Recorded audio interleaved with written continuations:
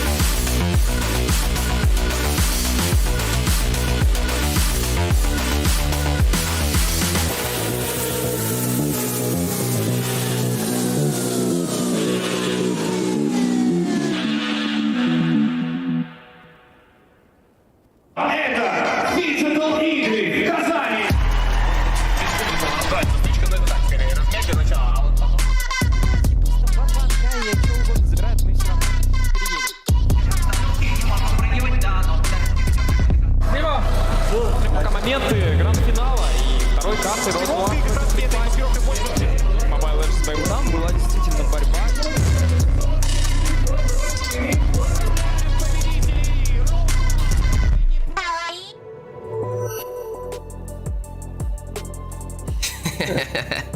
Ladies and gentlemen, welcome back to day 3, the quarter and semifinals for the Phygital Games. We're seeing all these amazing teams fight it out for the 9th trophy. My name is Steph Weezy, all the way from North America, and I'm joined by another amazing caster who, interesting enough, was my neighbor as well for a while, GD Aiko. How you doing? I'm doing good, man. I'm excited. I can't wait to see some of these games. I've watched it a little bit and seen how these teams have come up, and I kind of want to see what they can do tonight, you know? Yeah, I'm definitely excited with you, right? I mean, we've seen all these teams fight it out within the first 2 days through the group stage, and 2 teams got knocked out, right? So starting off today, we got an amazing 2 teams ready to go head-to-head. It is going to be Deus Vult up against Team Hack, so we're going to be watching them, see how they kind of play off inside of the playoffs. I mean, Team Hack, the Kings of Malaysia, going up against Deus Vult from Russia. So this is definitely going to be intense. All these teams so far for the quarterfinals, I know we were kind of talking about it off of a stream. They're 1-1 so far, so everything's on the line. Everybody has an even playing field, but I can't wait to see where it takes us as we are looking at today's schedule. Starting it off at 1500 UTC +3, we're going to be seeing Deus Vult versus Team Hack in the playoffs for the quarterfinals. And then right after that, starting at 1630, will be Axe Team versus Flux Impunity. And then kicking it off live, jumping straight into the semifinals, 1800, we are going to be seeing Falcon Esports, and that is going to be determined on who wins game 1. And then also at 1930, right after that, to finish it off with the final series of the day, we are going to be seeing Team Lilgun versus whoever wins from Axe Team and Flux Impunity. An exciting time for the Phygital Games. We got to see who's going to be able to make the most out of the situation and claim that 9th trophy. Yeah, and I mean, we've seen earlier on in the competition, Group A, round 1 and round 2 here. We can see the teams. They've fought it out, and Deus Vult definitely coming out on top here. Team Lilgun coming out on top again on both sides. Flux as well in Group A. Going into Group B, round 1 and 2, we're looking at Team Axe taking round 1, round 2 going to Falcon Esports, and then the same thing in round 1, Falcon takes a 2-0, so 2 sweeps there for Falcon. And then in Group B, the last one, Team Hawk took that 2-0 against Akomi Esports there. This is going to be a great game tonight. Like Weezy said, some of these teams are kind of about 1-1, and I want to kind of see where they take it from here. That's right. And speaking about taking it from here, looking at the bracket, I mean, just looked how stacked it is, right? We are currently at the quarterfinals. This is going to be a best of 3 for all of the games played today. So you got to make sure that you at least get 1 in. You don't want to get the 2-0 sweep on you. So looking at the bracket, Axe Team versus Flux Impunity at the top. On the bottom side of the bracket, Deus Vult versus Team Hack. Whoever moves forward will go on to the semifinals to go up against Team Lilgun and Falcon Esports. So this is definitely going to be a jam-packed event. And then tomorrow, we'll be seeing the battle for the grand finals and also the battle for 3rd place. That's going to be where it's at, you know, the finals. I can't wait to see it. But tonight, these games are going to be action-packed, Weezy, man. I can't wait to see how this turns out. Since a lot of them are 1-1, you know, I kind of like, I want to see the tenacity. I want to see, you know, the fire, because like both of them are even. So this should be a really good game from both sides tonight. Yeah, I mean, me and you being from North America, kind of swimming overseas to be able to see these amazing events and these amazing teams, right? We like to kind of compare what we see in North America. So definitely going to be looking at the meta. I know you kind of were looking at the table over there. We saw an Angela with what, the highest ban rate so far, and that's not something we see in North America. So, you know, we definitely got our notebooks out, taking every little bit of gameplay that we see and possibly implementing it over here. So it's an exciting thing to be able to compare meta overseas to us. I guess we're overseas to everybody who's watching, but just to compare meta from different regions is what we love to see. And I can't wait with Deus Vult and Team Hack. I mean, we've seen Team Hack a little bit. Deus Vult, I haven't really got to see them as much through the years, but Team Hack, I mean, this is a team that's, you know, played in most of the international events outside of Todak, sometimes taking their place for Malaysia. So it's definitely going to be a battle, but nonetheless, I mean, Deus Vult's right. They're able to make it 1-1. Team Hack 1-1 as well. So with both these teams being even, it's just going to be a battle of who can get to those objectives first and also get these meta picks. And I don't know, maybe we see the Angela walk through today. I'd like to see it. You know, it's something that we don't see in North America. So Again, being an overseas tournament, I feel like it's an opportunity to learn a couple things, even in our book. You know, as casters, we're gonna take a couple things from how these players, you know, build. I kind of want to see their synergies. I want to see their, their styles. I want to see if they're, if they've done their research, and I'm guessing since, the prize pool in USD is somewhere around like what, 33,000 if I'm not mistaken. So, I mean, that's a huge prize pool to be going for, and I would be doing my research. Yeah, I mean, you got to, right? I mean, these are a lot of powerhouse names. I mean, even Falcon Esports, we seen them, just how dominant they were not too long ago in these international events. I believe they even competed in MSC, right? So this is definitely going to be did they, or did Phoenix take it? It may have been Phoenix that took their spot, but Falcon Esports, nonetheless, we did see them kind of dominating all last year.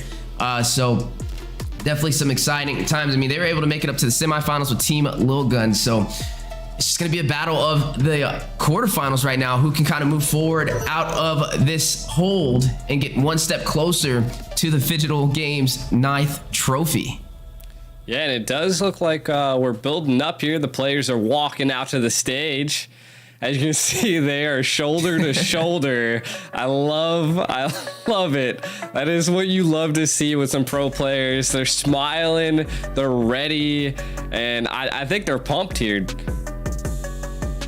Yeah, they're definitely ready to put everything on the line. Battling it out in Kazan, Russia, all the way from the 20th to the 23rd. An amazing event as Team Hack. We're going to go ahead and take a look at them now, reigning from Malaysia and looking like they're about to put down a fight. I mean, just look at the stage, right? That's one thing we got to talk about. This is also going to...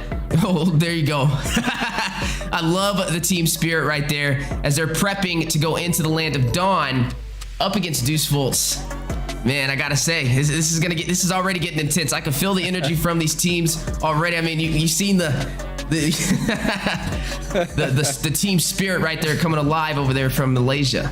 I don't know, man. I think I like the shoulder to shoulder instead of, the X. So I don't know. Deus Vult came out there hot. They were holding shoulders. I don't know. I feel like this energy might be there at least in person for that team.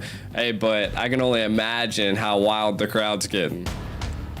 Yeah, I mean, I'm getting a little wild right now thinking about this Angela being 100% ban rate. So I do want to go ahead and see that possibly get picked up. It's going to be an exciting time, guys, as we are going to be slowly making our way into this game.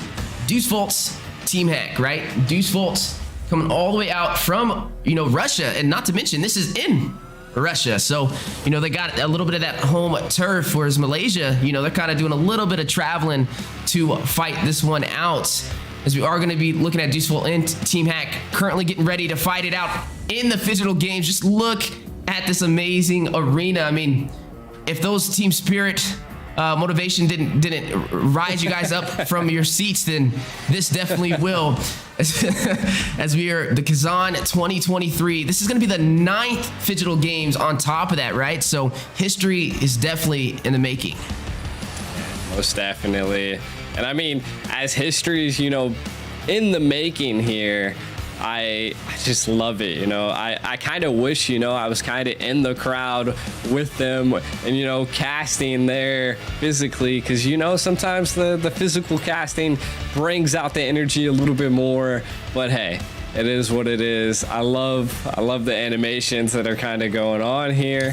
And I can't wait to see what either team, strategizes and picks here. Yeah, I'm right there with you. I mean, if we just kind of look at both of these teams so far, right? As we were looking at Deus Vult and Team Hack, Deus Vult, they've been doing okay, right? They took down Max. It was 2-0, knocked them out pretty much. I mean, they kind of took them out of that group stage to help them get the 1-1 that they needed in both of these series. And that's how they kind of pushed through. But when you look at Team Hack, right? They had a little bit of a hard game up against Falcon. It was a 2-0 sweep. But now as we're going to look at this amazing quarterfinals playoff, the versus, the best of 3, you're looking at all these positions. Sawo, Magister, Khaled, Sunset Lover, and YouTube Wiser from Deuce Vult going up against Team Hack, Lola, Min, Man, Hito, and Nane. An amazing best of 3. I love it. I actually was thinking the last person's name was like Nani. But hey, it is what it is. These are some great players that we're gonna be seeing going up here, and you know they're gonna duke it out. I seen there was someone with a YouTube name up there, so that might be a guy to look out for. Someone that practices on the regular. I can't wait to see what Deuce Vult has to bring. Wheezy here, you know, caster curse kind of sets in. Who do you have so far? Oh, I don't know. It's going to be a rough one. I mean, just from overall achievements, you would think on paper that Team Hack would be able to take this. But, I mean, Deuce Vult and them are currently tied, so it can go either way. I mean, and plus, you saw that shoulder to shoulder. That may be the magic trick. As we are now jumping into the draft, I mean, look at the players getting ready, formulating a plan. We like to say the draft is half of the battle, right? What you select here can determine the outcome of this entire game. It's a best of 3, so there's not really too much wiggle room for mistakes. That is true. That is true. And that one thing I gotta say is that probably first ban's coming out if it's not gonna be in the first 3. And Angela, we could probably see that sneaking through the lines as well. Valentina's also up there for the most picks or bans as we see them rolling in quick again. Angela, Faramis, Fredrin, Navaria, Kaja, and Brody. The Brody's the awkward pick out of there. That one ban is kind of leaning off to something that I suspect maybe Deuce Vult likes running, or Team Hawk maybe don't want to deal with that in the gold lane. But Deuce Vult does pick up the Ling here. Very first pick, an assassin. Oh, and then gonna be answered back from Man, gonna pull out the Fanny, and Lola does have this Valentina. Now, we've seen the Kaja banned off, right? That means that's one of the suppression heroes already taken off the board, and you have double assassin, so does Team Hack pick up the Franco? Because they are gonna have first pick on the second half of this draft, or does it get banned out entirely? I mean, that's probably one of the best counters to both of these assassins so far. When they took out the Brody, right? I like that as well, because he's a good counter over there to the Ling. When the Ling dives in, he can definitely get the pick off, but I think they could have probably profited off the Brody instead by picking that up in the first half of the draft. I would have expected more of Deuce Vult to take it out, but it looks like it may be a possible comfort pick that Team Hack was trying to limit from them. So with the Fanny and the Ling on the board, this is going to provide 2 things: high mobility and early game damage. But the question is, who can get to the punch first? Yeah, and that's a good question, you know. And I was going to point it out that Team Hawk doesn't really have too much potential via sets or, you know, just being able to capture someone, you know. Picking up the Grok stool, you got those wall charges, but that's something that you're going to have to watch out for. Versus that we see for Deuce Vult, I mean, the Terizla, the penalty zone is going to be one of the best engagers. And not only that, the Clint's going to be able to capitalize on that, as well as the Ling. So the biggest thing that I'm seeing from Team Hawk is that the walls from Grok might be something that sets up Man on this Fanny. So we'll see kind of how some of these roles switch around. I'm hoping a Fanny doesn't go mid lane here.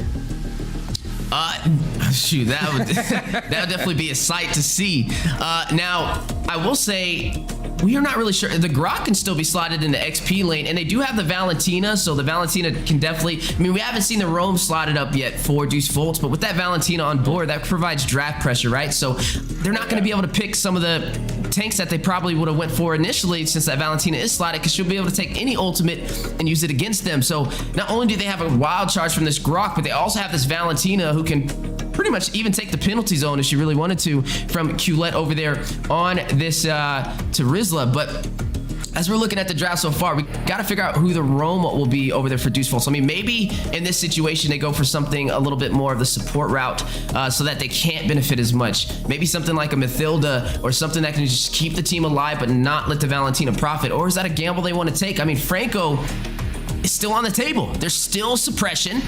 Team Hack could pick that up and put the Grok in the XP lane, and it would create a huge problem over there for Sawa on the Ling.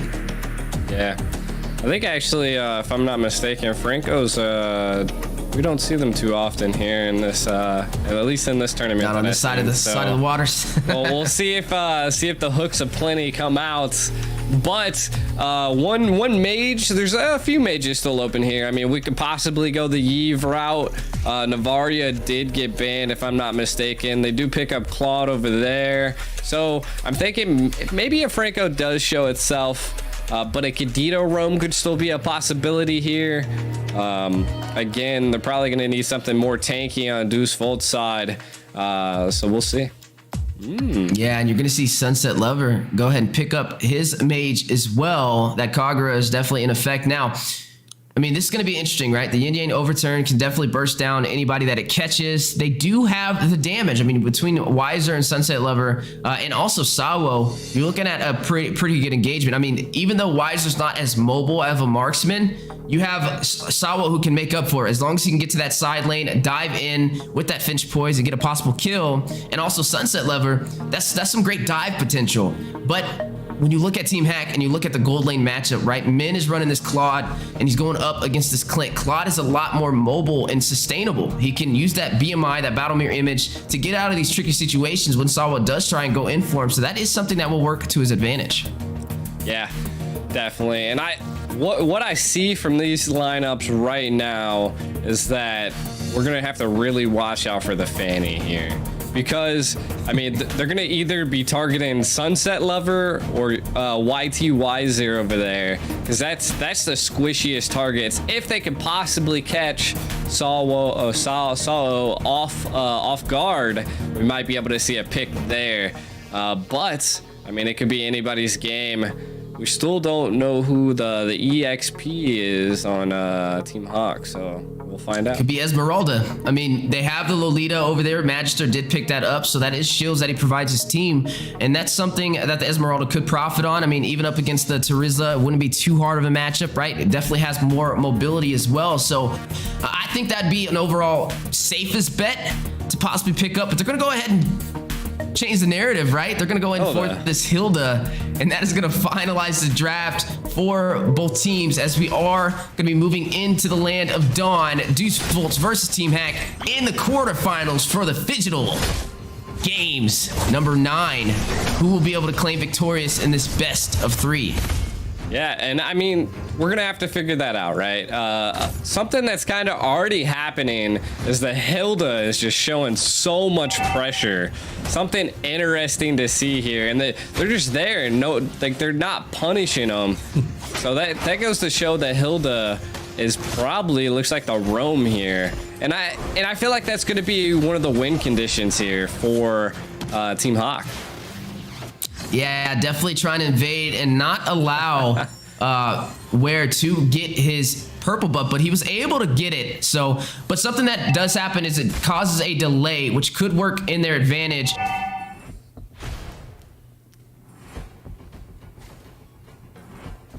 Because we know right now, Name and Ware are both battling to get a pick off on the side lanes as fast as possible. Yeah, and I mean, that's what you want to do. Vision, get as much vision as you want and go with it. But fight's kind of rolling out. Yeah, Khaled getting out of there possibly, but no, taking a lot of damage. Min rushing in. The Power Wildness may be able to take him down, but look, he's gonna sustain himself. No, he doesn't. Man will shut him down. Last minute will draw first blood. Team Hack securing the kill. That was a good go. That was a good go. I mean, it was a 3v1, and he tried to make it out of there with low HP, but hey, it happens. Now, I do want to say that it does seem like Team Hawk is a little bit more familiar and versatile and being able to get the vision around the map. First turtle's kind of coming up, but they don't have the retry there just yet. So we'll see if they come in. Yeah, they are trying to contest, but they don't have their jungler for the retribution. Name will pick it up. Min is going to take down Khaled, but the Numion Blast for the double stun is going to catch Min and Man inside of that bush. Not going to lead to a kill, though. 2 kills and a turtle left untraded. Team Hack having a great early game. Yeah, definitely a great early game. I see some viability here by Deus Vult. Maybe into the mid game, they're gonna probably come back. That'd be what they need to aim for here. Wiser kind of getting approached down here in the bottom lane. Now, Team Hawk, they just got to keep up what they're doing right now. Just the Roman giving a lot of that pressure, getting that vision so the Fanny can constantly make plays is what they want to do here. Valentina, I think, is going to have a hard time. Really going to have to decide on who they take their ult from. Probably the penalty zone, maybe the Tempest of Blades, but we'll see here. Yeah, I mean, and you're looking at the battle spells, right? And also these new emblems with the new system. Lethal Ignition picked up over there from Nane. He's trying to deal some serious damage, but wait a minute, Nane may be taken down. Is going to use that Tempest of Blades just in time to get out, but Min, for the counterplay, tries to get a pick off on Sunset, but may have been on more than he could chew. Nane's going to take down Wiser off stream, though. You are going to see Nane trying to cable out. He's going to use that flashy emote on his way back to the base for some regen. But back to these battle spells and emblems, right? I mean, Lethal Ignition on Nane, he's trying to burst them down as fast as possible, but when you look at where he has another plan, right? He's going for this killing spree, trying to basically just regen his health as he gets a kill to kind of sustain himself longer in these engagements. Yeah, and I mean, just look at the Hilda, constant pressure, EXP pressure, there's pressure everywhere. Oh. Speaking of pressure, making diamonds, you are going to see Min fall over there. Where is going to secure the first kill for Deus Vult over there to take him down. But now Hito in a tricky situation. We'll use that BMI. You see Sawo in the bush though, right? He's waiting for the right moment to engage. That's something we got to talk about too, right? Sawo has the Bulwark Shield, which can completely block out the Blazing Duet when Hito goes in. So he has to be very careful on when he decides to engage with his team. Yeah, and I mean, the level difference isn't too much. I do like that Ware is kind of, you know, playing safe, not going in and making dumb plays. As you can see, they're going all in on Min. Yeah, Min very low, not gonna be able to get out. Where will pick up that kill, Turtle in play. Nane is gonna secure the second one for Team Hawk. An amazing objective prioritization so far. Kill board is still kind of evening up though, but when it comes to the economy, they're slowly trying to trickle out and have the advantage. Yeah, we can see that from Deus Vult. They're building a lot of defense early on. Really, the only damage dealers here are going to be the Clint, of course, the Ling, as well as the Kagra, building that clock. So again, like I was saying, I think Deus Vult will possibly come back into the mid game while Team Hawk is definitely controlling that early game presence. The Hilda in the late game does lose viability, but then they have that Claude to pick up the viability. So we'll see which team can definitely play it out. And speaking of plays, Demi Blast with the flicker to the left. Not going to get the stun, no, but the response back from Man with the Valentina. I am you. Lola is going to take down Wiser. Tips Blades dropping down. Maybe it'll get a pick off on Hito, but Sunset in a bad situation. Man on the chase. Man's going to find Sawo. Ware's going to respond back by taking out Hito. 1-for-1 trade on the board so far. But wait a minute, the Terrify and the kill. Min is going to find Ware. Man, I cannot believe Min just took that kill from Man. Just came in there, clobbered the Ling off the wall, stole the shutdown from their mage, and put it on the Roam instead. So some of those micro plays like that can cause problems, but the Hilda's just trying to go as much as possible. And in the mid lane, off cam, Kagra absolutely gets slayed. Yeah, and speaking of the mid lane, Nane, focusing on the objective, tries to take down that turret, gets it down to about a quarter of HP, but that just makes up for the mobility that the Fanny provides. But then also, speaking of mobility, Ware gets there just in time to be able to deny him claiming that turret. I mean, we both know how important this mid lane turret is, right? As soon as it falls, it opens up your entire map for vulnerabilities, so where they can invade your entire jungle, and it makes it very hard to rotate. But now third turtle in play. Both turtles so far have been claimed from Team Hawk. Will they be able to secure this third one, or are we going to see Deus Vult's rush in there for the counter play? I mean, they need to get their jungle over there, but no, he's on the lethal one where he's just going to path and farm. He's not even going to go in for it. He needs to rotate to the bottom side, possibly take a turret. They need a trade. Yeah, I mean, pushing that bottom turret's it's good, but then again, you got to watch out. Fanny as well as quick as Ling there. So again, maybe attempting to try to steal a turtle might be more viable for Deus Vult here. But Team Hawk is just definitely not giving them any breathing room, constantly applying pressure, utilizing the Hilda to the fullest of their ability, trying to take that blue buff there. Yeah, already going to contest on this buff. There it goes. And a huge penalty zone for the triple knockup. But Numion Blast from Sawa not going to hit the mark with the IMU. Nane is going to find where. There goes the Numion Blast from Valentina. Weiser's going to find Min. A shutdown, a double kill. Takes down Nane as well. Man is going to fall, though. Blazing Duet in effect. Sunset is going to be the one to secure that kill. That is going to be 3 members to 1. Deus Vult's overall able to win that engagement. But in terms of the map, you're just seeing these turrets drop at a very fast rate for them. They need to rotate around, find a way to trade these kills into objectives. Yeah, I mean, they probably should have put a little bit more pressure on that mid turret and maybe even attempt to start to steal the blue buff from the Fanny. But again, they're a little bit behind in gold, not too much, but those are the plays that are going to make a difference in these outcomes. Now, kind of looking at the Clint build, we can already see that he's kind of starting to pop off now. He has the steel plates, also has the blade of Hep there, as well as endless battle. So sustainability, high damage. Ling still building that the Berserker Fury, so we might see him popping off here soon as well. Looking at Team Hawk, they're almost on equal footing. The Fanny and the Claw definitely holding the gold lead though. Yeah, holding the gold lead so far. Pressure for Team Hawk having the advantage for the early games. We're now making it to the 10-minute mark.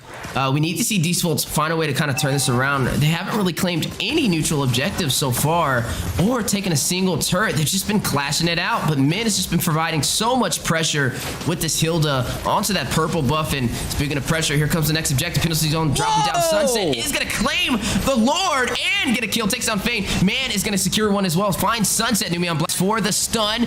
And now eyes on the prize. Where is going to find Man? 2 members falling for Team Hawk. And they weren't able to claim that Lord. It was stolen by Sunset Lover.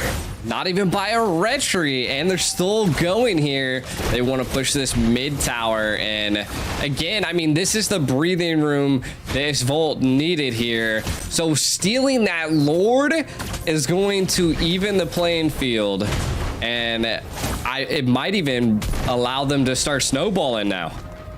Yeah, they're going to go ahead and claim that turret for the mid lane, and also on the bottom side as well, as Where did path over there with this Finch Poise to be able to clear that turret. And now the engagement on the purple buff. Numion Blast drops down. Sunset is going to find Min. Tips Blades dropping as well. Sunset finds another, takes down Nane for a double kill. Weiser's going to take down Lola. Team Hack dropping like flies as we are at the 11-minute mark.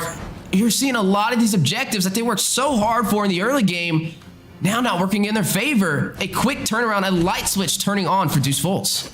This is quick. Deus Vult are just looking to end this game at this point. They're putting pressure on every single tower.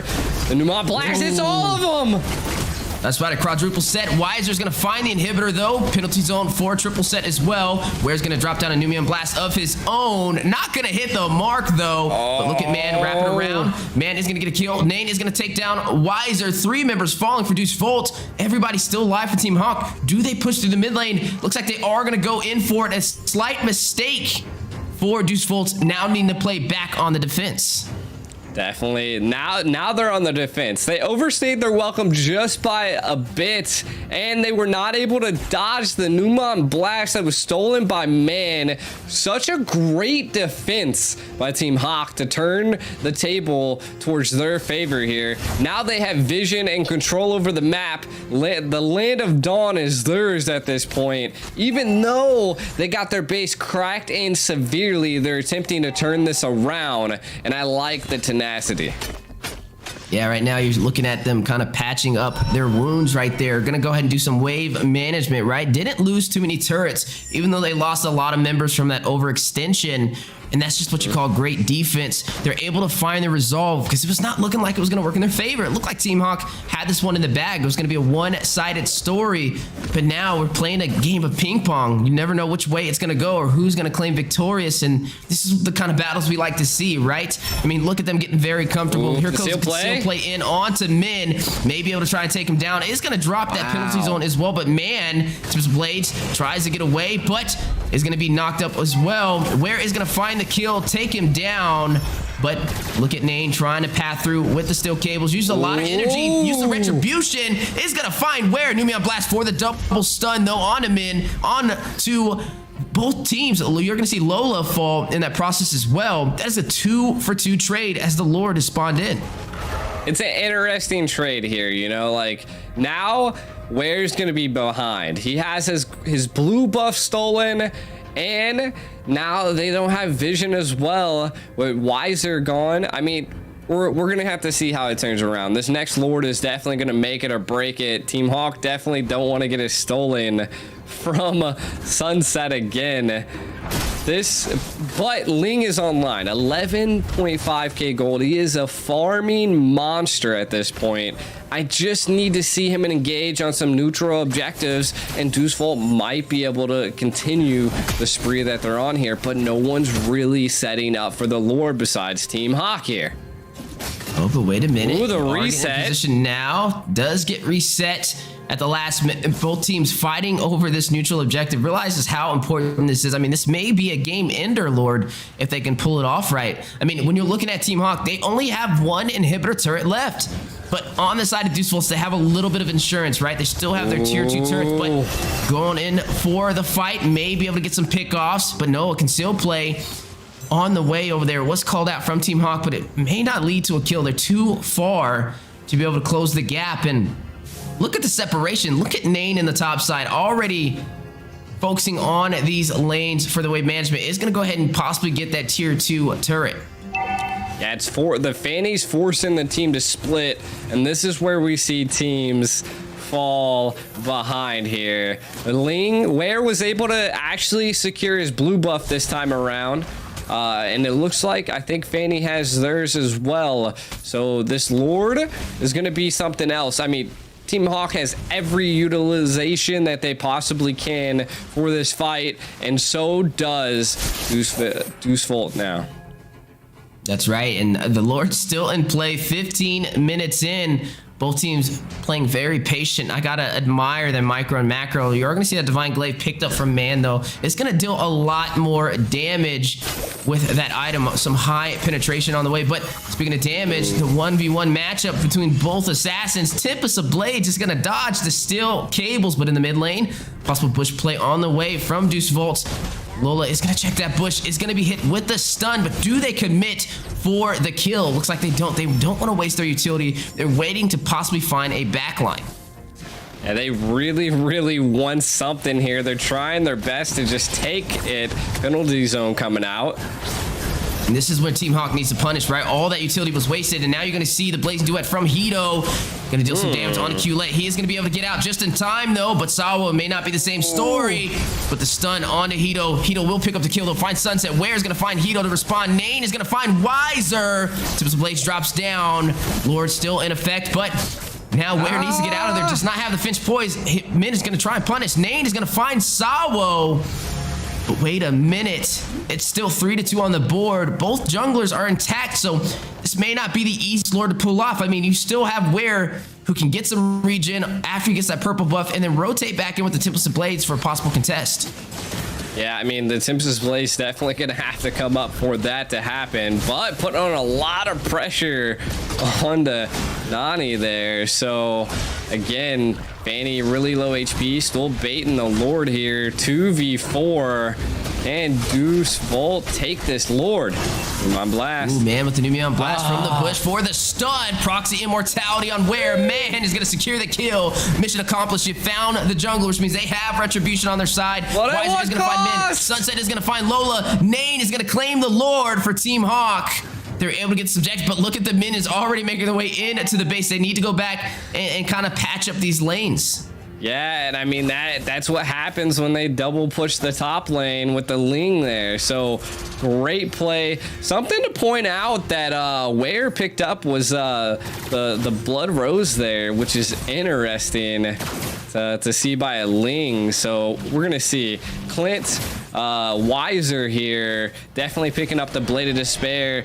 Is going to be dealing a lot of damage. We don't see a Wind of Nature picked up by him yet, where Hito has Wind of Nature, so that could be a make it or break it, as well as we do see an Immortality for Charizla and Sawo here. So immortalities are starting to build up here at the 8-10 minute mark. The Lord is kind of coming in, but they're trying their best to mitigate this Lord loss.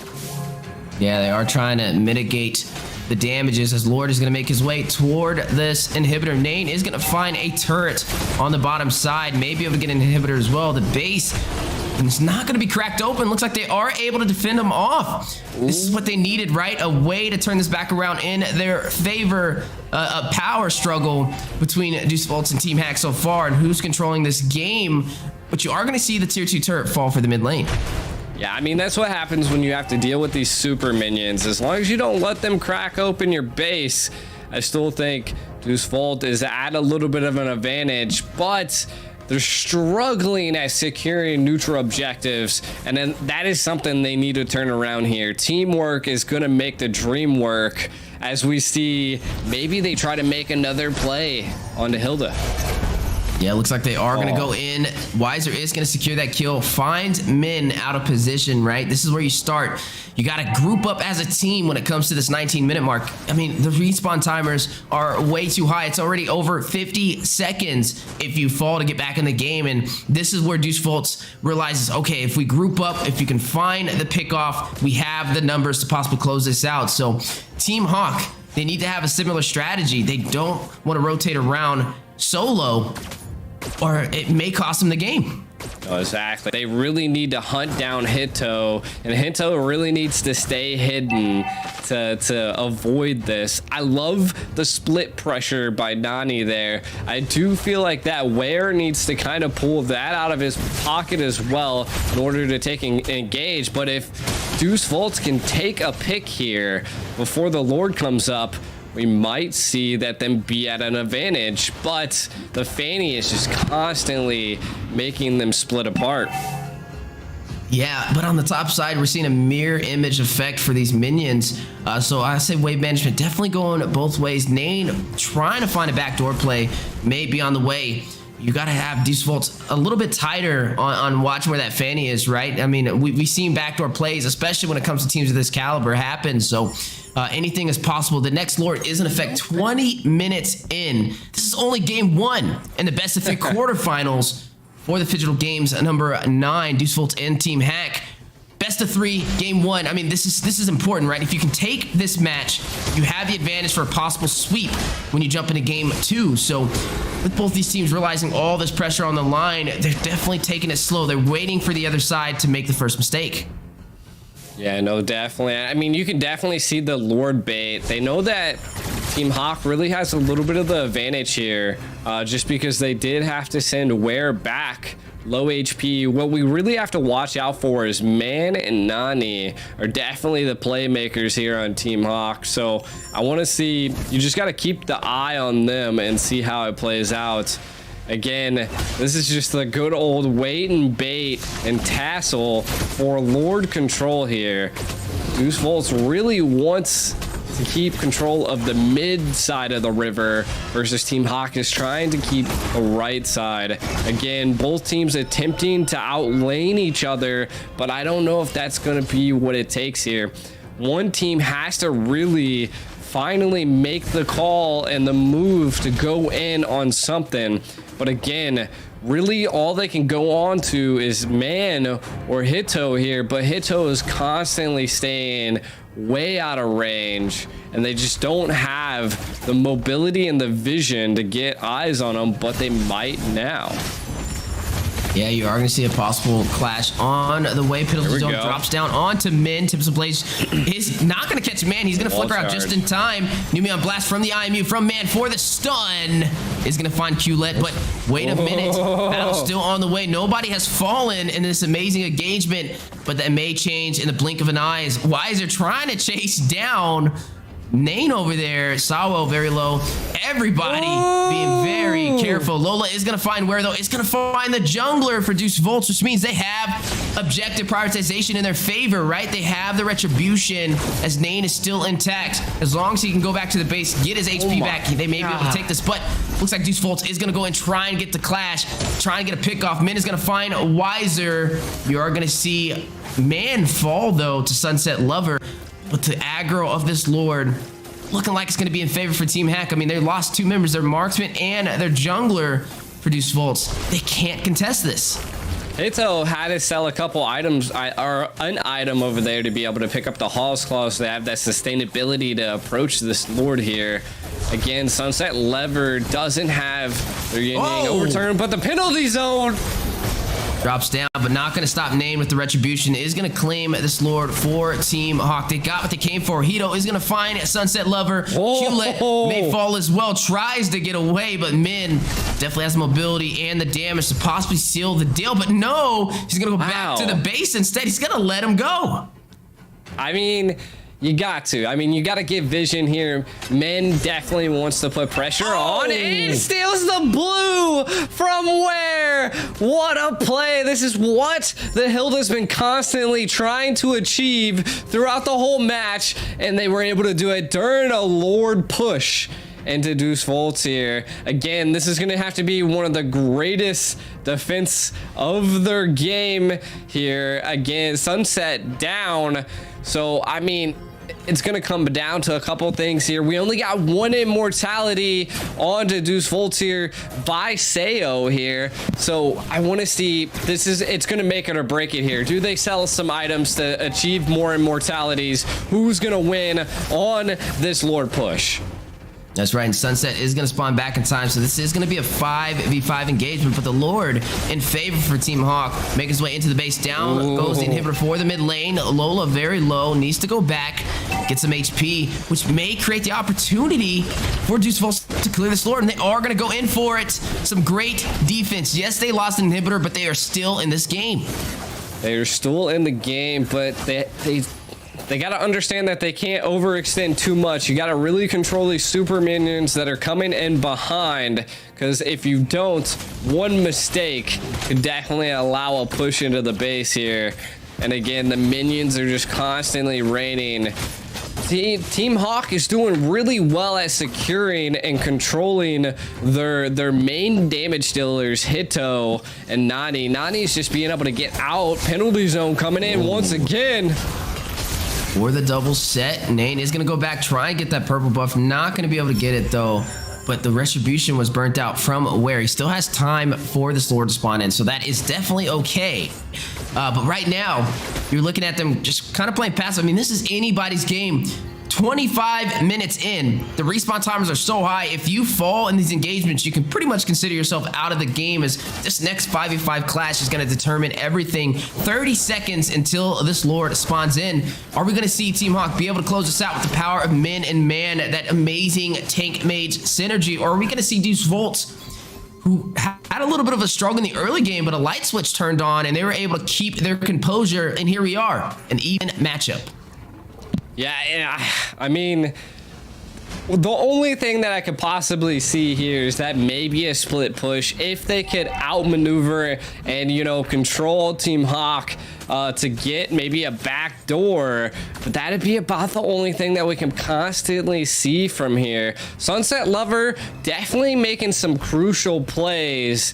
But again, I don't think Ware needs to engage on a lot of these scenarios, when I see Ware do that a lot. So those are some of those little plays that we need to see more of Sao go in versus Ware. So again, Team Hawk, they're still doing good. I mean, they're securing so many objectives. They're not even utilizing retries or fighting the other team to get them, other than Sunset Lover was able to secure one at one point. Again, they are split pushing hard, so maybe we'll see something here. You know, Deus Vult wants to get vision and keep eyes on this Lord. Lord resets. Again, I think this is like the third time or fourth time we've seen a Lord bait reset. And again, they're going to go back to the laning phase here to fight over who can out-lane each other. I mean, this is looking like it could possibly lead up to a 30-minute game, right? I mean, looking at the way this match has been going so far, neither side going to focus on this Lord, but try and get a pick off. I mean, because the Lord is just so stacked up, but here goes the pick off they were looking for. Maybe on the way, Tips of Blades was drawn out by Ware as a defense mechanism. Will be able to escape, but not the same for Nane. Takes some massive damage to burn. Not going to seal his fate, though. Able to regen just in time and go back to the base before falling. But Numion Blast from Man, not going to hit the mark as well with that IMU, but they still have the pressure. I mean, you're looking at Deus Vult grouping up, playing together, waiting for the right opportunity to seize the moment. But looking at the Lord taking some damage. Pito quickly trying to burst it down, trying to force them into the Lord pit to engage. But I mean, we keep looking at Nane split pushing, right? The split push of the Fanny is definitely providing pressure for Deus Vult. They're trying to get them offset. They don't want them grouped up together, especially with Khaled, with this penalty zone that's been dropping down and opening up these fights for Deus Vult so far. So you are looking at a 28-minute game, but it's anybody's matchup, right? I mean, even Ware can split push, and I think that's what's giving Nane a little bit of a harder time. Every single time he goes down to that lane, you see Ware kind of follow him to patch it up. No, exactly. And I mean, it's going to be a make it or break it on who can, you know, do that. And again, like I said, I do think Deus Vult needs to make a play that's a little crazy in order to get something out of it. They have to get eyes on Hito. If they can take out Hito, their team fights are going to more likely go their route, but they just can't seem to get into that back line while Ware and Sao are kind of setting things up. I see what they're attempting to do. They want to bait out Nani here to get that Fanny in a position that they can take advantage of and maybe secure a Lord with no problem. Oh, wait a minute. Ware is going to get taken down by the Wild Charge. The power of nature. Immortality was proc, but he is still alive to get out of there. He was trying to clear those minions, create the split push capability to possibly take this objective, and was severely punished. I love how both teams just know how to bait certain things out of each other. Man not having the flicker right now is gonna probably be one of the things that they'll have to watch out for. If Man gets caught, I feel like that could be a problem, but Immortality is already bought. So again, it's gonna just be a battle over who can hit what at what moment. Ling's Immortality getting popped also gonna be a problem for Deus Vult here, as we see Nani still have their Immortality. So again, the split pushings are just happening. I mean, Team Hawk might actually be able to get a backdoor at some point if they can keep Deus Vult actually occupied. Yeah, but speaking of backdoors, you are looking at Lola on the bottom side trying to continue pushing up that lane, but Ware is gonna kind of match them and clear out these minions. But look at the damage from Sunset already showing these late game items in effect, and may have costed him his life. He is far behind in enemy territories, but he is just a distraction. Outlet is going to go in. Numion Blast is going to drop down. You're going to see Hito find Khaled is going to secure that kill. Takes down the Teresa, but wait a minute. Lola very low. Blazing duet from Hito into the back line, but stun. Tips Blaze dropping down to secure the kill. Find the back line. Can he do it? Wind of nature. Ware very low. Wiser is going to find Man. Sunset takes down Hito. That is going to be a 1-for-2 trade. Oh my god, look at that. 70 seconds is the death timers for Man and Hito. Some of the highest damage dealers on their team other than the Fanny. So again, This is gonna make it or break it here. Immortalities, there's 4 immortalities bought by Team Hawk.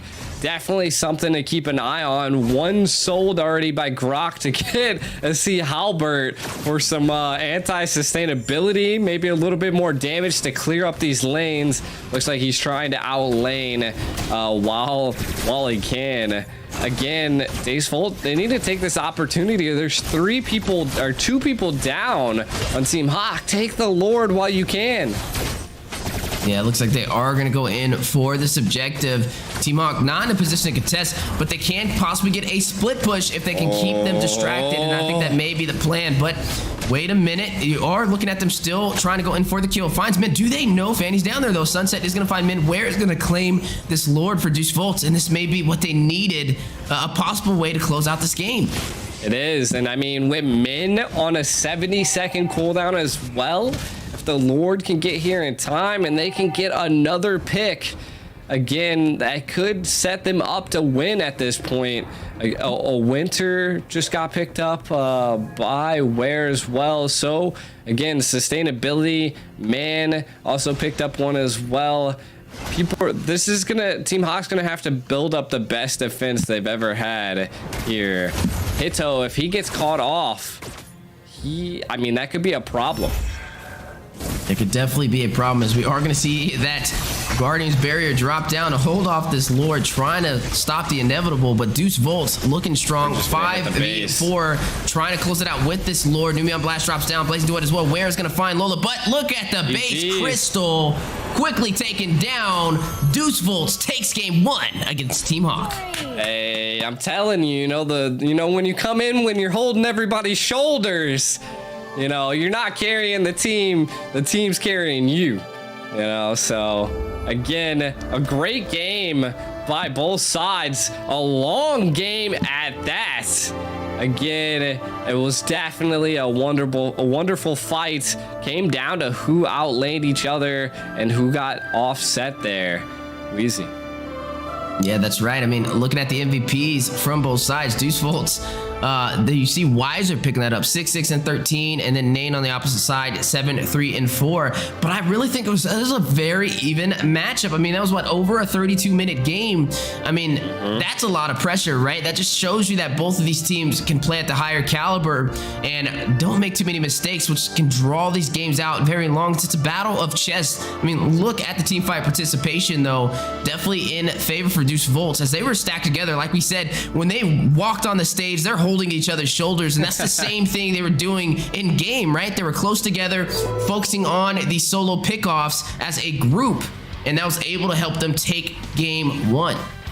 Yeah, and I seen that throughout the whole game. Like they were constantly staying together as a team. They knew they had to support each other to be able to take this game on.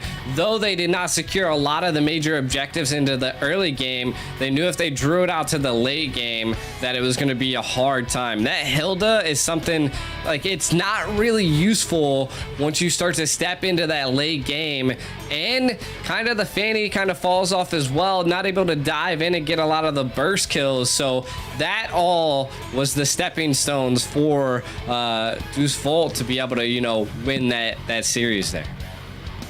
Yeah, I mean, I think one of the biggest things that I seen in that game was Sunset Lover, right? We seen them kind of struggling in the beginning, but Sunset Lover out of nowhere hits that yin yang overturn and takes that Lord. No retribution needed, and that was where we started seeing Deuce Vult get online.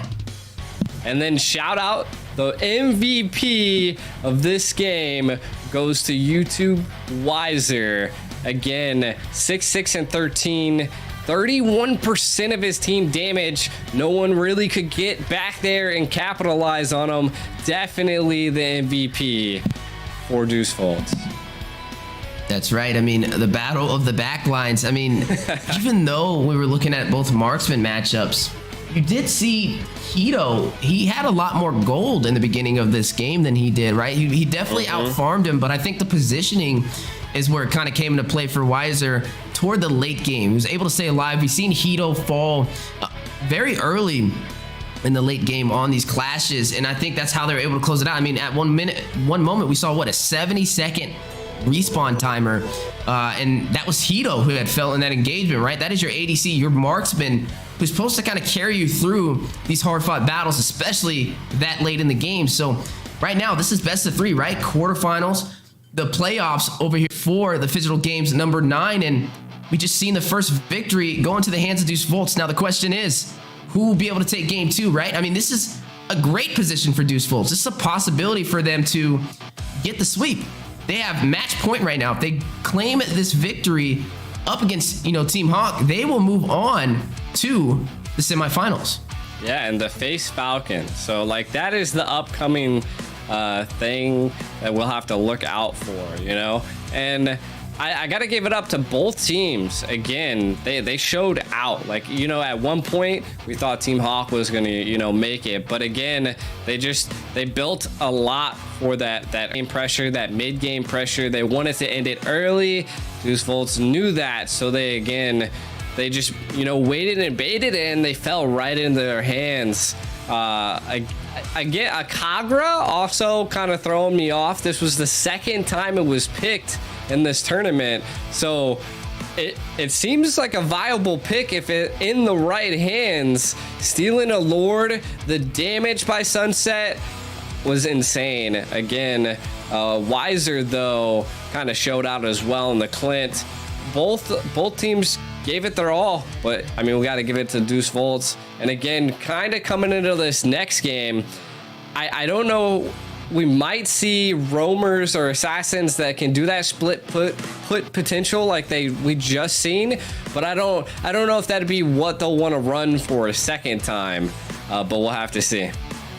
Yeah, we'll definitely have to see. I mean, Team Hawk, they need this victory, right? They need to find a way to even out the scoreboard. There's a lot more pressure on them now than it was in game 1. I feel like game 1's always that freebie, but if you're able to secure it, you just have so much pressure when it comes to a best of 3. Very little room for error right now for Team Hawk. They need to find a way to kind of disrupt Deuce Volts. And to be honest with you, when we were looking at game 1, they had the early game, right? They just kind of fumbled in the mid and the late. And it was like as soon as Sunset Lover got that Lord, they just lost their composure. They were rotating a little bit too often solo, and they weren't able to get the neutral objectives no more. And that's where, Deuce Volts was able to get online. So I think for Team Hawk, if they want to be able to claim this next match, they need to just do what they did in the early game, right? And maintain that momentum. Keep their pressure on and don't give Deuce Volts the room to breathe. I mean, we were seeing a power struggle for the mid game, but the early game was a one-sided story. Yeah, no, exactly. And I want to see if they can, come up with a little bit of a different strategy. Both teams kind of took about the same strategy in that last series. But again, Deuce Volts came out on top. I want to see maybe some more assassins. Maybe we'll see the Angela come through. Claude has been picked a lot in this tournament. So seeing the Claude, fall through the cracks and not be winning at this time around, it's quite interesting. And I don't know, maybe Deuce Volt will pull out the Claude this time. We'll definitely have to find out. Yeah, I mean, it was when we're looking at, I guess, Team Hack, they're more like a offensive team, right? Whereas we see Deuce Volts, they're kind of more defensive, right? They like to group up together and rotate more as a pack, that pack mentality. But when you see Team Hawk, they kind of like to rotate around and each go for their own solo objectives at certain points in the game. And I think that's where they kind of shine, Team Hack, for the early game. And I think that's why Deuce Volts kind of struggles a little bit, right? Because they're used to, okay, we struggle a little bit in the early game, but once we don't have these first turrets available to us anymore, we can kind of group up together a little bit more often, and this is where we start becoming a powerhouse. So as we are going to be jumping into this next match, maybe finding a way to win in the early phase for Deuce Volts, it can lead the way to a victory, right? If they can disrupt Team Hawk's early aggressive tempo, they could possibly take this game. So I think that should definitely be the game plan on them, but they got to watch out for that Hilda, man. I mean, if they pick that assassin again, they got to watch out for Team Hack. That Hilda was definitely providing a lot of pressure, so that is definitely going to be something I'm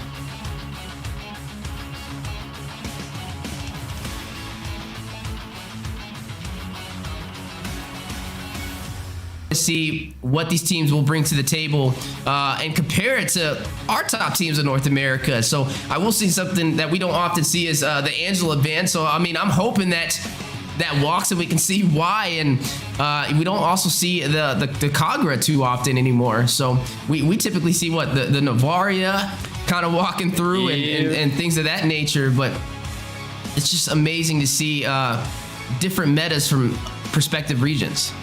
No, exactly. Now, kind of, you know, building up the tense of this next match, Team Hawk really last match didn't have too many sets, you know, like they had the Grok, but the only time I seen the wall charge come into play was when they were able to capitalize and capture Where. But that was like one or two in a while, you know, like, and then the Hilda being the roam just kind of left it open that they of course had vision, but what could they do with the vision, you know? They need more reliability when it comes to face Deus Vult. Again, we've seen in the first series that they love playing together. So if I was in the shoes of Team Hawk, I would be going for maybe a hero that is more, you know, the Lilia, or not the Lilia, the Lolita that Deus Vult picked, you know, like that would be a good play. Even we don't see it played too often, but even an Atlas kind of would have came through here. There could have been a couple tanks that I feel like would have showed out a little bit more than a Hilda. I see where they tried to make the plays. They almost could make them, but Deus Vult was definitely able to turn the tides. Yeah, I mean, and also credit to the power of Min and Man over there with the tank mage synergy from Team Hawk. I mean, we've seen that's been something, you know, known for a while now for Team Hawk out of Malaysia. I mean, we've seen them compete in multiple different international events, and it's always the power of Min and Man, right? That tank mage synergy is very hard to match up with, and that's what we've seen even in the early game for this match. So maybe finding a way to disrupt. I mean, Min was on that Valentina just dominating over there, just steady taking that Numion Blast and using them against them. And honestly, he had better positioning than the Roam did when it came to those Numion Blasts from Deus Vult. So maybe not giving him something he's so comfortable on, it can be a possible plan to delay that early game pressure that Team Hawk will be looking for. So, you know, I think having this first victory was great for them. I just hope they can maintain that rhythm. And speaking of rhythm, we are going to be jumping into game 2 of the quarterfinals, the playoffs for the Phygital Games 9. First best of 3 on the way. Team Hawk versus Deus Vult. Deus Vult's able to take game 1. And game 1 was something else. I want to see where they're going to come from this time around. Already getting rid of the Kaja, the Angela. From the side of Team Hawk, they do have first pick, so they're gonna be prioritizing something that they really want to grab here, as we can already see that they're building up their momentum here to pull a play. They might be down a game, and that could be something that's impacting their morale at this point, versus Deus Vult taking a win, you know. And if I'm not mistaken, the crowd prediction was to go to Team Hawk. So again, that kind of gives them a morale boost at this point. And they get 2 picks instead of 1 for a first pick. So again, if they can utilize that to their advantage, I think that's what we're going to be keeping an eye out for. And speaking of keeping an eye out, there goes that Brody signature ban that we've seen in game 1 as well. So it looks like they are limiting a comfort pick over there from Deus Vult, and then responded back. Down goes a Faramis double support ban for Deus Vult. And this is the same story that we've seen in game 1, but the only difference is Team Hawk is going to go ahead and take out this Terizla, trying to limit the hero pool over there from Deus Vult, as we've seen the Terizla as a very crucial factor when it came to these fights, right? Dropping in with that penalty zone, able to provide that pressure, but with him taken off the board, he has to go for something else that can still meet those same requirements. Yeah, and I mean, Uranus is still open, so there's plenty of viable EXP laners that could be picked. Joy is still open as well. We don't see her shine as much as Merelda. Still a good pick. We actually see that being played quite a bit on our side of the region. But this Vult goes to ban the Ling out. So this could be something good for Team Hawk. Do they first pick a Fanny? I mean, we've seen that their Fanny was good. I mean, they played the Fanny really well, but the Ling kind of kept up with the Fanny. With that being off the board, kind of what is Deuce Volt's building up here? They're kind of setting their self up. Yeah, but they got to watch out if Team Hawk, because if they pick this assassin early, you're going to open up the door for this Hilda to be slotted up yet again. I mean, it wasn't banned out, and the Hilda provided a lot of pressure. I mean, we saw at one point was able to take that purple buff away, so that may be something that can work in their favor. But as we are looking at the ban so far in the picks, first pick has been drawn from Team Hawk. They're going to go ahead and pick up this Fredrin, right? Typically, when we see the Fredrin, he can be flexed. Usually ran in the jungle, but can also be subbed into the XP lane if needed. And I'm liking where this draft is heading, right? That's more of that three-dimensional style. You got to keep the enemy side, this case for them being Deuce Volts, on their toes, not knowing exactly which way the draft will go. Yeah, and I mean, there's plenty of good first and second picks that you can get here. I mean, the Yve is still open, the Varia is still open, Joy, Uranus, Yve, and they opt to go Yve, and then they go back with the Clint. I mean, the Clint worked last game. If it's not broken, don't fix it. Wiser running that strat right now, but they didn't ban a Valentina, which we did see that Team Hawk's Valentina was a pretty good mage. So again, something that equals out a Yve. So I want to see maybe Team Hawk, they're probably going to pick up a Valentina at this point. No, they actually opt to go the Fanny, which I suspected. Now that the Ling's banned, the Kadita kind of throws me off, but they could still throw that Roam. Well, I will say I kind of like the Kadita pick here because, I mean, when you have Sunset Lover who drops down this reward manipulation, he does have the rough waves to be able to sustain himself, get out of that entire 5x5 zonage, or he can go in for the pickoff, put Nane on a trampoline and send him to the moon. It definitely could be a possible game plan on the way. So, and not to mention, I mean, you can still slot this Kadita in the roam position if you really wanted to. So I mean, just keep them on their toes, still not knowing which way this is going to go. I mean, you can have Fredrin in the XP, you can have this Kadita in the roam position, or you can have the Kadita in the mid lane, and you can have Fredrin in the jungle. But no, we do see this Fanny, so that's not going to happen. The Fanny will be the jungler, so this means this is going to be a Fredrin in the XP lane, and they're going to go ahead and run this Fanny in that jungle position. So I mean, I'm looking at their draft, at least for Team Hawk. They have some great CC, right? You have the Energy Eruption over there by the Fredrin, and then you also have the Rough Waves and the Breath of the Ocean, Ocean's Oddity for Nane. But Nane is going to have some really precise positioning to be able to pull this off. Yeah, and I mean, from either side right now, a Kufra would actually be good in Deuce Volt's hands here with how many dashy characters that we do see on Team Hawk. So roams are still high availabilities here. I still think a Valentina might get picked up, but again, that's only if the Kadita goes roam. But I do like it. One problem that Team Hawk did have is that they just didn't have an answer to Wiser, and I do think a Kadita can definitely be the answer for both Sunset and Wiser, like you said, Wheezy. So they need some solid defense that's going to stop Nani at this point, or the Kadita from being able to reach the back lane.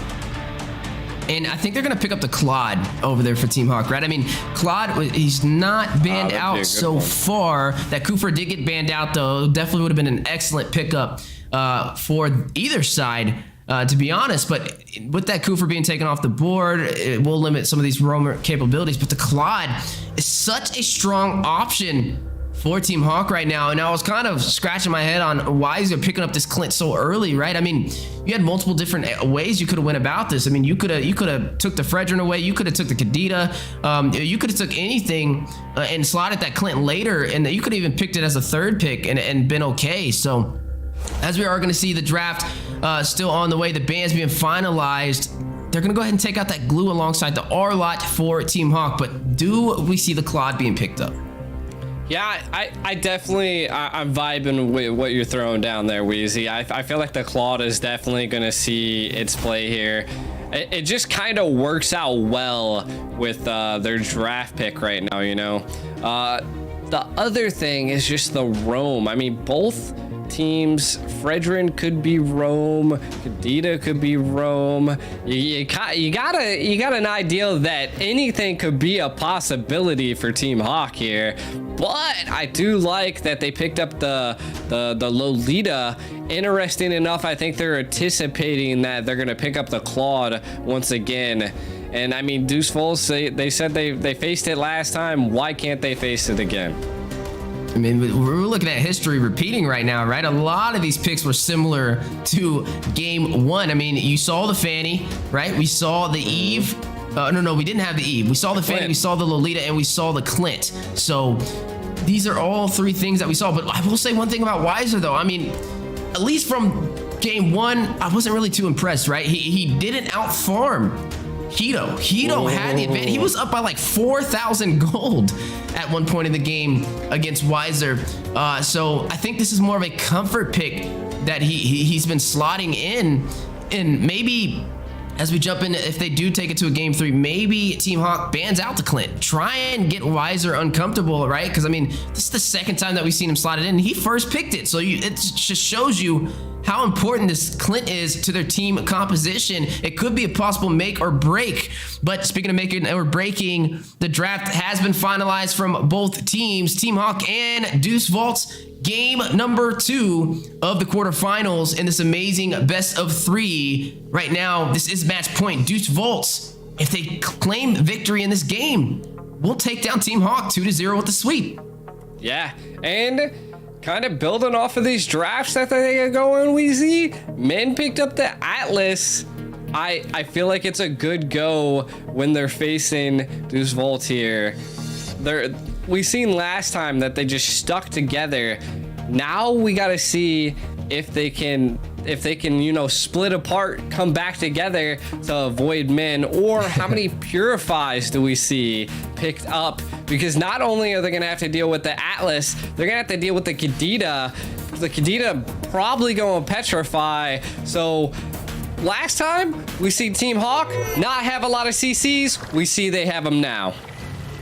Yeah, and speaking of having things now, some early engagement already on the way. 28 seconds in the cut behind the lane for the proxy, Hewlett and Sawo. But look at the prediction right there, right? 10% prediction for Team Hawk winning this, 90% going to Deuce Volts, but first blood has been drawn. Deuce Volt is gonna be able to pick that up, and it was secured into the hands of Sawo. Wow, interesting. You know, giving the first blood to your tank, questionable, you know, not something I'd like to see, but it was only for another tank, so it's not super crazy. But man, being constantly pressured here, I do like how Sawo is just constantly with Sunset Lover here at this point. I do think it's gonna come down to that Team Hawk, just their sets, you know, they're gonna have to keep an eye on it. If Min and Hito can work together, communicate well, we can probably see some insane sets and viabilities here, but Clint's being pushed hard in that top lane. Yeah, R going in for the kill, may be able to draw it. Yes, Hito is gonna secure that last hit provided from Nane, dealing some massive damage early on this Fanny. You know, something interesting to see though is they picked the Beatrix. Hito slotted Beatrix in to Weiser running a Clint, and on paper, I mean, and through the times of the land of Dawn, Clint wins in that matchup, right? He has a little bit more range and he can provide that pressure in the 1v1, but that's why we saw him fall. He got too comfortable, made his way into the mid lane, gave Nane the room he needed to be able to deal enough damage for Hito to close him out. And now with this turtle spawned in, let's just talk about game one, right? We've seen all the neutral objectives go into the hands of Team Hawk. Deus Vult wasn't able to claim a single turtle. They were only able to claim the Lords at near the end of the game. So looks like they will go in for some possible contests on this neutral objective. They need to lead the way in the early game, as we've seen Hawk kind of have more of a aggressive tempo in this phase, and it works usually in their favor. But Sunset, just on manipulation, Thorn Rose goes in. Where is going to claim this turtle, and that is going to be the first neutral objective going to Deus Vult. Yeah, and one thing I do have to point out that could be a little bit of a downfall for Deus Vult is that Clint has Purify. So getting away from a Fanny and getting away from a Beatrix that have Flicker, they're going to have a hard time. So is definitely going to have presence and viability around Wiser for them to scale. Because if not, he's just going to constantly be on the back foot, as we can see in the top lane. Deus Vult know that they have to respond to how much pressure is being put on Wiser. The ult is already there for Atlas. Does he pull it?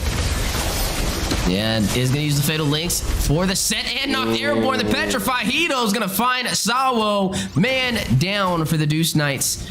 Now this is still a 4-5, 2-1 on the scoreboard though. Team Hawk still having the advantage in terms of kills, but down in the economy. Oh no, they're up in the economy as well, so they're still able to find a way to still have the slightest advantage for the early game.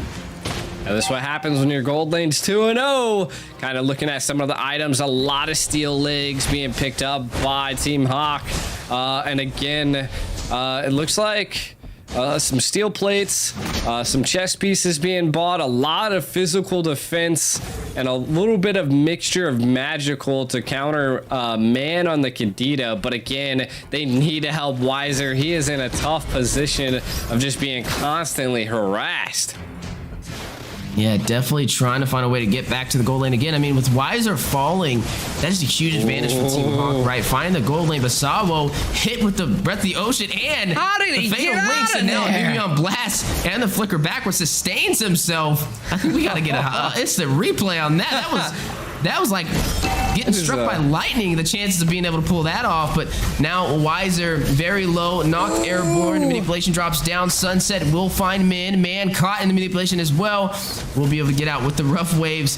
But no, wait, the boy Crystal is gonna shut him down. Sunset Lever picking up his second kill. Yeah, second kill and a double kill at that. Sunset Lever kinda starting to pop off. And if we've seen anything from last team or last game, maybe that's who they need to put pressure on for Team Hawk. But the turtle kind of being, you know, contested by the Atlas. What is going on in the base here? Ooh, but Where is going to be able to secure it. But look at the base. You're looking at Uranus trying to cut off all those minions. That just shows you how powerful he is, especially when you stack him up with that Brave Smite as well. He's almost unkillable. I mean, look at how he sustains himself, right?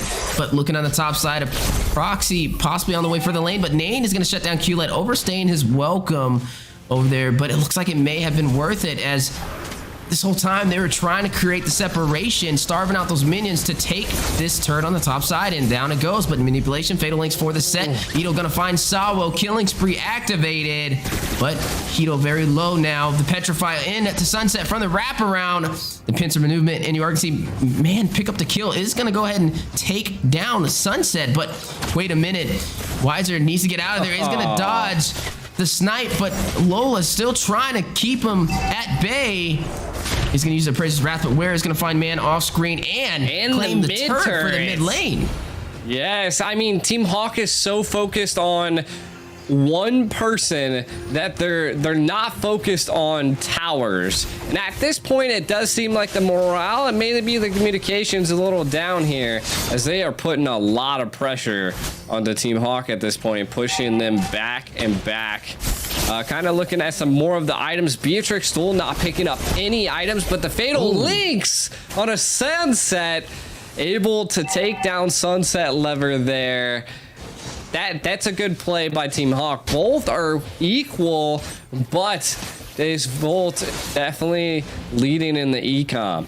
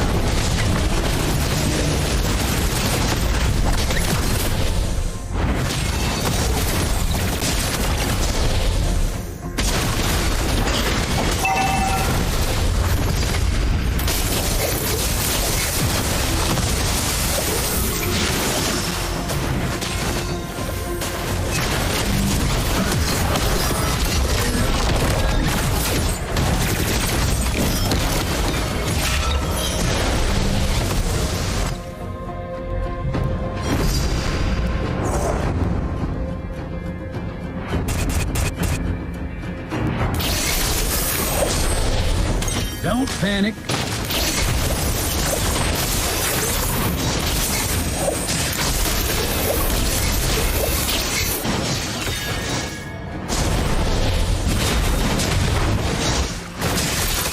Back into the game here. Looks like Deus Vult definitely still showing a lot of pressure.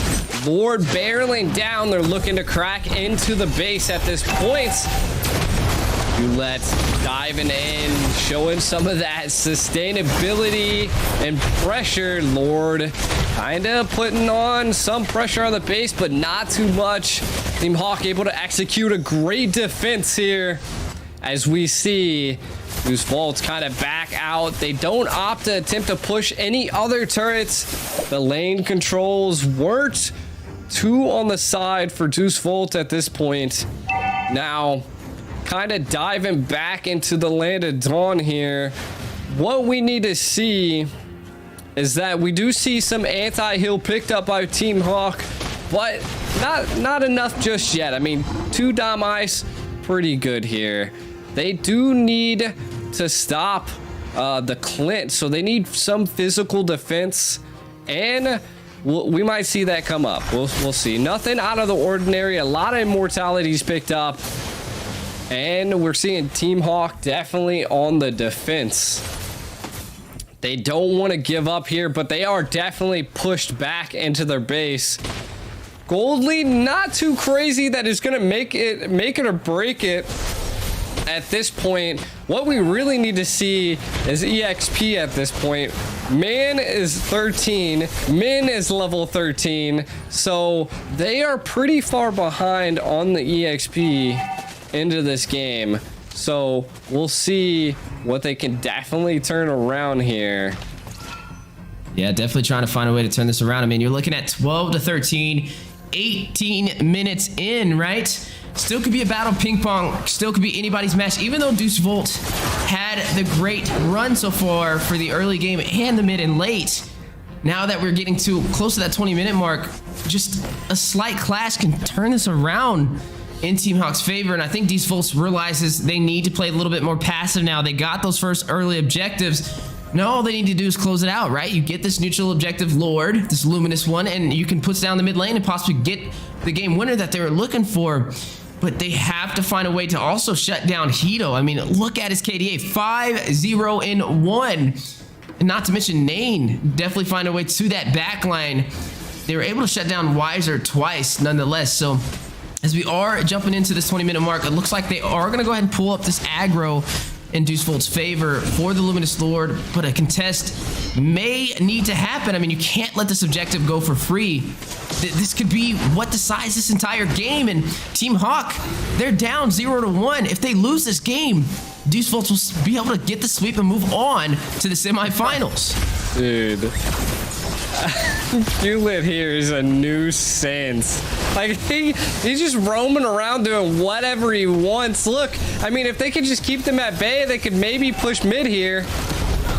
Yeah, needs to find an answer. Hito is going to find Wiser, though. There goes one. Is going to find the back line. Gets a double. Finds where?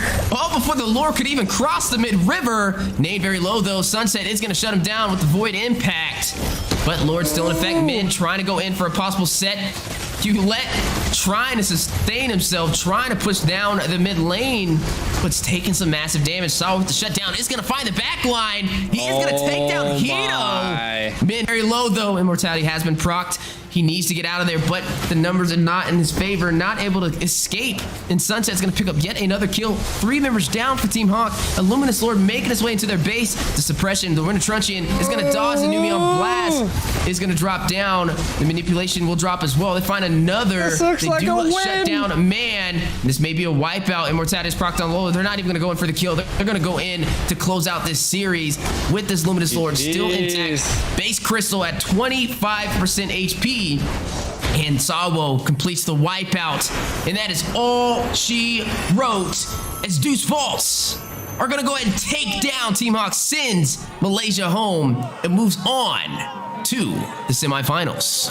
To the semifinals to face Falcon.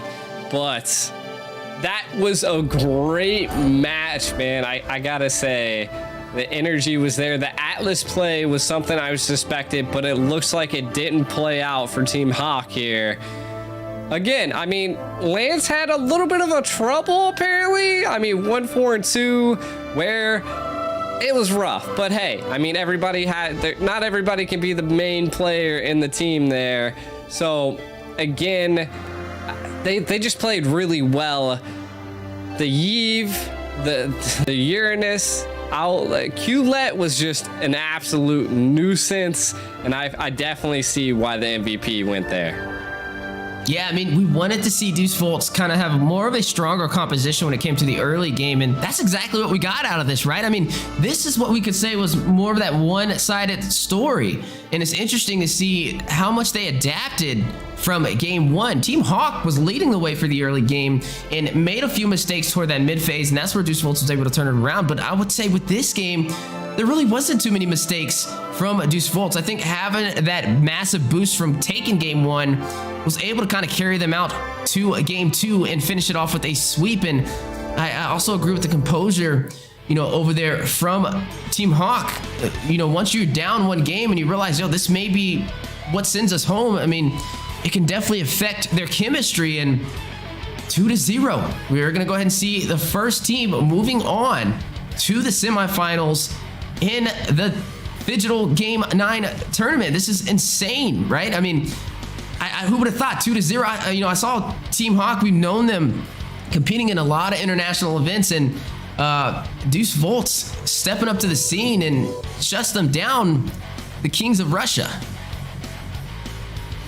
No, exactly. And as we see, Khaled here definitely deserved that MVP. The pressure, just the overall constant pressure that they applied to the map, and just controlling waves. They weren't even in a lot of team fights, still did a lot of damage. 1-1-10. They just like I said, they just was a nuisance to Team Hawk. Kept forcing them to put pressure on him to stop the lane controls in their own base at that, mind you. Yeah, I mean, just the power of Uranus, when you stack that up with the new emblem system and you run the Brave Smite, I mean, he's pretty much unkillable. And then you rock a Purify on top of the Purify that he already has built in.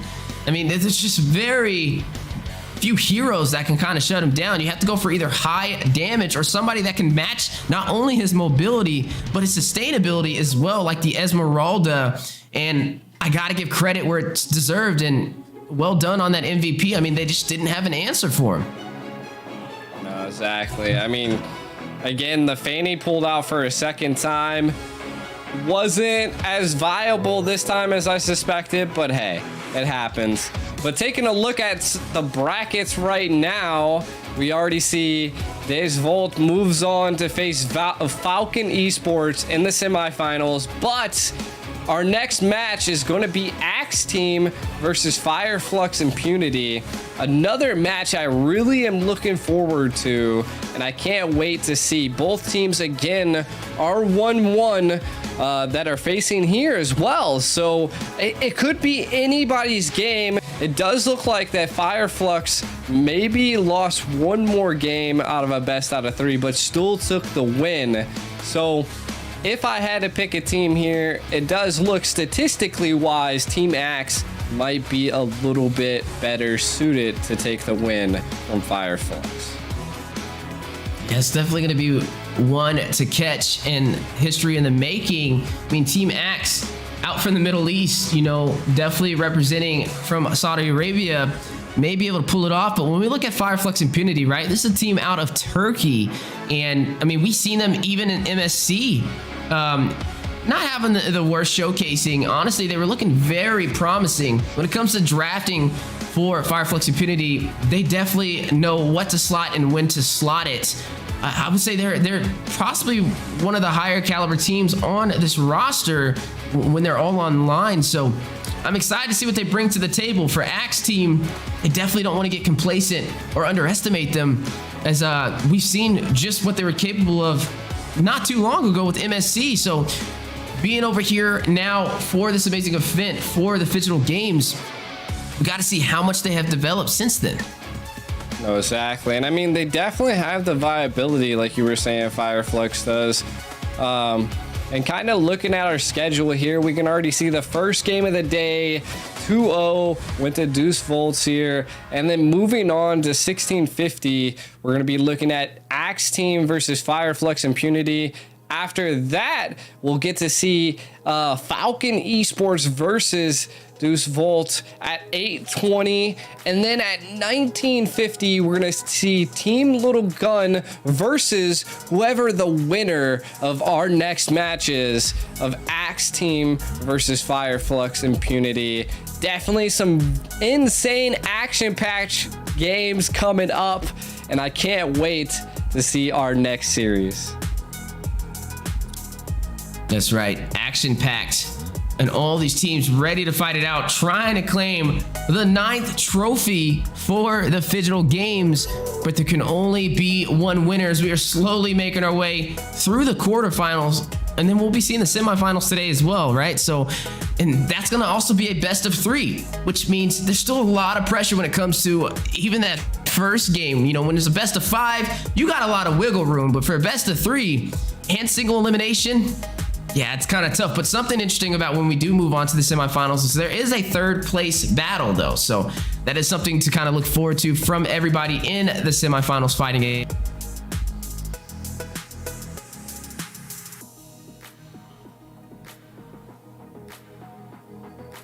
Finals. The first game of today was, what, 32 plus minutes in the first game. And I'm hoping we see that same intensity for the second series. Yeah, almost even into the second game as well. So it's interesting to see. So I want to see what they throw around here. Now, interesting fact here, right? Team Axe, by the way, is actually their coach is Jimmick, and you should know who that is. I know who that is. It's going to be definitely interesting to see Wheezy. Yeah, I mean, Jimmick, definitely a familiar face. But guys, we will be going to a brief intermission. Don't go anywhere, as we'll be right back with you guys momentarily for the second series.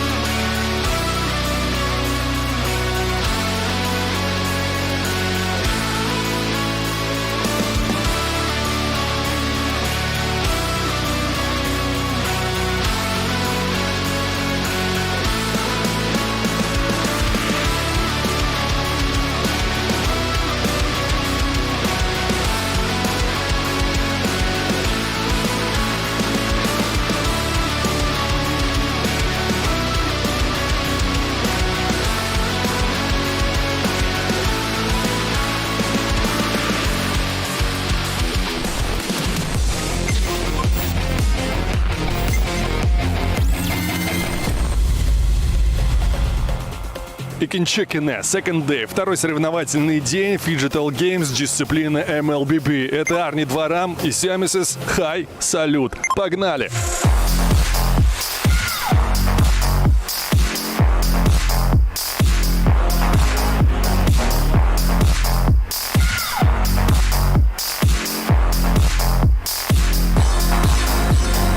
Первая каточка второго дня стартовала. Team Max и Flux. Team Max — это типа команда Макса. Пацаны, а кто из вас Макс?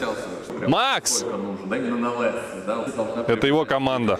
Я думаю, все уже разбираются, что тут на кубиках, да? Это дисциплины Phygital, Phygital MMA, Phygital Skateboarding, Phygital тактический бой, Phygital хоккей.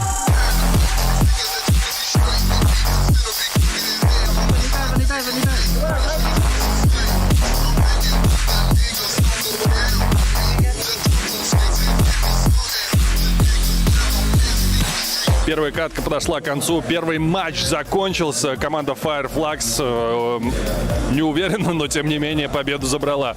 Поэтому они проходят в 1/4. Коллектив из Турции. Поздравляем. Пойдем посмотрим, как они вообще в целом. Congratulations. Thank you. Почему проиграли одну карту, блин? Почему не в одни ворота-то? Бывает такое, когда делаешь что-то не так, оно бывает. Ну, в 1/4 будете все делать так, получается, чтобы такого не было. Так, ошибки знаем, будем исправляться. Команда Аками и Esports уже занимает свои места. Мы встречаем команду Hack Team, которая только-только подбирается к игровым креслам для того, чтобы настроиться и перейти ко второй игре этого денечка.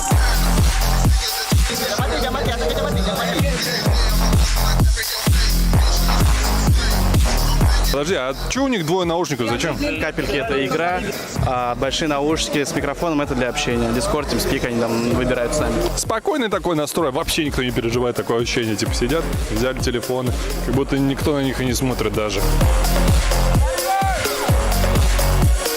Кто-то... Сенсу забирает! Сенсу забирает! Черепаху! Что? Как так? Это Аками Esports. Ребята проиграли и не проходят в четвертьфинал. How are you guys?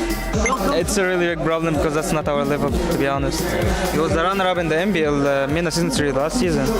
What we did is bad because the team was like, we literally made it in 2 days because we got a surprise invitation to this tournament. It's still a good experience, but could have been better, to be honest. Третья карточка скоро. Скоро третья игра. Deus Vult скоро будет играть. Вон они, кстати. У парней полотенца. Придется попотеть.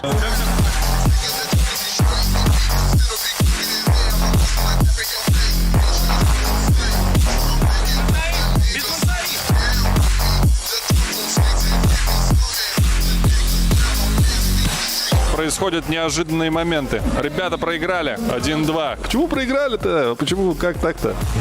Даже не знаю. Так получилось, что залились несколько раз, и все пошло не по плану. Ну и, следовательно, слили последний файт, и все. Были заряжены, но, к сожалению, не победили. Дестер, как тебе второй денек? И что там случилось с Деусом? Честно сказать, не ожидал таких результатов от многих коллективов. И что произошло с Дево? Ну, одни из самых сильных соперников в группе. Это Lilgun, это Монголия. Это коллектив, который играет не на своих серваках.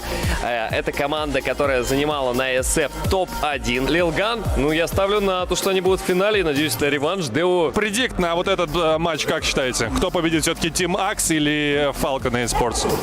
Как сказали ребята из студии, наверное, все-таки болеем за ОАЭ, соответственно, за X-Team, чтобы представители этой группы были у нас в турнире.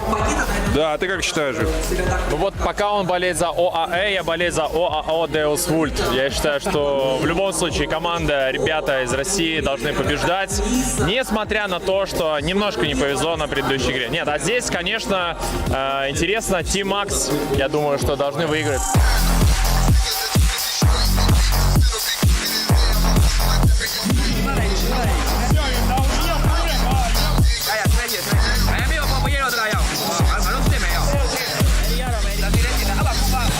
Ну все, трон, получается, уже падает. И сейчас все заорут просто. 3, 2, 1. Пойдем, это Phygital Games, 4-й матч только что завершился. Falcon и Esports, Falcon и Esports, Falcon. В общем, кто как хочет, так и называет. Главные победители именно они. Вот, те, что справа, ребята, в красном. Гайс, поздравляю, congratulations.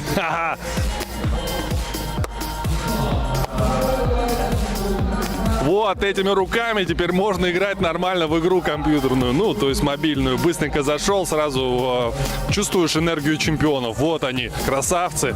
Проходит дальше в полуфинал. Так что знай в лицо, как выглядят команды, и следи за Phygital Games. February 2024. Russia presents, for the first time in history, an innovative international sporting event, Games of the Future. A cross-border tournament that combines physical and digital dimensions, bringing together sports, esports, and advanced technologies. Teams from every corner of the world will gather to compete across physical and digital challenges, each seeking glory and the chance to take home a portion of the impressive prize pool. Established by presidential decree and supported by top government officials the world over, this is the birth of the sporting future. For the first time, the physical and digital worlds will be woven together to create a new era of Phygital sports. With one core mission, the promotion and development of a well-balanced individual. Digital gameplay enhanced by the energy of the crowd. You no longer need to choose between a ball or a gamepad. Here, the winners are crowned by achieving the best overall score across both traditional sports and digital gameplay. Games of the Future consists of 5 tournament clusters called Challenges. Sports Challenge, combining a selection of traditional sports disciplines with their video game counterparts, featuring Phygital knockout competitions where athletes must show their hybrid skills across both the digital and physical fields to play. Tactical Challenge, a contest in which athletes must demonstrate their team gameplay in tactical combat esports and show off their physical skills in a modern laser tag competition. Battle Challenge, an array of esports teams compete in popular strategy games, all hoping for a place in the giant live stadium final. Speedrun Challenge, pitting competitors against one another in a classic speedrun video game, as well as a real-world obstacle course. Technical Challenge, athletes compete across an array of high-tech device-led sports, including robot battles, drone racing, cyber-athletics, and virtual reality games. This groundbreaking first-of-its-kind sports event will unite competitors and fans, offer up a new generation of sporting heroes, and provide an entirely new, emotionally driven audience experience. Millions of people around the world will become a part of Games of the Future movement by following live streams across digital and streaming platforms and attending live events. The inaugural Games will be held in February 2024. The host of the first Games, Kazan, will greet thousands of athletes and teams from more than 100 countries. The taste of victory. New sporting heroes. Boundless emotion. And open to every country of the world. By uniting sports and technology, we unite the world. Games of the Future, made in Russia for generations to come.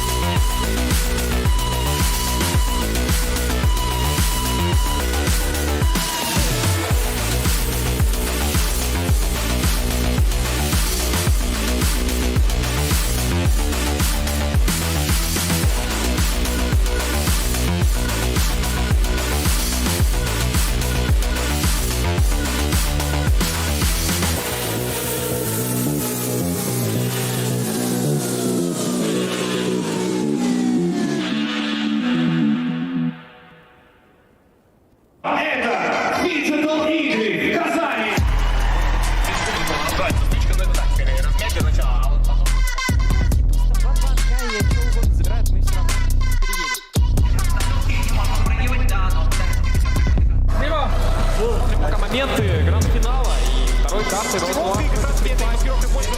Mobile Legends. Там была действительно борьба.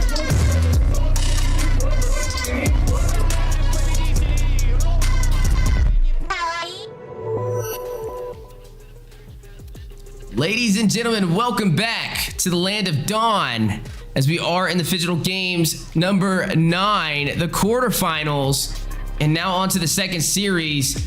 About to launch up. We are looking at Axe Team going up against Fire, Flux, Impunity in a best of 3. Yeah, and I think it's going to be a good bout as well, equal to, you know, Deus Vult versus Team Hawk there. I feel like it's going to be equal. Both teams, again, are 1-1 in all of their series in the tournament so far. So into the group stages, they showed out about the same. So I want to see what happens when these teams go against each other that are kind of equal here. Again, like I was building off earlier, Wheezy here, is that Team Axe actually has someone that I actually know on it as a coach. So I kind of want to see how they evolved, how he's taken this team to where they're at now. Yeah, you're referring to Gimmick, right? And I think that's amazing to see him stepping into that scene. So definitely shout out to Gimmick and all the coaches out there for all these teams competing today. And, you know, it's definitely going to be a hard battle. And I can agree with you on seeing which way this goes, right? I mean, Fire, Flux, Impunity, we've seen them in MSC. They've been a very heavy competitor, actively competing this year, and they had a great performance inside of the MSC. They didn't win, but they were able to take down some teams, and also you were able to see a little bit of a sneak peek of their drafting styles, their rotations. And something that definitely stuck out to me for that team was their composure. They're able to kind of stay cool, calm, and collected, but also aggressive at the same time. So I do expect them to kind of keep their eyes on the prize and focus on all these neutral objectives. And for Axe Team, we need to see them match that same rhythm. It's now looking at Axe Team getting ready to step into the ring, looking sharp and looking ready to fight it out, trying to make their way into the semifinals. All they need to do is find a way to shut down Fire, Flux, Impunity in this best of 3. Most definitely. And as we look at Fire, Flux, Impunity here coming onto this stage, I wonder if they'll be going shoulder to shoulder like Deus Vult. Doesn't look like it here as they're kind of coming in. Only one of their team waved. Not sure if they're just the first 3 are just like, man, just get me at my table and get me into MLBB. I'm ready for it. But hey, it's okay.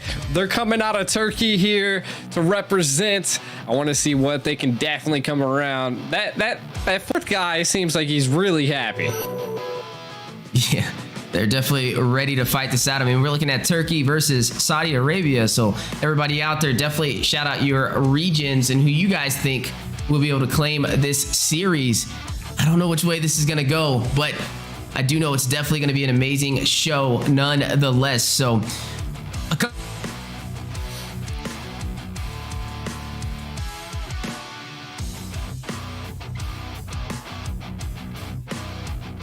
draft, but if we're looking at Axe Team, right, they need to find a way to possibly outdraft them or make them uncomfortable before the game even starts. I think that's definitely something they should focus on, and I also feel like there's just a lot more information out there for how Fire, Flux, Impunity plays, since we did see them in MSC and we didn't see Axe Team. Maybe they did a little bit of research behind the scenes to prepare for this event, which could give them the slight advantage. Yeah, and I mean, at this rate, maybe Team Axe kind of is the dark horse of, you know, the side games here. So I want to see how it turns out. I feel like it's definitely going to be an interesting go. Now, like you were saying, Fire, Flux, Impunity, they've been around. They know their stuff, but they also have taken one more loss than Team Axe here. So I want to see what kind of runs out of it. Kind of looking at some of their teammates here, Weezy. Yeah, looking at the roster for both sides, you got Jed, 7 men Dan. You also have Buez, Nanos, and Aizen. over there for Axe Team. And then on the side of Flux Impunity, Alien, Tenzi, Rosa, Sunshine, and Apex 47 ready to fight it out. The battle of Saudi Arabia versus Turkey in the Phygital Games number 9. I feel like I've seen Apex 47 somewhere else before, right? Wasn't Apex on a different team before? No, because he's from Turkey, so they I want to say their only really heavy hitters has been Flux Impunity, but there may be another Apex though, just without the 47. Yeah. I think there might be, because I was just looking at some of his stats, and definitely not the same Apex 47 I know. Well, speaking of things we do know, the draft is on the way between these teams. And this is where we're going to see the method behind the madness before we step into the land of dawn, right? We already seen that first ban showcasing, and this time it's going to be the Eve. It wasn't the Angela that we've been seeing for the entire first series. Yeah, I mean, maybe to sneak through. Dude, I don't think we're ever gonna see an Angela Wheezy. When I've looked at these stats, it's almost 100% picked or banned at this point. That, the Kaja, and again, in the overseas tournament, we're not seeing a lot of Francos, which is quite interesting since he's the only other suppression in the game. But if we don't see a Kaja ban here soon, that actually might be a really good first pick by Team Max. Yeah, and you're gonna go ahead and see this Fanny taken off the board. A little bit of homework from Flux Impunity on what Axe Team is capable of. Maybe was watching them in the group stage, but with these being off the board and that Valentina as well, I mean, there is still some viable options out there. I mean, the R-Lot is still on the table, right? You can slot that in. We haven't got to see him yet. I mean, he's been banned out so far, so maybe picking him up could be a possible answer. Now, I mean, the Valentina, I like that. It takes draft pressure. Something else that, like you mentioned, the Navaria, right? In North America, typically what we see is if Navaria walks in the first half of the bans, she gets picked up almost instantly. But it looks like she's not really even prioed too often over here for the Phygital Games. Is this a possible shift in meta? I mean, you know, I'd like to say every region has their own play style on what they, you know, prefer to be the top tier heroes, and kind of like G mentioned, the Franco. I mean, we always either see Kaja or Franco if they are not banned, because that suppression, at least in our region, is a problem and very hard to deal with. But looks like they're not going to ban out the suppression. Kaja and Franco are still on the table. I like how they have their coach. They just hand them the phone. Just pick it for me. Just pick it for me at this point. Brethren getting taken off. Paquito. They opt to first pick a Uranus. We seen in the last game, not with these two teams, but it was definitely a menace to society for the other team. So I feel like that's a good first pick, but that leaves open a lot of options. Fairness was constantly banned. I mean, Navaria is still open. There's R-Lot's still there. Joy, like, there's so many good picks. They could even slide in a Leslie if they wanted to. I think it's all just gonna come up to what Fimp wants to utilize and what combos they want.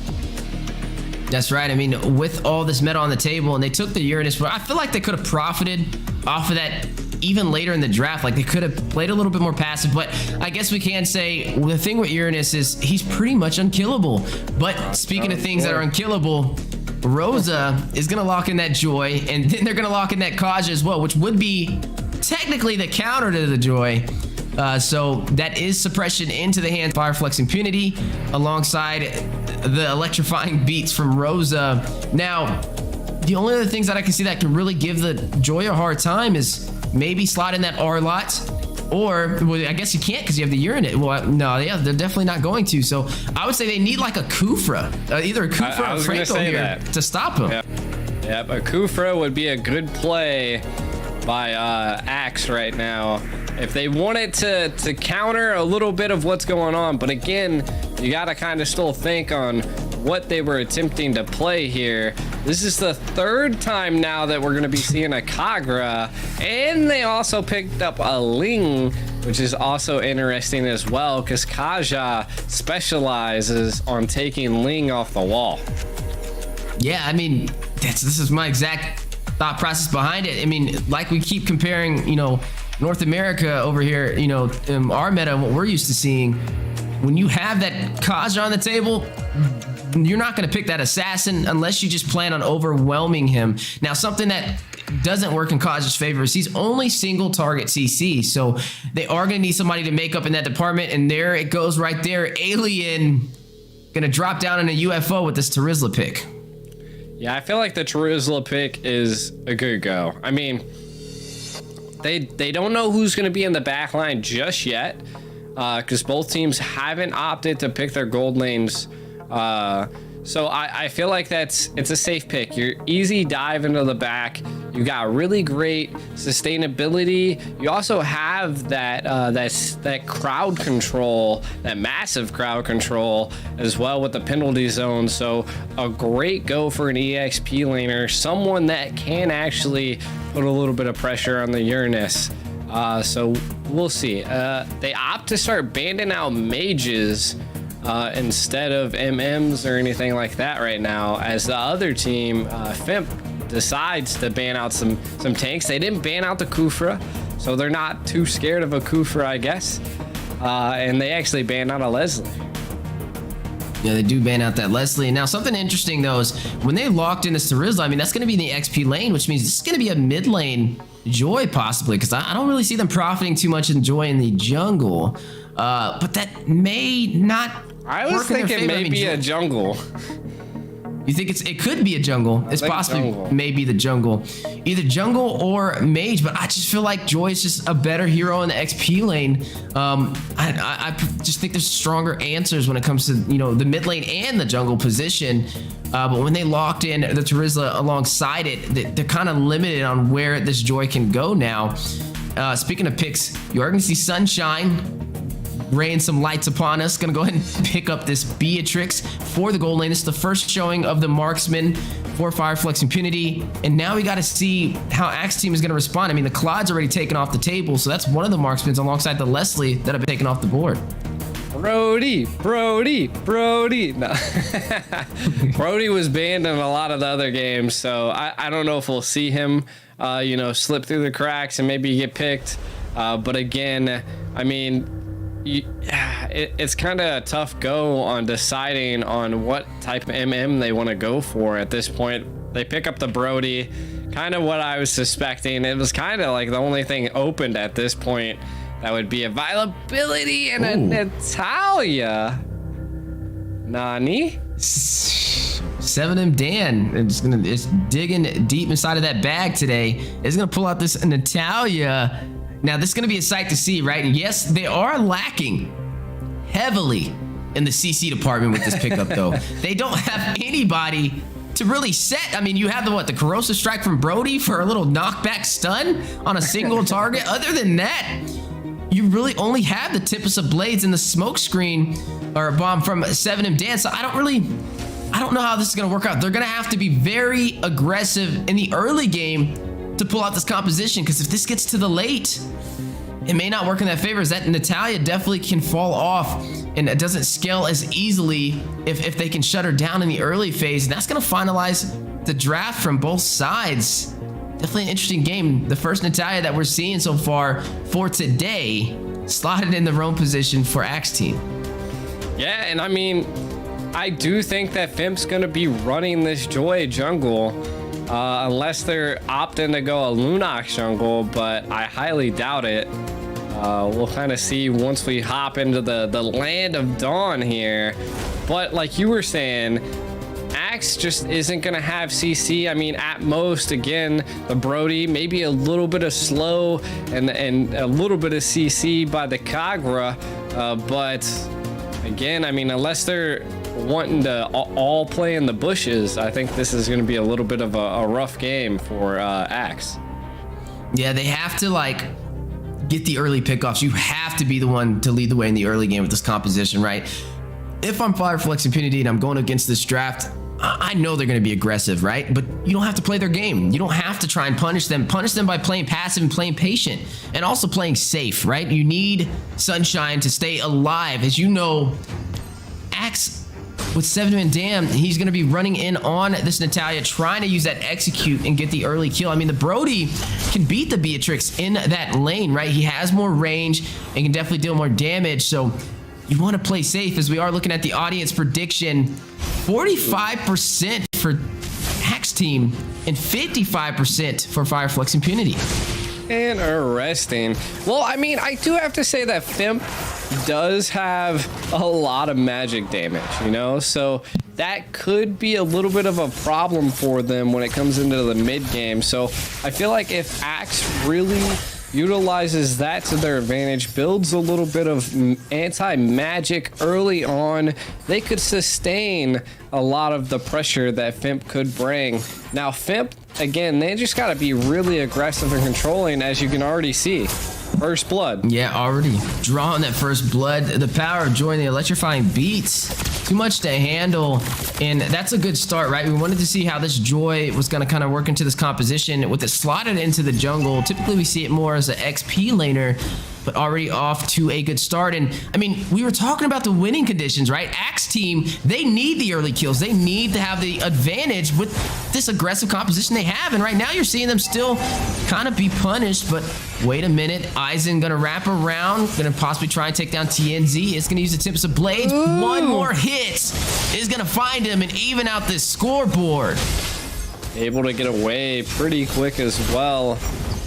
Apex kind of coming up from behind. I don't know if they're going to be able to capitalize on anything out of that, but losing your jungle is a little rough in the early game. Joy going down, that's going to allow Aizen to farm up a little bit more, but does dive into the turtle here. Whoa! Oh! Sunshine, but is gonna fall. 7-man Dam's gonna take him down with the power of that Natalia. CNZ is gonna go ahead and take up this turtle. Rosa finds Nanos in the mid lane. A lot of chaos so far. 3-2 though. Fireflux Impunity able to take up the scoreboard in terms of kills, but we are gonna have to see maybe this Natalia get a couple more pickoffs to lead the way. I mean, this is still a little too even for them to have such an aggressive composition. I mean, they need to dominate in the early game, because if they don't, Fireflux is going to scale a lot better. But speaking of scaling, Jet is going to find Alien inside of the turret. The 2v1 combination with Aizen was too much for him to handle. But now on the bottom lane, a possible response, a mirror image effect. Down goes the Bennett's Rage. You already seen that brilliance from Rosa to escape as well. And Nanos is going to rotate around to force them out of that siege. Yeah, they attempted to try to make a great play there. Ling pushing in the middle turret definitely could have got quite a bit of gold off of that bad boy, but opts to go back into the jungle. A little interesting there. Team Axe looking really good though. I mean, they were a little bit behind, but now in the ecom, they've come back because of how much gold they've taken from the top turret. Yeah, and you're going to see Rosa pick up a kill, is going to find Jed, and I mean, this is a good answer to this unkillable Uranus. He's already fallen twice so far in the last 4 minutes. I mean, Rosa picking up 2 kills, definitely has the burst potential with that power of darkness, but you are going to go ahead and see Fireflux Impunity trying to find a way to shut down the bottom side. They need to get Boo-E's offline, but he's playing very passive, right? He's playing this Brody. He has the mobility at his side. 4 seconds until his flicker comes back as well with that corrosive strike. It's definitely a good pickup having that Brody in their favor. Yeah, most definitely. And I mean, once Brody can start hitting turrets, it's going to be a little bit of a problem for him. But look at literally, Jed will not get off of Alien. I don't know if he's going to be able to make it out of there. He's gonna use that flicker. Oh my goodness, the flame shot, but he still sustains himself.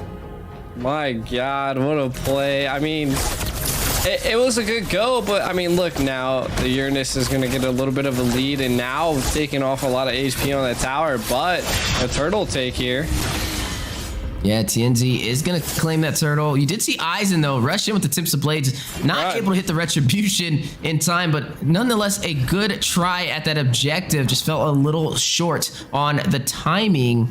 And that is going to be this turtle going to Flyer Flux Impunity. Now leading in the economy. I mean, they're up by 1.5K right now. That is huge for only being 5 minutes in. Yeah, I mean, it's a good snowball. I mean, as long as Alien can keep this tower from falling, I feel like they'll have a little bit of a lead, but that's the problem that we're seeing here, is that, oh, Rose is in trouble. Yeah, Rose needs to get away. Eisen is going to take down Rosa, but look at the flicker out. Bui's showing the power of Brody, and the survivability is going to dodge the bench race, but look at the group up over there. The damage from Nanos. The chain damage on the TNT Sunshine and Apex. Oh my god. The Brody just clears a lane so well. As you can see, they're trying to put on a lot of pressure into the gold lane, but they just can't.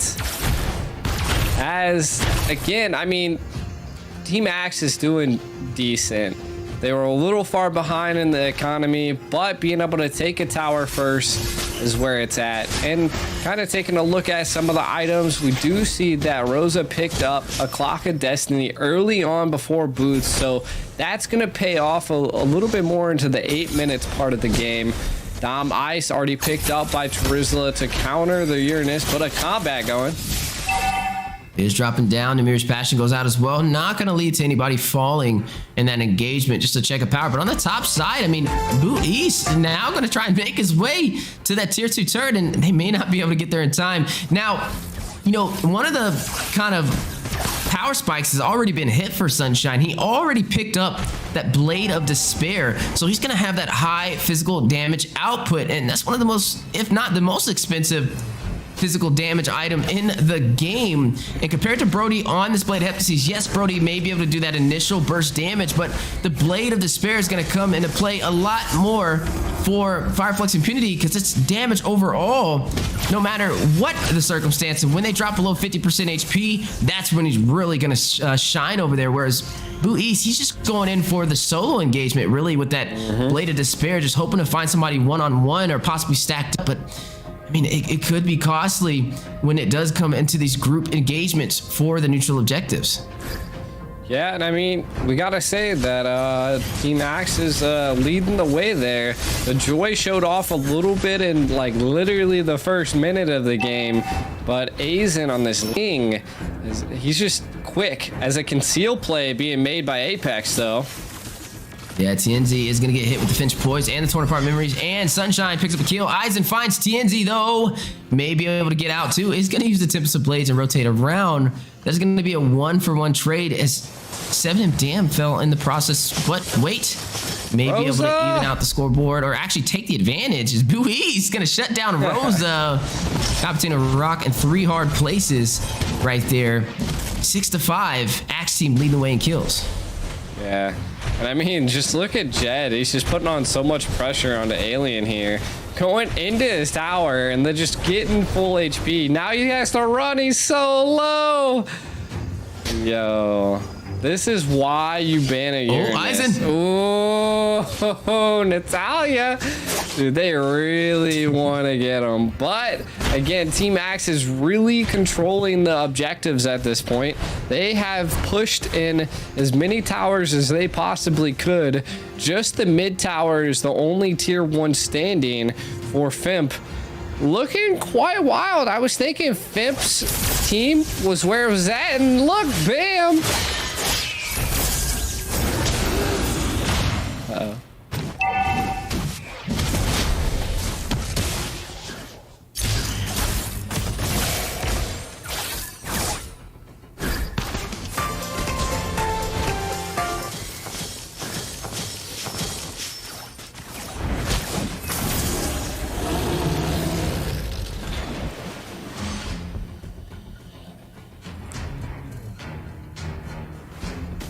Uh-oh. All right, so looking like Fimp being able to get the first Lord is definitely what they wanted, and that allows them be able to have that breathing room and clear up all of these turrets that they were down. Again, there's a little bit of a lead by Team Axe, but it does look now with the Lord secured by Fimp, they're going to make it out on top with this one. So we'll see how this turns out here, Weezy. Yeah, we'll see. Definitely see how it turns out here. I mean, it's still a pretty close game, no matter how you slice it. But with that Lord pushing in on the top side and the play for the mid lane to seize these turrets, Flux Impunity trying to take control of this game. Huge penalty zone. Sunshine finds Jed. 7M Dan finds Rosa. Sunshine is going to find Boo Ease. But Tips Blade drop down on an Alien and Dylan damage to Sunshine. Finds TNZ, but too many targets to focus on. Eisen is going to have to go back. 7M Dan is going to catch TNZ, though, with this Natalia rotating around. At least gets one member of Flux Impunity on that engagement. That's going to be a 2-for-2 trade. That was a little bit of a misplay by Sunshine. Swap to the sniper. Wasn't able to get the shutdown on Aizen. If Ling would have had a shutdown, Sunshine would have been scaling so hard at that point. But the sniper is really hard to hit on such a sticky, quick target like a Ling. Kind of looking at some of the items, nothing really sticking out here. Ling has definitely hit his power spike. Uranus definitely has a lot of defensive items. Kaja building the fleeting time early, so we're going to be seeing a lot of ults come out. But Tempest of Blades. Eisen is going to find Sunshine for the mega kill. TNZ is going to find Eisen to respond, though. There's going to be a 1-for-1 on the board, but you are going to still see that turret. It did fall in the mid lane, so Flux Impunity definitely has the advantage to be able to kind of rotate into the jungle for Axe Team if they wanted to. But this is just such an even game. I mean, it's 9-8. I feel like every time one team gets a kill, the other one matches it within the next 30 seconds. So we got to see who can kind of lead the way, right? You want to see who actually has the control in this phase. As we are now 12 minutes in, we're about to be seeing this Luminous Lord spawn in as well. And I think this is going to be the power spike we're looking for to see who is leading the way for game one. Yeah, I mean, the constant pressure in the back line on the Natalia is definitely going to be good in the early to mid game. Kind of stepping into the late game, the mid to late game right now. Natalia possibly going to start falling off unless she's going to be catching some of the squishier heroes off guard. Does look like they're attempting to hit a split push with Natalia instead, but the Lord just falls immediately to Fimp. My God. And you are going to see Sunshine pick up those Hawes Claws as well. So Sunshine will be a little bit more sustainable, especially with this Natalia being on the board. As long as you can get a couple of basic attacks off, you will be able to heal yourself right back up and stay in the action a lot longer. I mean, we know that this Natalia is going to be looking for him. But with this Luminous Lord now making his way on the top side and the battle on the way, Jed is going to take down Tienz and the Divine Judgment for the suppression. Sunshine used the Wind of Nature, finds a kill, finds 7M Dan with that Hawes Claws and that Wind of Nature in effect. He was not able to take him down. Louise is going to find Rosa, though. Finds one member. That's going to be a 2-for-1 trade. Axe Team having more members for this engagement, but have to defend this Luminous Lord making his way on the top lane. Yeah, definitely making its way. I actually thought Alien was going to do a penalty zone in there or something, but definitely opted not to. Again, they can utilize this Lord to continue to clean up lanes, but you gotta give it up to Axe, man. They're defending really well. The split push by Ling is already happening, and Kagra utilizing that umbrella to its fullest, you know, constantly giving vision as well. Can they take this turret in the bot lane with the pressure that they have? And Immortality was picked up from Alien to have a little bit of a saving grace when it comes to these engagements, soaking up all of that damage from Axe Team, and I think that's going to be the game plan. Let him initiate, drop down that penalty zone, let them use all of their utility on you, and then we'll go in. No worries, you have the Immortality to save yourself, and then that's when we'll punish. That looks like that's the game plan for Flux Impunity, and we kind of mentioned it in the early game, right? Axe Team needed to find a way to shut them down, especially with this Natalia pick, but it's been such an even matchup. I mean, looking at the damage items picked up, they're stacked. There's really the only defense is on this Uranus. That's the only one who has a defensive item. Brody's slowly making a defensive item on his side, and this is where they're gonna probably start hurting. Sunshine is gonna go ahead and pick up that tier 2 turret for the top side.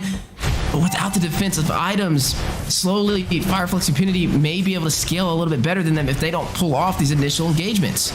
That's what I said in the early stage, right? Like, I mean, Fimp had a lot of magic damage. Now you're just waiting to the very late game to start building any anti-magic. Is gonna be a little rough for the team. They're going too aggressive. Oh my god, you have negative health right there. There's no way you just lived. Nanos just walks right away with 1 HP. And we got to give credit over to Sunshine too. I mean, the man's 5-2-1. He has more than half the kills for Flux Impunity so far. And I think that's who 7 and Damn needs to find a way to get to him. But with that win of nature in the Haas clause, it just makes it very difficult, even with him having all those attack items, right? He has the Blade of Heptases. He also has, I believe, the Malefic Roar as well. So it's just not enough, right? You can sustain yourself, you drop the Win of Nature, and you can pretty much guarantee you a kill onto the Natalia. And that's what they've been kind of waiting for. But speaking of fights, Aizen is going to find TNZ. Finish rate does drop down in the battle for the Lord Pit. That was a good play by Axe. Being able to secure the kill onto Tinzi now allows them to, you know, take a Lord once the Retri is up. It looks like they're trying to take a little bit more than just the Lord, maybe the mid tower. The sniper pending by Sunshine, but it does back out. Looked like Aizen was trying to see where the sniper was. They're just waiting so long to take this Lord here. And Aizen is going to be able to claim that for Axe team. Sunshine had to split to clear out those minions to not lose that inhibitor for the top side with the flame shot. Jed trying to get out of it. Look at that. I mean, you said negative 15% HP. That was like negative 30 right there. And you are going to be able to see Jed escape. Yeah, and I mean, that's what happened. That's what's happening in these games, is that the low HP heroes are just making it out with like 1 HP, and that's just how equal the teams are at this point. Even though Axe is definitely has more kills, but again, they do have a lot of damage, and not really having a tank is a little rough. They're kind of substituting Jed as their tank and just kind of going all damage. They're doing another great assault, trying to take out the mid turret. They really need to clean up this mid lane, because that's kind of what's keeping Fimp on the playing board, is that they always have an escape. Yeah, definitely always having a game plan, no matter where they're at on the map, and that could be what they need to lead the way in this match. But speaking of leading the way, Luminous Lord making his way on the top lane. The siege for the mid turrets may be on the way, but the dive in, forcing out the brilliance from Rosa. Aizen risking it all to try and take out the back line from Fimp. And they still have not secured this mid turret. They really want it, but a conceal play made. Yeah, possibly on the way. Fimp on the aggressive nature is going to use Divine Adjustment with the Venice Race. Sunshine is going to secure that kill, and they don't just find anybody. They take down Boo Ease, the marksman for Axe team. If there was anybody you could have gotten that engagement, that is the most high valuable target for Axe team, and a job well done. Oh, definitely a job well done. And I mean, this is what happens when you actually have a tank that makes plays, right? Natalia is just all about poking and getting to the enemy team, but how are you going to get to the enemy team when they're 4 stacked like that? You're just going to go in and die, and Fimp knows that. Yep, and speaking of diving, look at Aizen. He's going to take that inhibitor on the top side, just full send for that objective, and now recall back to the base. And that is going to open up the base for Fimp. It has been cracked open. A path to the base crystal could be on the way if they're not careful, but Aizen jumps in. Oh no, Alien jumps in with the penalty zone. Does get that double set. Not going to be able to make anything out of it for Fimp, though. They realize they weren't able to really profit in that engagement, so they're going to go ahead and regroup. Yeah, and I mean, we're going to have to see how it turns out here. Kind of looking at some items. Immortality picked up by Truzla and Kaja at this point. We're already making it into the 6K gold, so everybody's really online. The biggest difference is that we still hardly see any magical defense besides Brody picking up something on the side of Team Axe. Yeah, I mean, this is a battle of offense versus defense. Offense being Axe Team and defense being Flux Impunity, as TNZ is going to go ahead and claim up this Lord, the slightest advantage, which could lead the way to opening up this match in their favor. I mean, there's only an inhibitor for the mid and the bottom side for Axe Team, and the same for Flux Impunity. But the funniest thing is we're 20 minutes in, and they have still not found a way to claim this mid turret. That is true. That is true. And I mean, also Fimp also has 3 lords in their pocket already. I mean, we're going to be looking at a Luminous Lord at this point. The tower's already cracked in, so they're pushing in. I mean, this is a play that's going to be a little rough for them. NZ really wanted to put some pressure onto the Natalia there, as Azen is trying to put pressure on Alien. Again, I think they're going to be able to crack into all of the towers into their base here, as the Lord is still pushing. If they're able to get a pick, they might be able to end it. Yeah, it looks like they may go in for it. I mean, they don't have the defensive items, and they definitely have the damage. Apex is going to find Eyes and Sunshine, takes down Nanos. 2 members falling for Axe Team. Make that 3 as TNT finds Jed. Rosa finds 7. Damn, that's going to be 4 members falling. Only Boo E's by himself, not able to fend them off. In an amazing game, the battle of offense versus the battle of defense. And it looks like the defense prevailed, able to kind of take that first game against them. Flux Impunity leading the way 1-0. That was a clean game. I mean, able to secure pretty much all the lords but one. Fimp just showed out in this game. I mean, Axe looked good, but they just struggled at taking that mid turret. Kind of looking at some of the hero stats here, Kagra didn't do too well against the team that was very dashy. You just really couldn't catch anybody with your umbrella. But I gotta give, again, Sunshine, the Beatrix definitely deserves the MVP. Just constantly putting pressure on to Boo, 7M, and Nanos. Yeah, just an amazing game. I mean, looking at the damage dealt, the highest did go to Sunshine as well. I mean, all those physical damage items. And you know what's funny about this is he had a higher percent than anybody on the team of Axe Team, and they all had damage items. And the fact that he was able to kind of beat them all in that area is just kind of insane. Now, this means Axe Team needs to find a way to take game 2, or it's going to be a similar situation to the first series we've seen today with Deus Volts fighting it out, right? You need to find a way to even out the series. This is only a best of 3. Whoever wins here is going to move on to the semifinals, right? So this means this is a possible match point. All Flux Impunity needs to do is take one more game, and they'll send Axe Team home. Can Axe Team move up on this bracket, or at least move up in this next match to even out the series? I mean, really, all they have to do is not pick a Natalia. Utilize utilize an actual tank. I understand the strategic factor behind it, but there was just way too many squishy people on the team. Kind of looking at an MVP here. Fimp, Sunshine, able to go 8-2-3, 29% of the team's damage. Definitely deserved it. Sold the boots later on to be able to just deal a lot of damage, as well as sold the Wind of Nature to secure the immortality for the end game there. Definitely a well-deserved MVP. Yeah, just flawless execution, not only in the micro and the macro, but also in the itemization.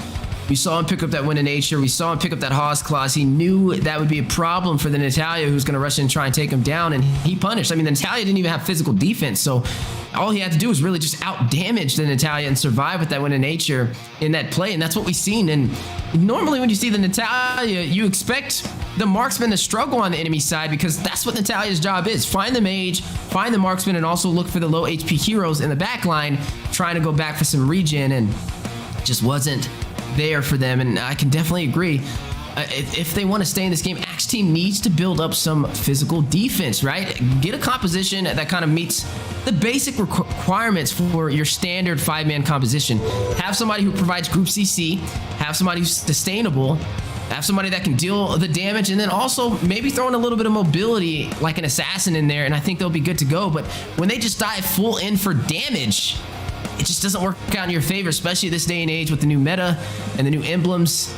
I mean, you have to kind of pick your poison, and I think it's a better draft when you're more balanced and you meet these basic requirements than putting all your eggs in one basket for that damage. Because I mean, we saw it, they didn't profit in the early game like they should have, right? I mean, if you're full damage and everybody else is just kind of building a little bit of defense, a little bit of damage, but you're full damage as a team, you gotta dive and get those kills. You can't be even on the scoreboard all the way to like 10 minutes in. Yeah, no, definitely. And I kind of did a little bit of research and I figured out where I've seen a lot of these players. So FIMP, a lot of the players on FIMP are actually from Incendio Supremacy, which was one of the teams that made it pretty far in the lower bracket of M4.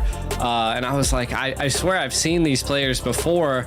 So it does seem like FIMP, they have a solid roster on their team. You know, someone that a lot of them have on stage experience. Again, being able to see the Southeast Asia Cup and everything like that showed also that they have a lot to bring to the table, and they showed it here. I mean, their draft was just, I mean, it was phenomenal, and the other team just kind of walked right into their trap.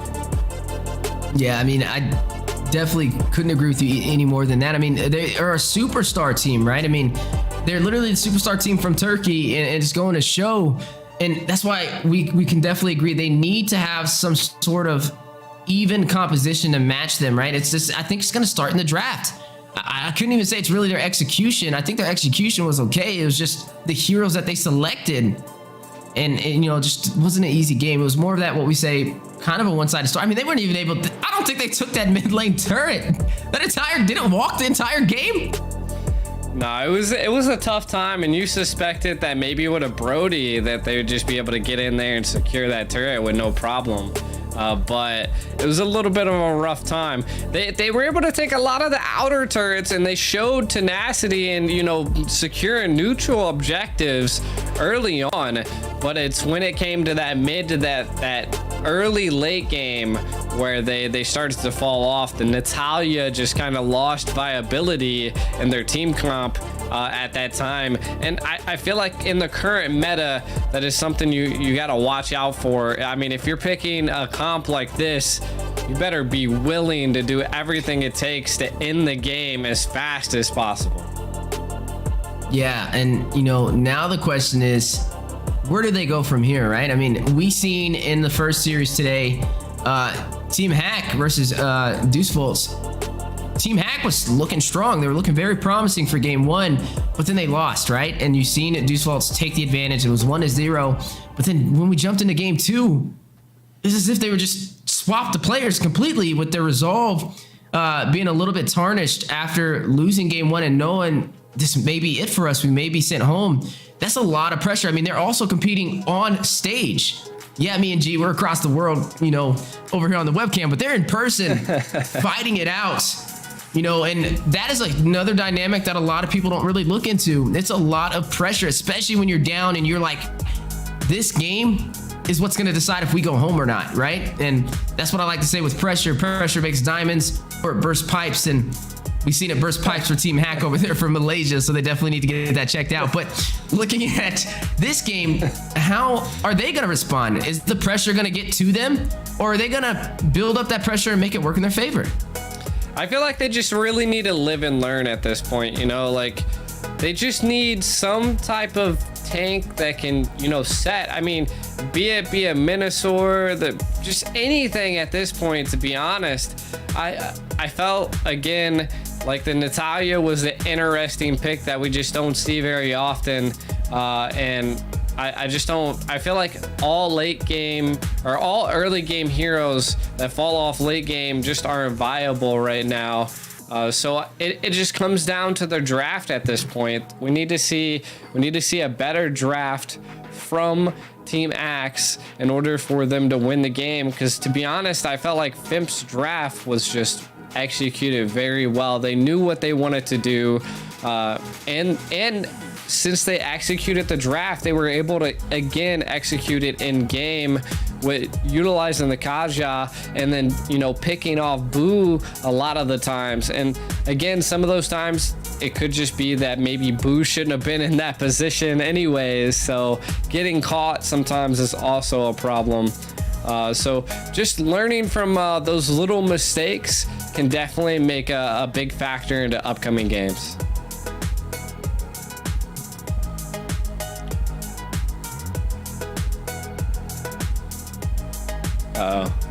Looks like it's just me, guys. You only get the Ico experience. Wheezy is. I'm back now. I think he might be back. I was free. I did it on purpose. I was just, you know. No, I'm kidding.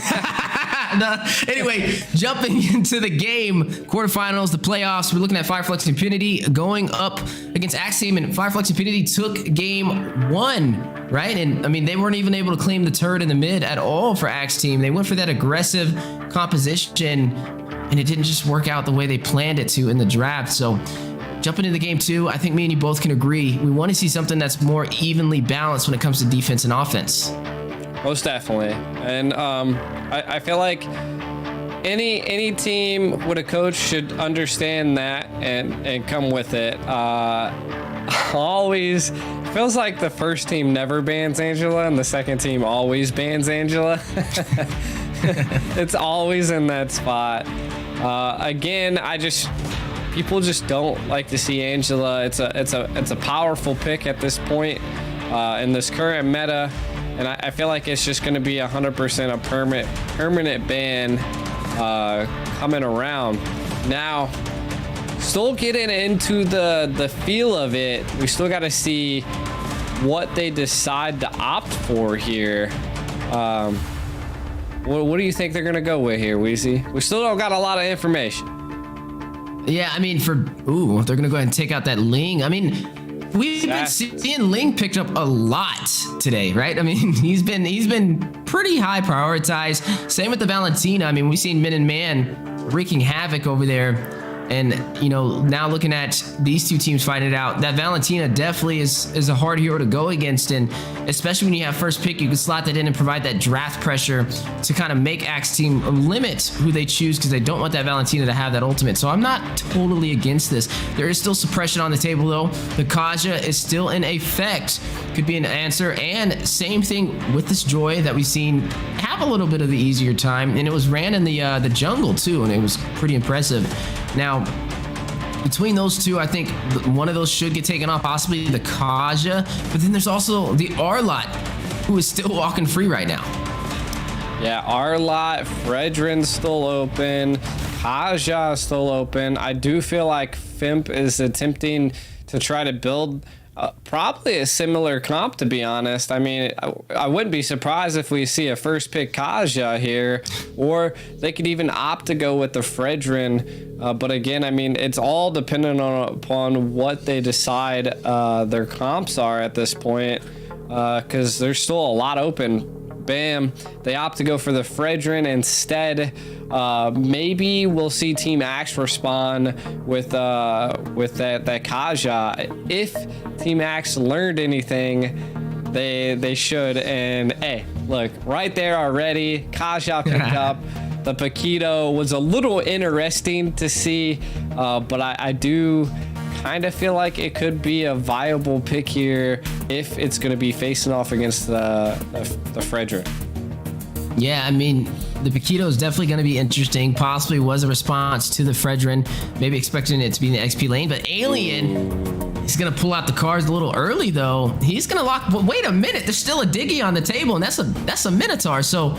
but I guess they have the Kaja, so I mean, they're kind of limited. If they pick up the Diggy, then the Kaja would be forced into another position, which still could be an answer if they really wanted to, but it would make it a little bit difficult to pull off. So that's a very good power move for Fireflux Impunity to kind of take control of this draft.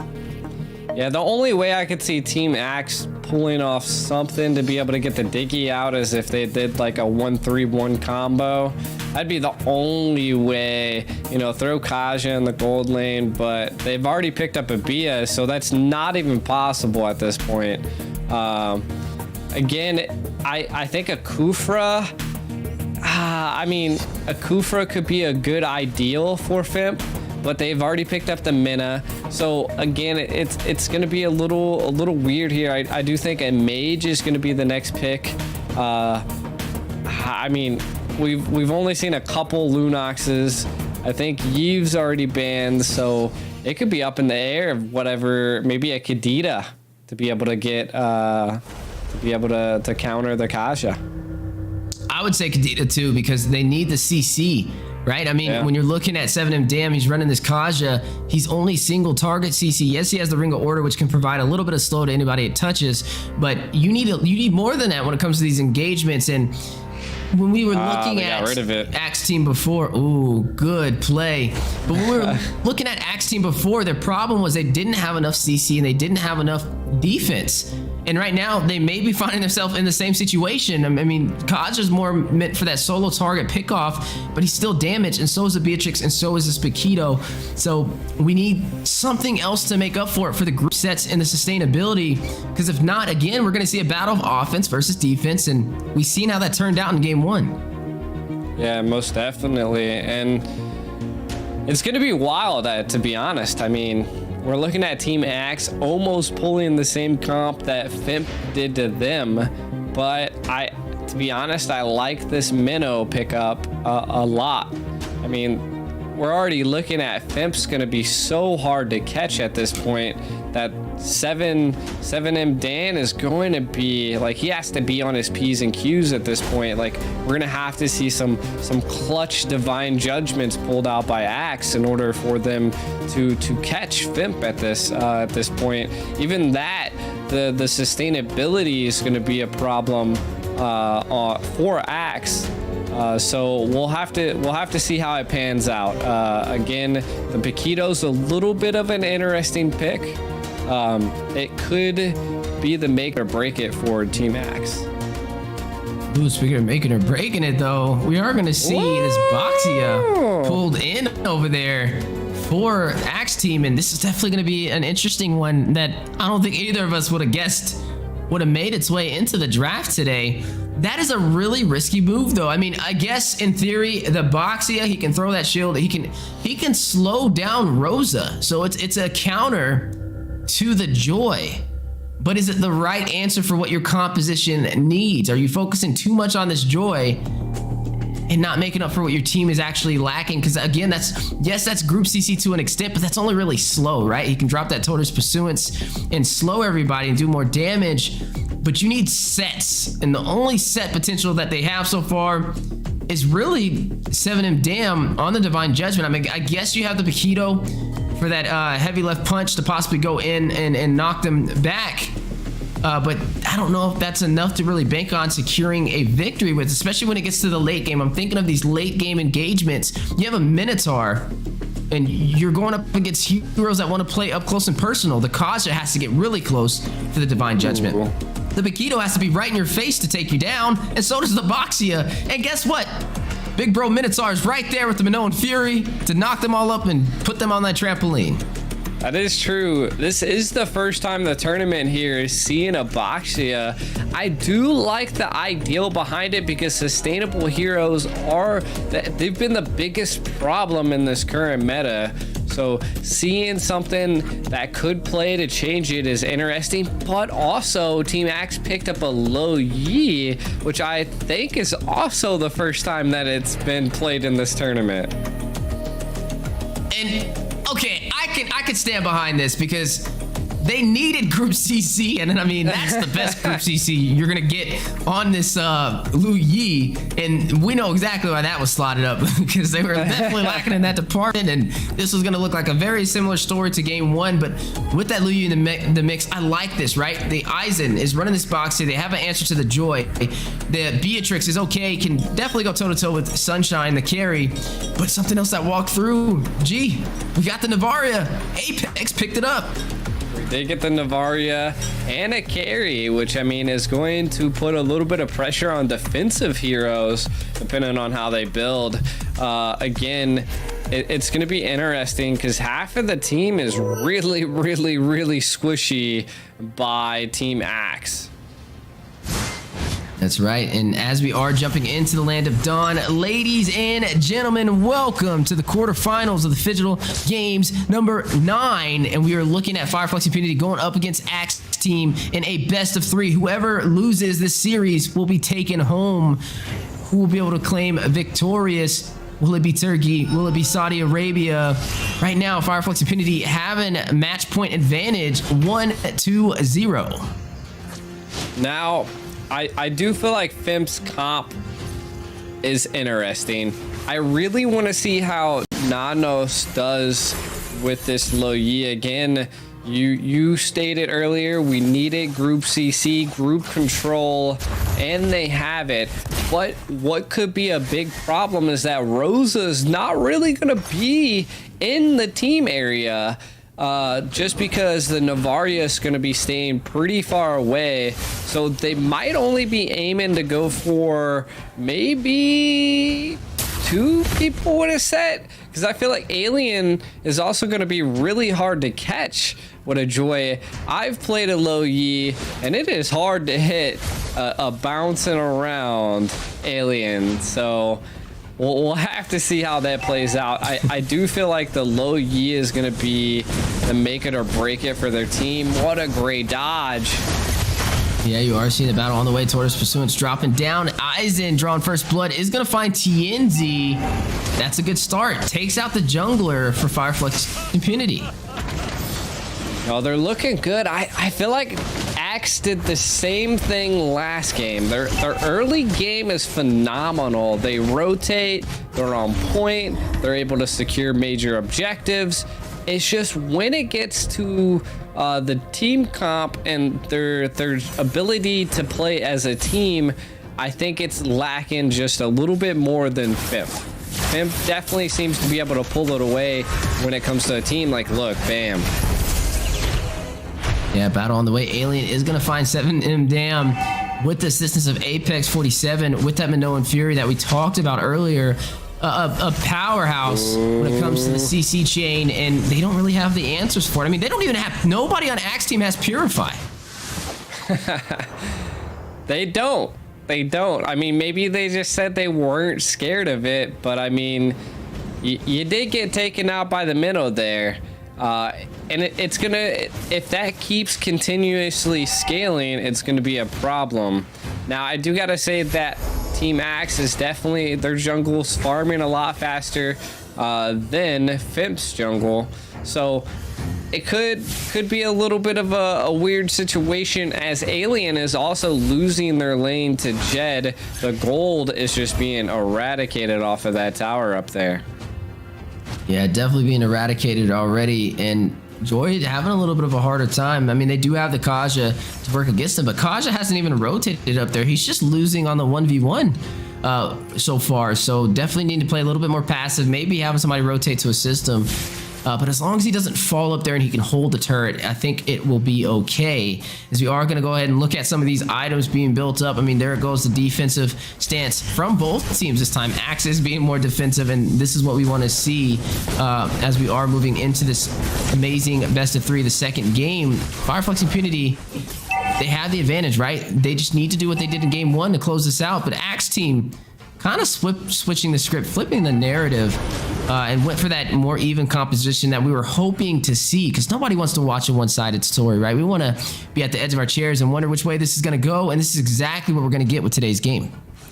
No, exactly. I do like Fimp's placement around the map. You got to kind of keep an eye on that. They're constantly getting vision. If they're kind of treating the map as like a quadrant, or even, you know, like hexagons. But in the bottom lane, Sunshine. Oh man, they're gonna go ahead and close out his lights right there. Nights out.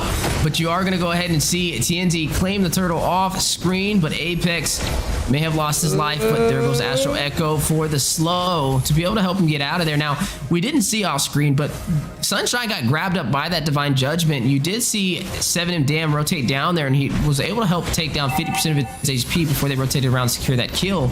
And that's what you have to do, right? If you're not going to be able to get these turtles, you got to find a way to get these other objectives. Find a trade. And I like what I'm seeing, the pressure on the bottom lane. No, exactly. Both top and bottom lanes pressure are great. Blade of Despair already picked up by Beatrix here. So she's going to be doing quite a bit of damage. Boxia going for full defensive here. So keep an eye on that. Definitely built some Radiant to counter some of the mages on Fimps.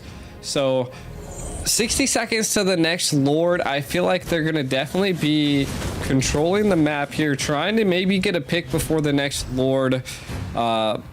It's about the 6-minute mark, so some people are starting to come online here, Weezy.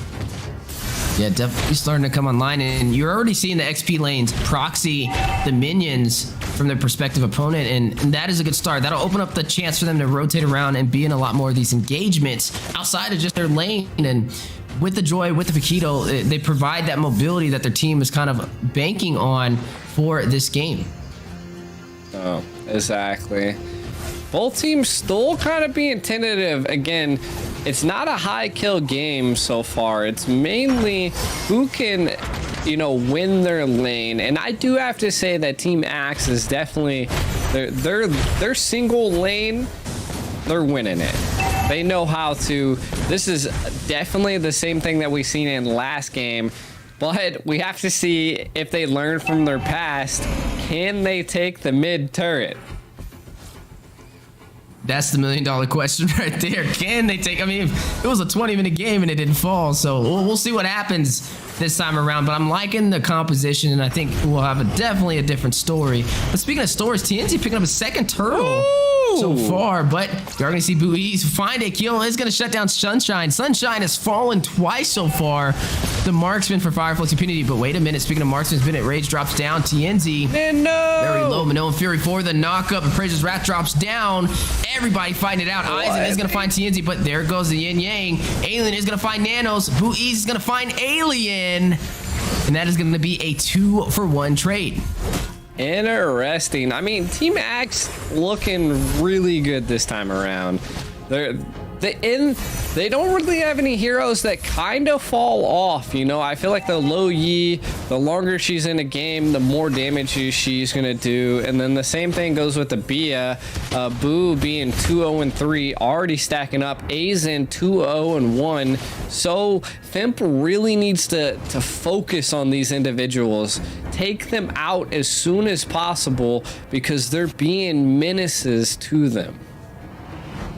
Yeah, they're definitely being a problem. I mean, Sunshine, if Sunshine continues to fall, I mean, that's the ADC, right? And that's the late game damage dealer that they're banking on. And already taking 2 deaths in 8 minutes is not where you want to be at. That's going to delay that power spike that they're hoping for, right? But when you look at Buiz, just having an amazing showcasing so far. I mean, hasn't even fallen. It's picking up 2 kills and 3 assists. This is where you want to be in, but look at the setup. Do they know Apex is in that bush?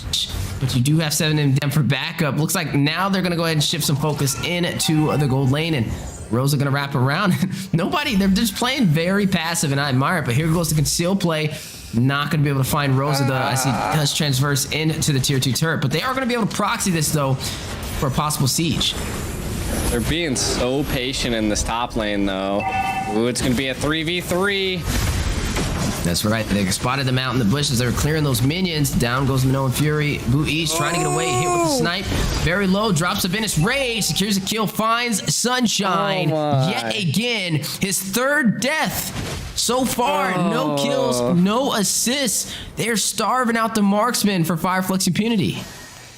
Gotta say, the Boxia's actually a pretty good go here, Weezy. He's, I mean, 2-0-2, just an absolute menace. Counters Apex really well with the already built-in anti-heal. So I feel like, you know, Boxia is kind of like a counter to the current meta. Yeah, I mean, I definitely agree with you. I've only really seen a few teams pull this off. Blacklist was one of them when they pulled out the Boxy.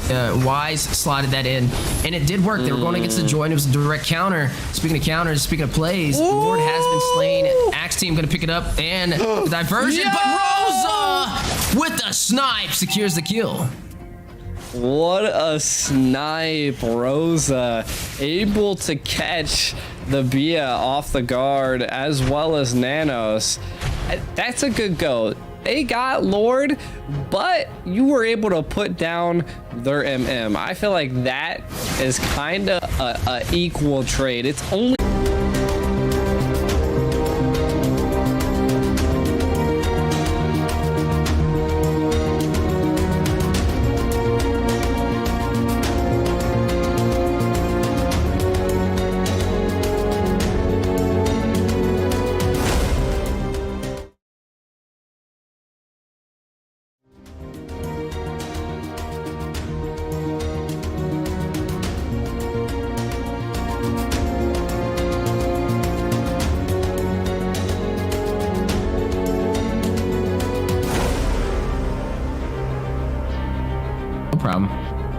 everything's frozen on our side too, like the Discord.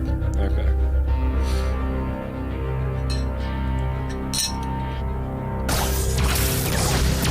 All right, it looks like we are now.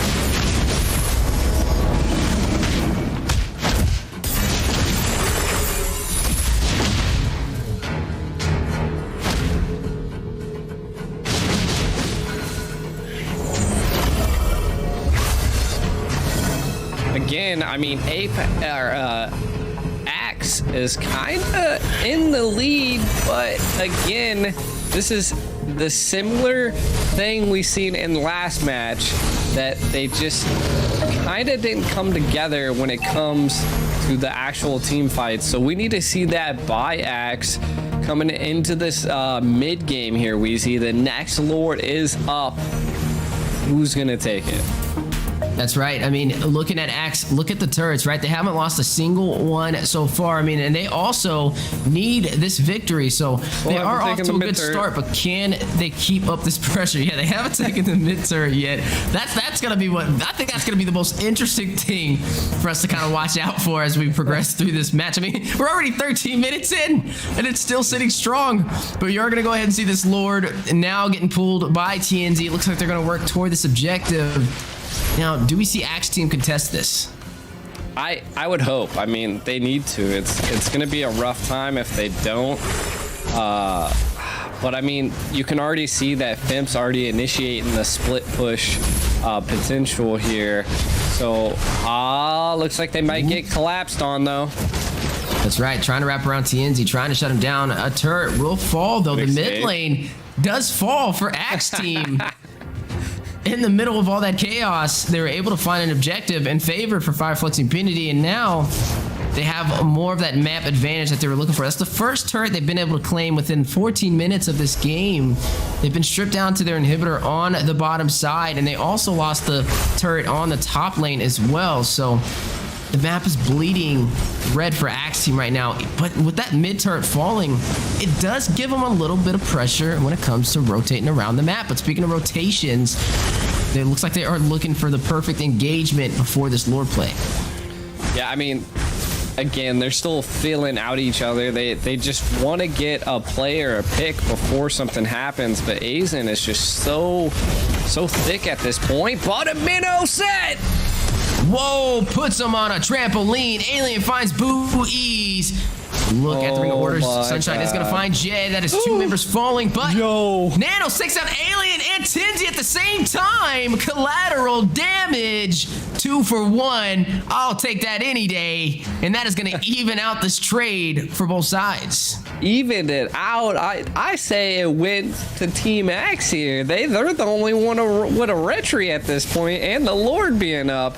But Pimp wants to respond to this. Yeah, it's going to be tricky, though, because even though they don't have the retribution, they have their marksman who can definitely chip down. And look at Sunshine wrapping around. They may not. Nope, Lord has been reset. So, yeah, it was funny the way that played out. We don't have our retribution, but we have our marksman. You have your retribution, but you don't have your marksman. And that just shows the power of the ADC and the jungler and how vital of a role they play. I don't think I've ever seen such impressive fights over a Lord and how like one-sided it can get, but then like lean back. I'm actually so surprised that Team Axe opted to back out, but they're gonna teleport in.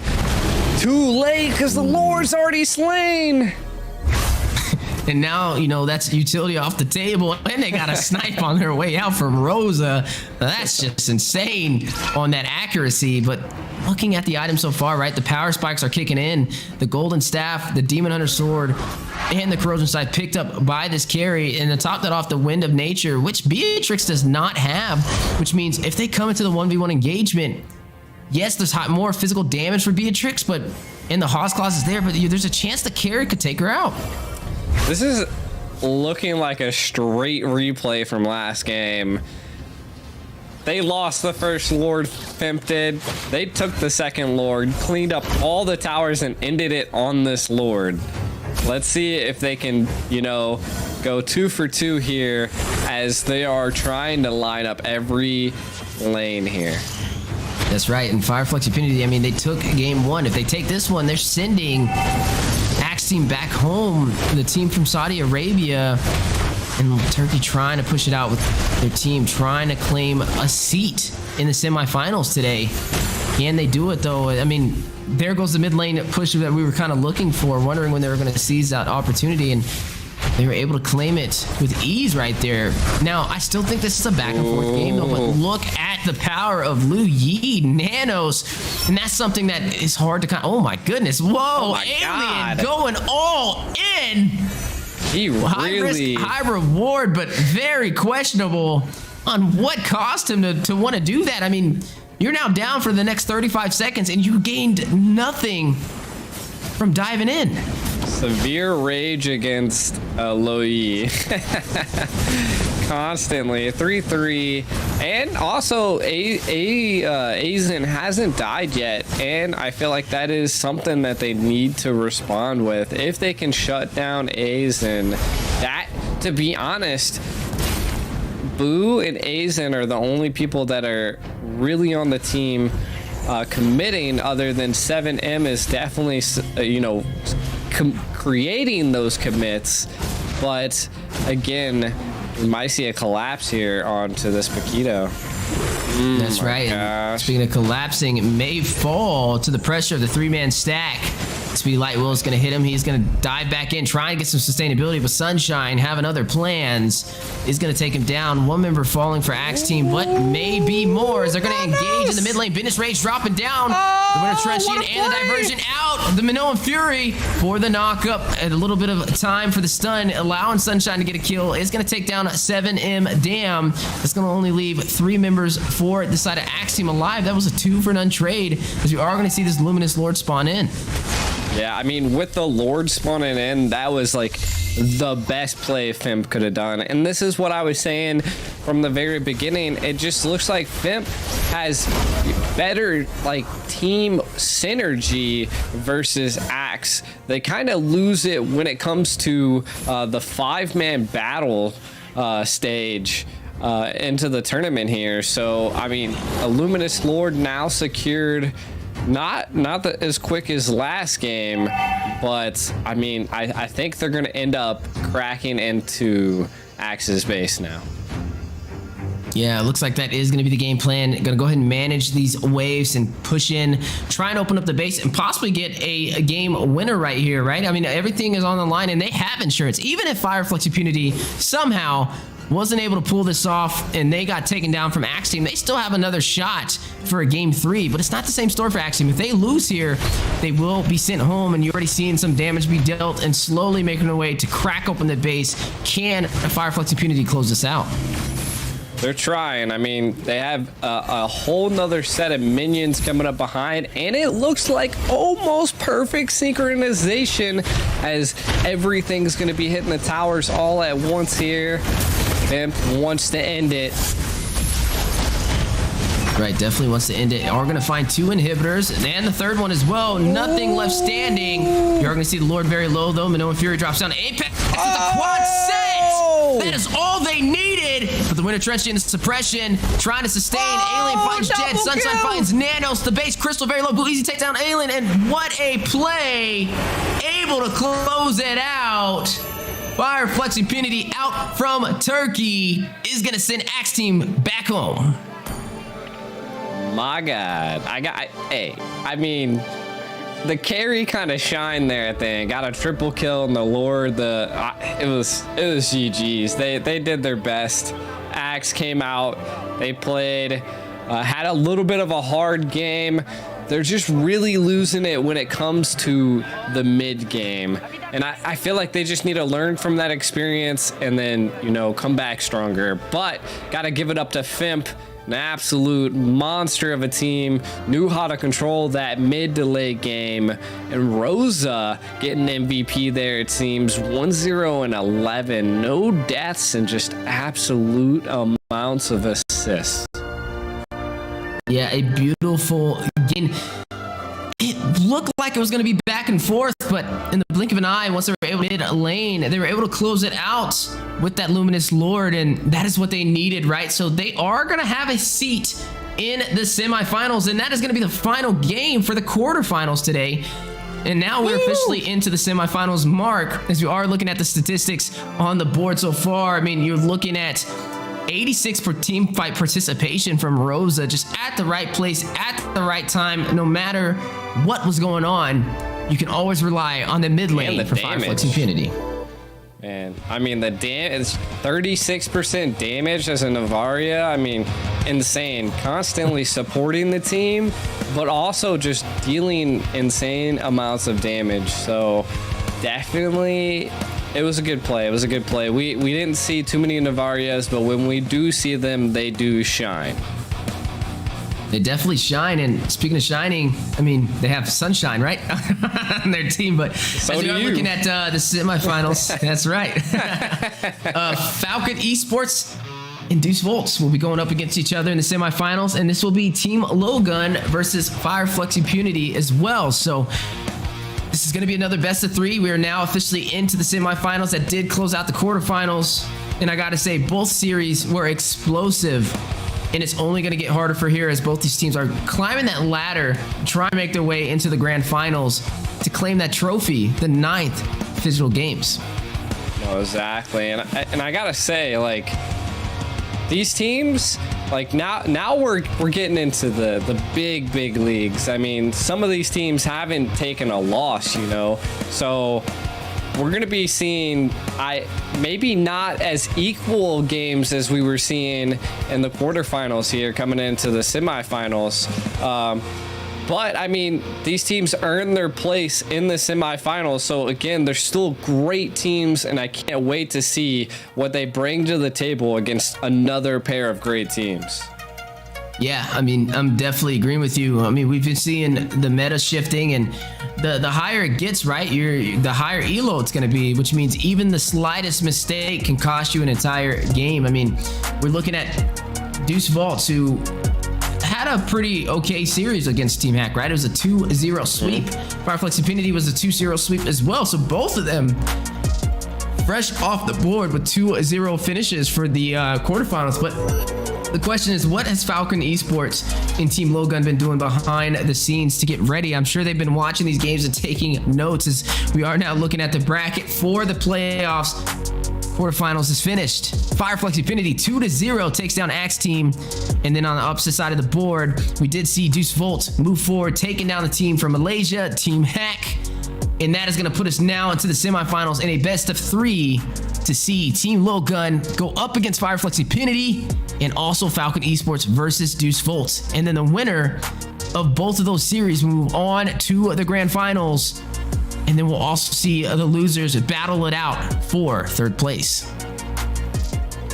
It's going to definitely be a good go. It's going to be a good go. I can't wait to see what they bring, you know. Falcon I haven't seen for quite a while, but I've heard that they've been an absolute menace, so I want to see what they do. But give a big shout out to the MVP player of this series, Rosa, getting the 1-0 and 11, an absolute monster on this Navaria. Like I said, had that 36% damage, only one kill, but by dang, they did a good job at helping their team. I feel like there's a lot of kill steals out there, you know? I mean, with that much damage, but nonetheless getting the job done, and Rosa just having a huge impact over there for Flux Impunity. Unstoppable, just unstoppable and well-deserved. Definitely a well-deserved MVP. I would have said that was the MVP as well. I love how. I mean, and you know it's funny. That was the first Savara we've seen today.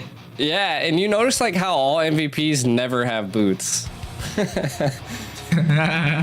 That's right. They're out there with just socks on. Just running around barefooted. But up next, we do have Falcon versus Deus Vult. So I want to see, again, what they're going to be bringing. Wheezy over there flexing on the teams. And I can't wait to see Falcon. I'm a huge Falcon fan. I actually have one of their jerseys. So we'll see. Yeah, we'll definitely see. And Deus Vult, you know, having a great series so far for the quarterfinals. Can they keep up that momentum? And we haven't seen Falcon play today. This is going to be their first matches today live on stream. So we'll be able to see what were they doing in the background while Deus Vult was fighting it out in the quarterfinals up against Team Hack, right? So I do know Falcon is a very, very hard team to take down, right? I mean, they kind of replaced Team Phoenix. They've been battling it out over there in their respective region. And to see them here today definitely shows you that they're ready to fight, right? They're ready to kind of claim victorious. And that's why they were sitting in the semifinals, because they had an amazing group stage. But the grit and the hunger is there for Deus Vult, right? They had to fight it out. They didn't have the easiest group stage, but they made up for it in the quarterfinals, and here we are. Now the question is, how will they respond to Falcon Esports? Can they take them down? It's another best of 3, so the same pressure and the same rules apply here. The question is who can pull it off a little bit smoother. Exactly, and I that's what I want to see. You know, I want to see what Falcon brings to the table, and I want to see what Deus Vult brings to the table. Kind of looking at our remaining schedule for the day. We've already seen the first series, which is Deus Vult versus Team Hawk. 2-0. Deus Vult moves on to first Falcon Esports later. Again, Axe versus Fireflux Impunity. 0-2 Fireflux Impunity moving on. 8:30 UTC +3 Falcon Esports versus Deus Vult, and then moving on to 2000 UTC +3 Team Lilgun versus Fireflux Impunity. It's gonna be a good night. I can't wait to see what they pull through. Yeah, you and me both. I mean, the only other thing that I really want to see outside of these explosive matches is what's going on with this Angela, man. And, you know, we got to see this Angela. So hopefully we see that get slotted in. But guys, don't go anywhere. We'll be right back with you for the semifinals, Falcon Esports versus Deus Vult. See you guys soon.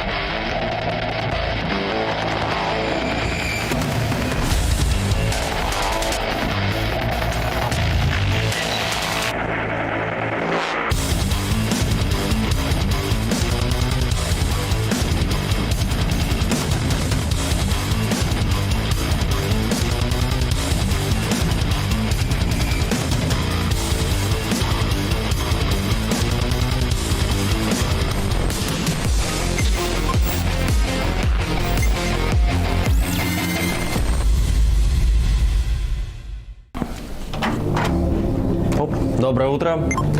Это команда Deus Vult, и этот день вы проведете сегодня с нами. Ну а мы пойдем завтракать.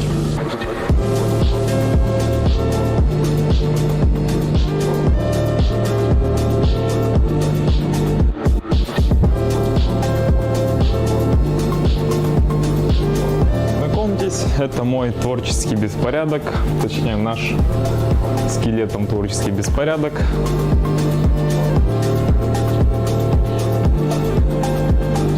Так, это магистр. В этой команде уже как год. Моя позиция в этой команде лесник. Визиряо. Игровой никнейм Визер. Зовут Данил Шнайдер. В этой команде голда. Это Станислав Решняк. Игровой никнейм Савоч. Капитан нашей команды. Это Сансетик. Зовут Кимран Качкаров. Можно просто Кимран. Игровой никнейм Sunflower. Это Килетик. Зовут Вячеслав Гаврилин. Играет на XP в этой команде.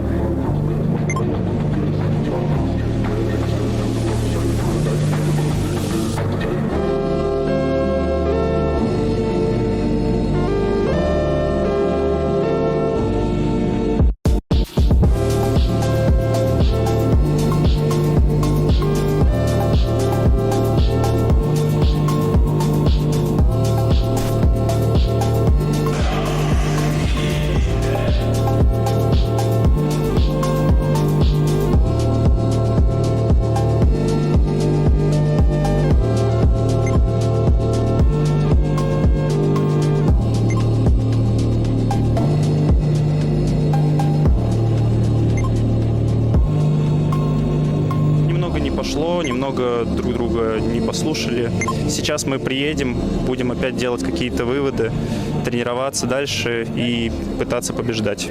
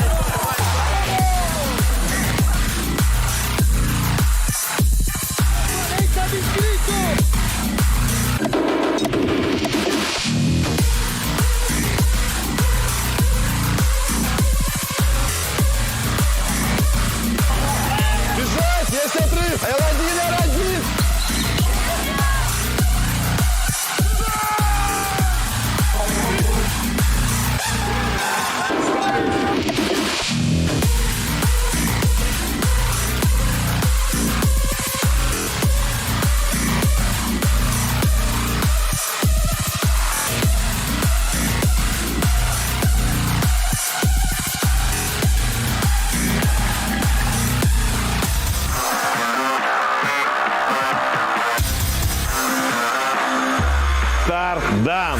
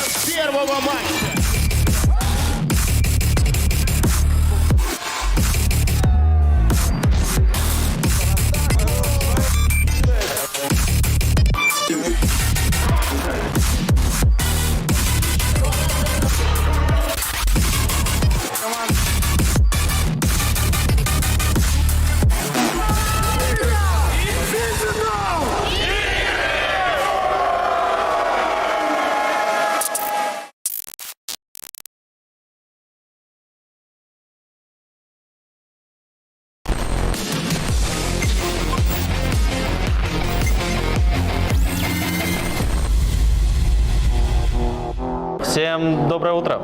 Это команда Deus Vult. Hello guys, I'm Coach Pakbet from Team X. Hi guys, Lilgun band.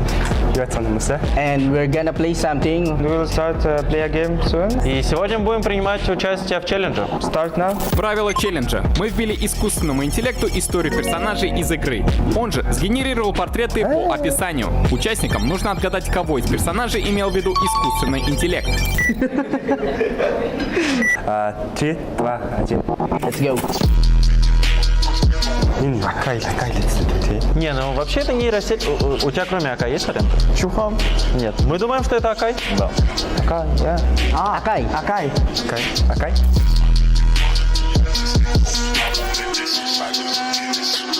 Кагура. I know it. Кагура. Это Кагура. Еще подумай, куда ж ты спешишь, я не понимаю. Ну, с зонтиком. Какие персонажи есть с зонтиком в MLBB? Ну, какая-то анимешка одинокая. Kimi. Oh my god, Kimi no more. Oh. Нет. Kimi? This Kimi? No. Кими тут точно не отгадывалась никогда. Moon Elf. The elf one is Mia. Mia. It's not Mia, right? Elf. Not Rafaela too. Nana. Nana. Oh, Nana is in Elf. Yeah, in the forest. Дал подумать, я бы до Нана через 2 секунды Да догадался. ты что? No eyes. No ice. Wait, who's no ice in the MLBB? I only know that Pasa is no ice, but the... That's a fighter, I think. the fighter. А кого еще глаз нету? Я знаю только Фашу. Ийм шаруск жижиг нөхөрч. Жой. Гөөг эртээ аасны. Харин тэгээд жой эртээ юм. Жой эмхтэй юм. What do you think? That's all I think in the picture. Yeah.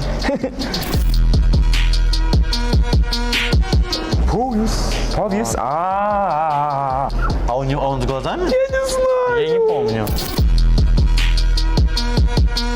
Ой-ой-ой. Kadita. Ano? Пакет. Да, пакета. Пакета. Или чао. Бакиту. Ну, а кто у нас еще из скачков есть? Чухан. Ну, это может быть Чухан. Почему бы это не Чухан? у него выражение лица же другое, нет? У Чухана типа. Это по истории рандомная картинка. Ну, у него не было перчаток боксерских. Не за пакетом. За бидний үзэж хүн болгондоо баярлалаа. Тэгээд биднийг дэмжээрэй. Бид бүхэн чадхаараа хийж болно. Читайте историю персонажей, вдруг попадете на подобный челлендж и будете отгадывать 10 из 10. 100%. Thank you for watching and I hope you enjoy this game and bye. February 2024.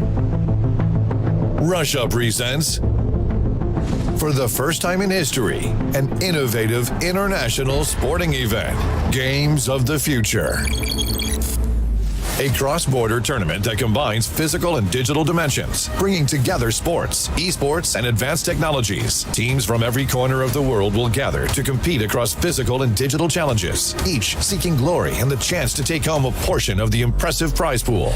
Established by presidential decree and supported by top government officials the world over, this is the birth of the sporting future. For the first time, the physical and digital worlds will be woven together to create a new era of Phygital sports. With one core mission, the promotion and development of a well-balanced individual. Digital gameplay enhanced by the energy of the crowd. You no longer need to choose between a ball or a gamepad. Here, the winners are crowned by achieving the best overall score across both traditional sports and digital gameplay. Games of the Future consists of 5 tournament clusters called Challenges. Sports Challenge, combining a selection of traditional sports disciplines with their video game counterparts, featuring Phygital knockout competitions where athletes must show their hybrid skills across both the digital and physical fields to play.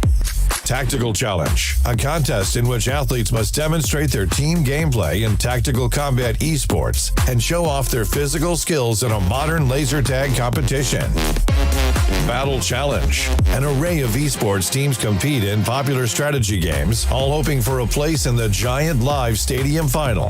Speedrun Challenge. Pitting competitors against one another in a classic speedrun video game, as well as a real-world obstacle course. Technical Challenge. Athletes compete across an array of high-tech device-led sports, including robot battles, drone racing, cyber-athletics, and virtual reality games. This groundbreaking first-of-its-kind sports event will unite competitors and fans, offer up a new generation of sporting heroes, and provide an entirely new, emotionally driven audience experience. Millions of people around the world will become a part of Games of the Future movement by following live streams across digital and streaming platforms and attending live events. The inaugural Games of the Future will be held in February 2024. The host of the first games, Kazan, will greet thousands of athletes and teams from more than 100 countries. The taste of victory. New sporting heroes. Boundless emotion. And open to every country of the world. By uniting sports and technology, we unite the world. Games of the Future. Made in Russia for generations to come.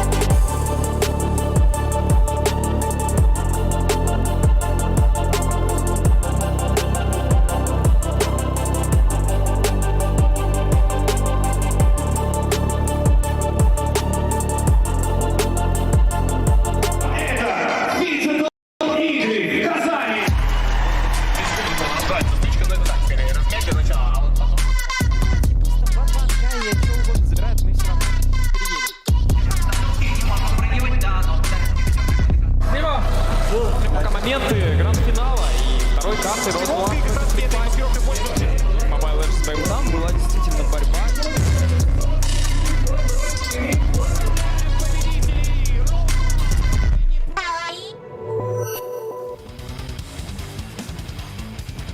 Ladies and gentlemen, welcome back to the Phygital Games number 9. We finally made it into the semifinals. Quarterfinals has officially been closed out, and now on to the first series for the semifinals. We are going to be seeing Falcon Esports, who claim their seat here from having an amazing performance in the group stage, going up against Deus, Vult, who had to kind of work their way up that ladder, right? They didn't have the best performance in the group stage. It was 1-1 for them, but nonetheless, they were able to push forward, able to take down Team Hack, and here they are inside of the semifinals. This is going to be a best of 3, and whoever moves forward for here will have their seat in the grand finals, one step closer to being able to be the champion and claim the 9th trophy for the Phygital Games. Yeah, and building off of what Weezy said, you can kind of see the playoff brackets here. Of course, we're going to be starting with Falcon Esports versus Deus, Vult. And then moving on after that will be Team Lilgun versus Flux, Impunity. Both best out of 3. Some amazing semifinal matches coming up next. Whoever loses in these 2 matches does go to the 3rd place spot to fight for that 3rd place. That's right, putting everything on the line, going for that grand title, and there can only be one winner in this, so we'll be able to see exactly where these teams are standing today. I mean, this is going to be the first time Falcon Esports has stepped into the scene since the stream has started, since they did have that seat inside of the semifinals for having that amazing group stage performance. So are they warmed up? Are they ready? Because Deus, Vult, they got their warm up against Team Hack, and they did a really good job on the execution. It was a little lacking in the early game in the first match that we watched, but they were able to turn it around toward that mid to late. And then the second game against Team Hack, they dominated. It was a one-sided story, and I think that was just the little bit of the light switch they were looking to turn on. And the question is that light still on for them as they're jumping into a brand new series? And also, we get to see what has Falcon Esports been doing to prepare for this event as well. Like, I know they're possibly watching the game and doing some research and may have a possible plan to kind of contest them, but we know regardless of what happens, it's going to be a great show between these 2 teams fighting it out in the semifinals. Most definitely. And I do have to say that a lot of Falcon, they're a pretty new lineup to the show from what I've seen from previously from the M4. So I kind of want to see how this new Falcon flies to Force. And let's see if the Deus Volts have what it takes. They look like knights, so let's see if the knights can clip the Falcons, or can the Falcon take out a knight? Yeah, it's funny that you mentioned Falcon Esports, right? That we did see them in M4, and also we didn't get to see them in MSC. They got replaced by Phoenix, who just had a better series when it came to the MPL out there for their region. And so Falcon Esports coming back, this is where they're going to have their spotlight to shine this year. I guess this is really like one of the second, I believe, international tournament that they've ran this year. So I definitely want to see how much they've developed since we've seen them in M4. Deus Vult, though, we can kind of attest for their skill set. I mean, we just casted a game over them our whole entire series, and I would say they're pretty solid, right? As long as they find a way for the early game, their mid to late game is strong, and they know how to close that out. So for Falcon Esports, I think possibly trying to provide pressure in the early game is how they're going to be able to take them down. But for Deus Volts, taking down Falcon Esports, I mean, they're a team of high caliber, right? They have the knowledge. They also have the coaching to be able to be a problem when left unchecked. So I'm expecting some high mechanics from both sides. But I think the most thing that I'm kind of looking forward to is the draft. Where does this go? I mean, we've been trying to manifest it into reality this entire show. Bring back the Angela. Let us see what's going on. Why is Angela the 100% ban rate over here for the Phygital Games? What did she do? We want to see it. How's she gonna bring her impact to the game? She's been played a couple times, but again, I mean, we're going against pretty big teams here, so I highly doubt that they're gonna just let something that clutch fly. No pun intended. Fly. That's a bar. Yeah, I mean, I agree with you, bro. I mean, it's definitely going to be a show, and as the stakes get higher, I mean, like we've kind of reiterated throughout the show, these are teams that have been preparing for this moment, and not only preparing, but they're in person fighting this out, which is a whole nother dynamic that comes into, not only winning, but also playing through that pressure. You're right next to the enemy team, and you could definitely can see the frustration and also see the appraisal from them as, you get your victories and your losses, but a best of 3. That's where it gets a little hard, right? Little room for error. We always say the first game is a freebie. If you can get the first game, your chances of winning the series, it just increases by so much. But if you lose that first game, that's when those nerves can kick in, and you also can start second guessing decisions. Some teams thrive in that type of environment, but other teams kind of plummet. So I want to see exactly where this is going to go. I hope this will be the first best of 3 that goes all the way to a game 3 today. Yeah, who knows? I mean, what I really want to see here is if the warm-up that Deus Vult had actually plays a major factor against Falcon. Or do they just bring a lot to the table and it's just a little bit too much for them? I feel like that's going to be the deciding factor here. I mean, Falcon hasn't taken a loss yet. What can you do to make them take a loss? Yeah, I mean, me and you definitely asking the same questions, right? I mean, hopefully with this game, right when we started the show, right, we had a game 1 that literally lasted like over 32 minutes. With the new emblem system out, that's not something you really see anymore. I mean, that's like old emblems, right? Old emblems, we were seeing like 25, 30-minute games on average. But now a lot of these games can finish within like 15 minutes, especially out for us, when we cast in North America. That's how fast our matches are. They're usually like a 15-minute game. But something that me and you both have been admiring, especially with the last series that we just watched, was how patient these teams were. Their focus on objectives. Some of the cleanest Lord plays we had ever seen. I mean, we saw a play where the jungler was down for one side, but the marksman was down for the other, and somehow they were still able to have just some great clashes, and neither side was able to take that objective, just making the most of who was on the playing field at every given moment. And I think that's something that we have to give credit out to every team out here competing in the Phygital Games. It's definitely next level.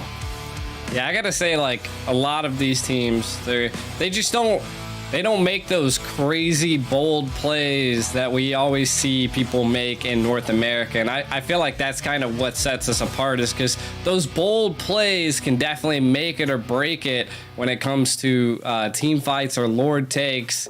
Sometimes a lot of our teams in North America are just so brave to fully push that Lord up instead of resetting it and trying to get another angle, versus I see the strategies, I see the technique that a lot of these teams bring to the table, and it's great to see, because it's something that we just don't get to see on an average basis. And I can only imagine that we're probably about to see something.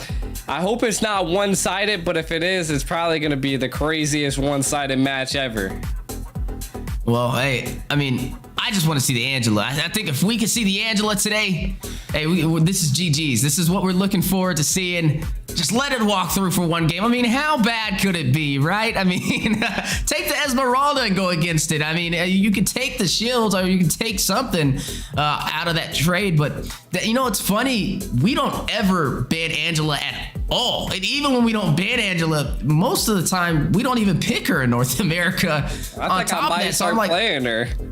That's what I'm saying, because I'm wondering. I'm like, are we missing like a hidden gem in a pile of rocks? So. Like, do we not know that Angela is just like the biggest thing out? Exactly. Maybe that is, if somebody in North America starts mastering Angela and gets her down on what these teams are playing her like, I think they could be a top team in NA, because she's a forgotten hero for us, honestly. And I wouldn't say she's not used at all, but like, the chances of you seeing her pulled out or banned is very slim. Yeah, and I think it's normally always played with like a Ling or some type of quick assassin, you know, that just can utilize that extra oomph that she delivers. So, but I mean, that's all high hopes for us casters, you know. But if we keep speaking about it, I feel like that's right. I feel like if we keep speaking about it, we might be initiating the caster cursed, you know.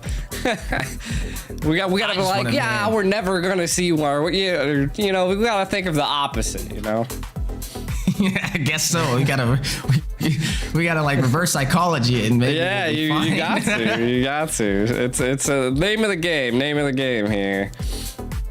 Yeah, but speaking of the game, I mean, two amazing teams ready to fight it out. I mean, you are right with the assassins though. We have been seeing a lot of the Fanny, a lot of the Ling pulled out. I want to say the only other jungler that we've seen so far was what, the Joy and the Fred. No, the Fredrin didn't even get slotted in the jungle, so it's really just been the Joy and the Lancelot. We've seen the Lancelot today as well. So primarily damage assassins kind of ruling the meta so far for the Phygital Games, whereas we kind of go more for like a little bit of a hybrid, sometimes a tank, sometimes an assassin for our regions, but you are seeing more of that dominant burst potential out there. I would say the only surprise that we've seen so far was that Natalia play. The Natalia definitely didn't work out, at least for the composition that they had. So I definitely felt like they were wild. Yeah. Like, what were you thinking? I agree with you. I mean, there was no defense. It was all offensive items. It was definitely not the easiest thing to jump into. So that's things that teams of a higher caliber got to think about, right? I mean, you look at team composition. What does all these heroes together create in a package deal when it comes to these neutral objectives, when it comes to survivability in the side lanes, and you know, overall synergy? How easy is it to be able to pull this off? Just because you have a lot of high mechanic heroes doesn't mean you can have a whole bunch of high mechanic players to be able to pull it off flawlessly, and that sometimes that can be a little bit harder than what it's worth. And I feel like that was the situation with the Natalia, as I'm sure the great Natalia player, but the level of difficulty to pull that off against a team who's at least at the same level as you is not going to be the easiest thing to pull off. And sometimes it's just better to go with typically your standard type of draft composition. And, you know, that's what we've seen. And hopefully we'll see a little bit more of that. But I do like the wild card picks every now and then. I mean, you know, that hopefully we see something else. I mean, something that's been sliding up for us was the Hellkurt coming out of nowhere. Yeah. I'm actually super surprised we haven't seen a lot of Hellkurt in the tournament, because I've heard that like overseas it might be like a PH thing or something like that, but we have not seen too many of those plays, you know, come through.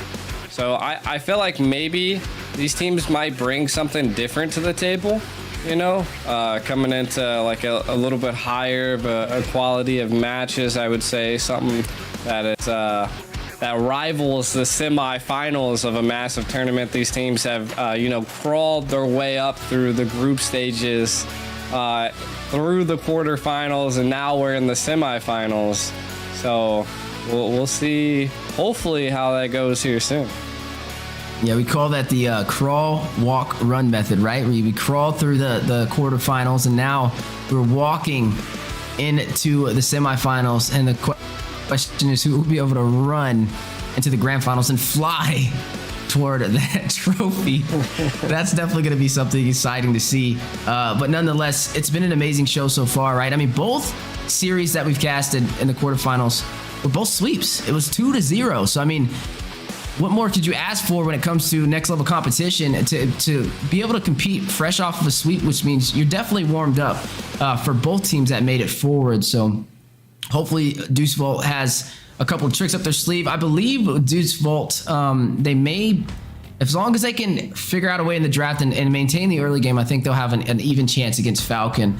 Falcon has been doing pretty good. I would say they didn't have the easiest time in their NPL, kind of struggled over there. Phoenix kind of is the new Falcon out there, at least in terms of being the top team.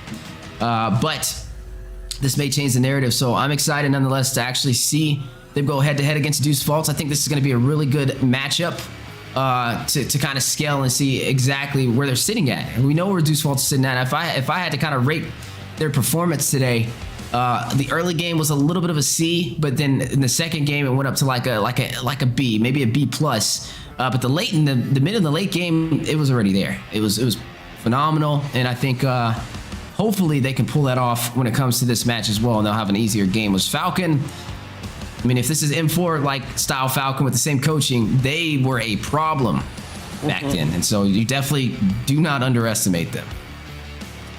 And what I'm looking forward to is the match opening, you know, like, are they going to go shoulder to shoulder again? Like, you know, we need those vibes when it comes to, you know, teams that we're seeing walk out on the stage. I feel like that's what they're going to be bringing to the table here, is that can Falcon deal with Deus Vult's, you know, teamwork, or do they already know a workaround around that? And I feel like, again, Weezy, like you said, that's where the coaches come into play. You know, like, was that Deus Vult, you know, played a couple matches, kind of gave away their techniques and their strategies that they've been working on currently, you know. So let's see if that plays a major factor into how Falcon decides to, you know, create their strategies and to create their counters for Deus Vult. I feel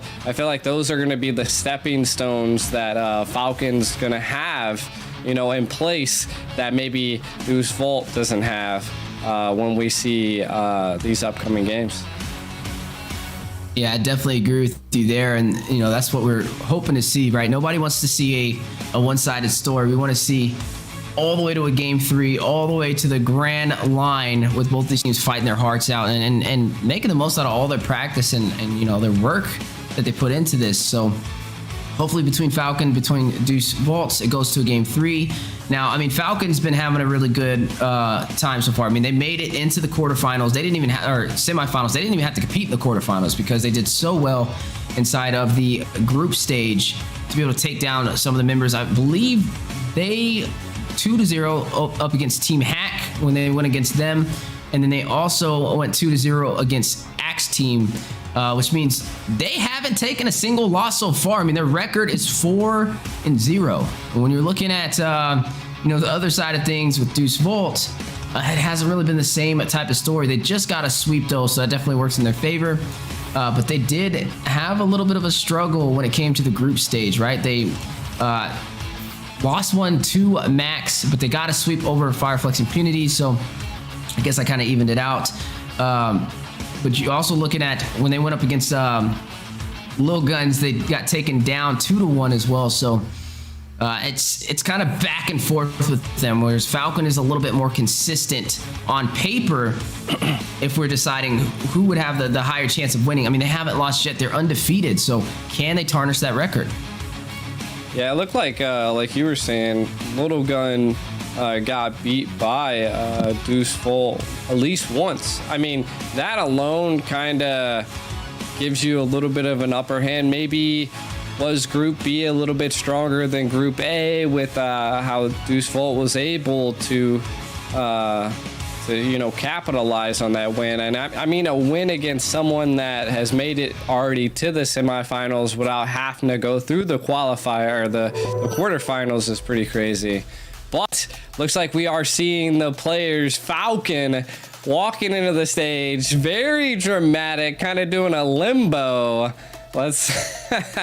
They also have their jock jerseys. I love it. So they seem pumped. They seem ready. And we have another team. That's right. Deus Vult stepping into the scene, ready to go the extra mile, walk their way through the quarterfinals, and now they are here, shoulder to shoulder, boulder to boulder. Look at the synergy. It doesn't start in the Land of Dawn. It starts right there as they are sitting down, ready to go head to head. Who will be able to take this game in this amazing best of 3, the semifinals for the Phygital Games? Yep, and I mean, hey, I'm glad that they're sticking to their roots, you know, and kind of looking at some of the player base here. We're looking at Falcon's roster. We got Simple, we got PX7, Fei Yan, Benny, and Royal Milk. And then, of course, there's Vult. We have Sao, Magister, Q-Lit, Sunset Lover, and Wiser here. Again, we've seen a lot of Days Vult today. It's our time to see the Falcon, see if they actually have what it takes to get off the ground and fight the Knights. That's right. Who will be able to claim victorious? Will the Knights take down the Falcons, or will the Falcons soar high in the sky and claim this series? And I mean, we're looking at some of the members right on the teams. I mean, you're looking at Wiser, which we've been seeing Wiser run a lot of the Clint recently. It hasn't really been rotating off of that marksman. So I'm wondering if Falcon's gonna try and exploit that. Are they gonna let him go for what he typically picks up first when it's available in the draft, or are they going to make him uncomfortable and try and limit the gold lane hero pool? Yeah, and I feel like that's a good question to ask, right? Because the last time we were seeing Divu play, the Brody was constantly banned out, right? So maybe is Wiser's key pick the Brody? Is that something Falcon's gonna be worried about? Are they gonna keep continuously targeting Wiser, or are they going to target Ware in the jungle? Like we've seen Ware's assassins gameplays were quite menacing to the other team, so letting a Ling roam free could be a little bit of a trouble for Falcon. And it's funny because normally how you'd respond to these assassin picks, at least for our region, is you pick up that Franco, you pick up that Kufra, something to be able to deny that easy mobility from these assassins that they provide. I mean, we watched a Fanny in a lane kind of fight it out, split pushing everywhere today. So as we are now jumping into the draft between these two amazing teams, Falcon Esports and Deus Vult, on a best of 3 for the semifinals of Phygital Games, who will be able to claim victorious. You're going to go ahead and see this Kaja, the first ban, already on the board for the side of Falcon Esports, limiting the suppression and roam potential for Deus Vult. We shall see. It seems like always the red team's job is to ban out the Angela, so seeing that banned out is interesting. But also another thing is a Selena. I'm not quite sure what they're possibly thinking banning a Selena. I don't know. Maybe it's a weird comp that messes up with whatever they're trying to build here. Yeah, the Selena is definitely a comfort pick ban. I think they're trying to limit a unique play style over there for Deus Vult. But I mean, we didn't even see the Selena. Selena was never slotted, at least today for Deus Vult in the games that we casted. She wasn't slotted nor banned, and they didn't prioritize her. We've been seeing more of the Eve or the Valentina, kind of slide in that position, or the Kadita or the Kagura as the mages so far today. But they're going to go ahead and take out yet another mage that we haven't really seen so far, which could also be slotted in that roam position. Going to go ahead and take down that Valir. And there goes another mage, Eve off the table. A lot of mages banned right now, so definitely quite interesting to see here. Yeah, I definitely agree with you on both of these mages kind of being banned out so far. That's going to be the first ban phase completed from Falcon. There's only really one more hero to ban before we start the first pick phase. And it's going to go ahead and take out that Ling. And I guess I can kind of agree with it. The Kaja's off the table already. You don't have the suppression. Could definitely be a problem when left unchecked. But I mean, there's still so much walking that's valuable, right? I mean, you have the Navaria, you have the Arlot, you have the Joy, who could still be slotted because there is no suppression. I mean, at least suppression for what we've been seeing is only really valuable to the Kaja being picked up and not the Franco, which surprisingly it's not been prioritized at all as even an option when it comes to suppression. But speaking of options, there goes the unkillable XP laner. Uranus has been picked up by Falcon Esports. Yeah, I just feel like there's something that's not been banned that could be an absolute menace on the field, and I'm ready to kind of see it. We're seeing like typical heroes be played: the Fredrin, the Uranus, Again, I mean, maybe they'll go Claude, maybe, or even Carrier out the get-go. We'll see, but they actually pick up the Navaria, and we've seen Sunset Lover play Navaria very well. Yeah, the Navaria was a problem. I mean, it was like 36% damage the last Navaria we've seen. It was pretty insane.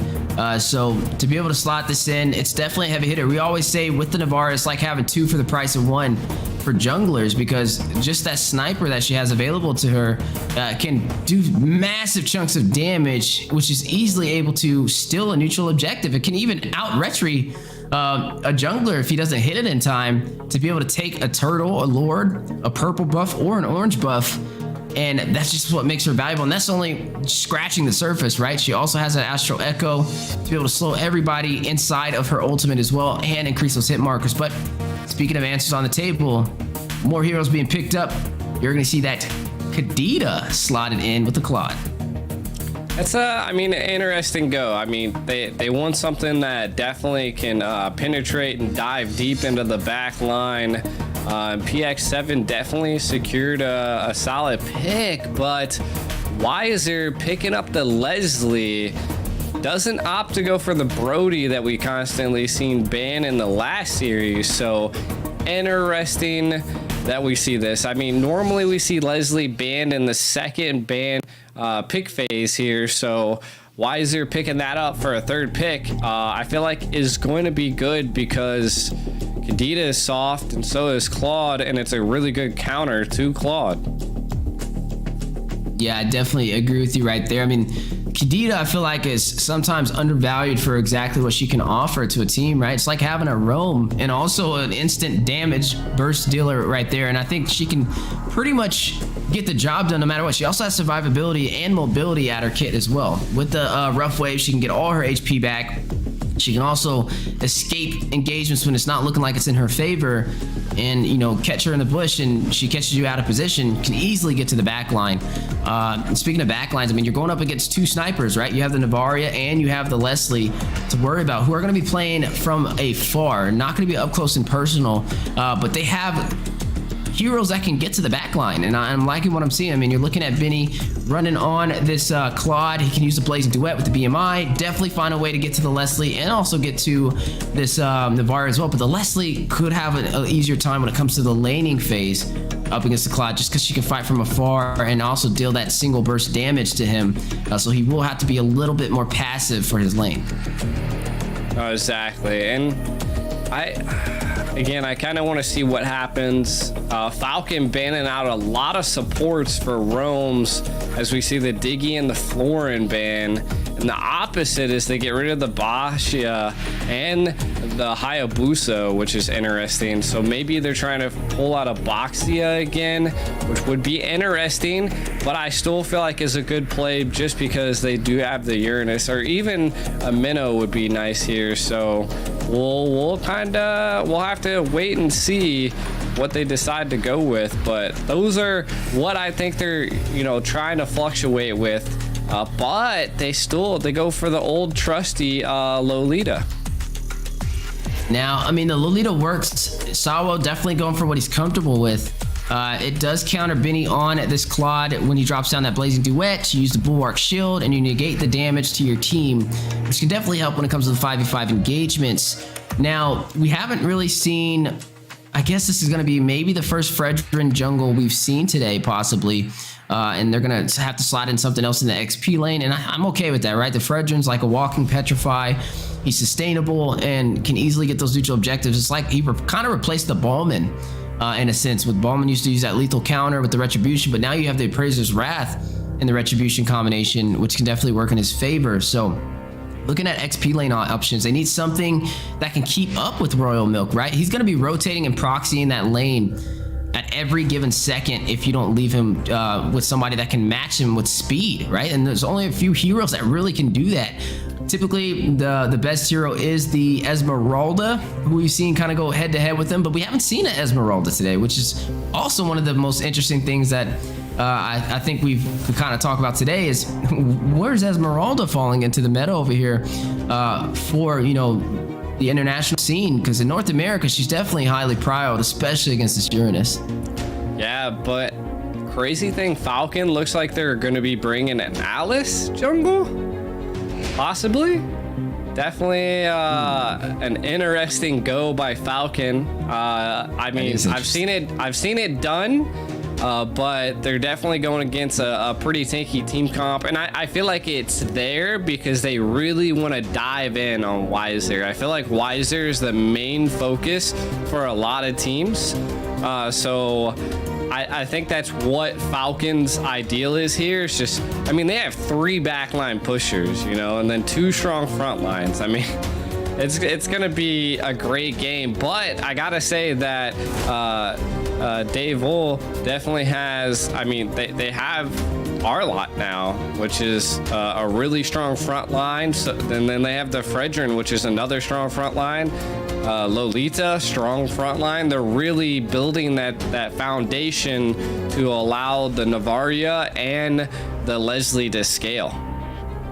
Yeah, I agree with you. I think the Arlott here is a really strong pick, considering, I mean, look at the CC he gets to profit off of, right? The Numion Blast drops down from Sawo, instant marks. You also have a Magister who has the Energy Eruption. That's even more CC that it can use to get more dashes.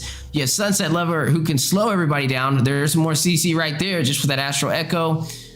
And all he has to do is really just be by any of them to profit. And when it comes to the 5v5 engagements, he's going to be like the Flash on these fights, as we are now jumping into the semifinals. Ladies and gentlemen, best of 3. Falcon Esports up against Deus Vult. Game number 1. And the predictions are on the way. You are looking at 17% for Falcon Esports. Wow. The crowd, they definitely do not believe in statistics. they definitely think that Deus Vult is gonna, you know, pull through here. But Falcon already showing like a lot of presence on Ware's blue buff. So again, I mean, I think this might be either again, I feel like these teams know how to wait and bait. They know how to utilize everything to the fullest. So I don't know if this would be a super high kill game. I definitely feel like this would be a very technical game. People just trying to get whatever they can, whenever they can. So we'll see how this goes. Weezy, who do you have? Oh, this is a hard one, but honestly, I'm probably gonna go more for, I would say Deus Vult, just because of their synergy when it comes to each of these heroes, how well they play together. I think they have a better 5v5 engagement, and I think that's kind of what it boils down to, especially with this new emblem system, is kind of stacking together toward that 15-minute mark to be able to close it out. And when I'm looking at Falcon Esports, I mean, they have a lot of CC, but when it comes to the damage department, you're putting everything into the hands of Benny to be able to pull it off, which means he has to have a really good start. And he picked up the Brave Smite, so he's going to get a lot of regen. But speaking of fights, Royal Milk is going to draw first blood, is going to go ahead and take down Ware. That's a really good kill on top of that. That's the jungler falling for Deus Vult. Yeah, I mean, that's going to slow down their jungle quite a bit. Did have to utilize the retry, like you said, to be able to secure that. So it's not like they'll be able to, you know, take the jungle right away. Of course, they're getting into it right now, but a gold lane fight, do they... Leslie opts to not use her ultimate on the Claude there. Quite interesting. Bayan gonna go ahead and take care of the turtle. Didn't utilize the retry, so do they attempt to steal this blue buff here? Looks like they are going to go in for the invasion, but massive damage on the way. Praises Rat dropping down. The final slash. Khaled is going to find Simple. Blood goes down. Numion Blast right behind it. Khaled finds another. Finds Fei Yan for the double kill. Is going to force Falcon Esports out their jungle. That's what happens when you have a team that, you know, holds shoulder to shoulder, you know? It's the trust, the brotherly love. And I mean, they brought it together there. That was a great combo, a lot of utility, but was able to secure a kill onto the enemy's jungle. Ooh, but speaking of kills, the Petrify, the Rough Waves, Royal Milk is gonna find Ware, but Sunset Lover is gonna go ahead and take down their mage. But you are gonna see off screen though a pickup from Benny. He is gonna find a kill of his own. He's gonna find Wiser in the gold lane. I mean, that's good. I mean, Wiser is gonna be, you know, the counter the Claude. So with Falcon being able to, you know, complete that 1v1 and take a little bit of the objective from him, that's good. Now, Deus Vult, they need to, you know, counter that and deal with that. As we're taking a look at a lot of items here, Claude's already picked up the Demon Hunter Sword right off the bat. That's crazy. They want to deal with a lot of defense, and I think it'll be a good go when it comes to mid game. Speaking of good goals, speaking of mid-game, Fei Yan is going to find Wiser. But wait a minute, Sunset Lover is going to find Fei Yan to respond. A 1-for-1 trade, getting revenge for his teammate falling there. Looks like they are trying to still put some pressure on to this lane, trying to go in for the early objective. 4-4 on the scoreboard. Both teams pretty much even at this point. Definitely pretty much even. They're pulling out everything that they possibly can here, as we're seeing the next turtle approaching here. As I mean, Falcon, both of them are neck to neck, equal kills. Petrify though. And the kill on the way, Fei Yan gets the turtle. PX7 is going to find where, though. That is 2 objectives claimed unanswered. Falcon Esports gets a kill, gets the turtle. Can they get out of there alive, though? Wait a minute. Khaled staying in the fight with Royal Milk. Forces out his Flicker. And on the top side, Benny is going to find Wiser on the 1v1 matchup. Drops him down. And yet again, that is the 3rd death for the gold lane of Deus Vult. And down goes the turret. Yeah, Benny is just absolutely taking care of the 1v1 against his counter in the gold lane. That's impressive by a Claude alone. And now this is where Falcon gets to kind of scale. Looking at some of the items, he still hasn't even fully completed boots, really relying on some of his intuitive mobility abilities that he has. So again, we're seeing a lot of Uranus controls on the map, but they have to watch out for this Claude. The moment the Claude starts scaling, it's gonna smell trouble for Deus Vult. Yeah, I definitely agree with you there. I mean, the Claude already getting that Demon Hunter Sword, one of his core items, picked up super early with that power spike that he's already had with the 2-0-1 KDA, and also claiming that first turret. I mean, in this situation, he could just trade lanes now. He should just let Uranus, Royal Milk go to the top side and go to the goal, but a battle in the mid lane. Fei Yan is going to find where Numian Blast dropping down, flowing blood activated over there by Fei Yan, trying to sustain himself with Sao, not going to allow him to escape with the Blood Ode, is going to burst him down with the Bulwark Shield. That's going to be 1-for-1 on the board, 7-5 in terms of the score. Falcon Esports still leading the way.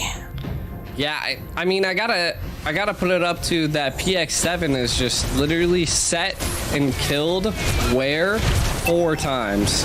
Middle turret already falling for Devu here, so simple.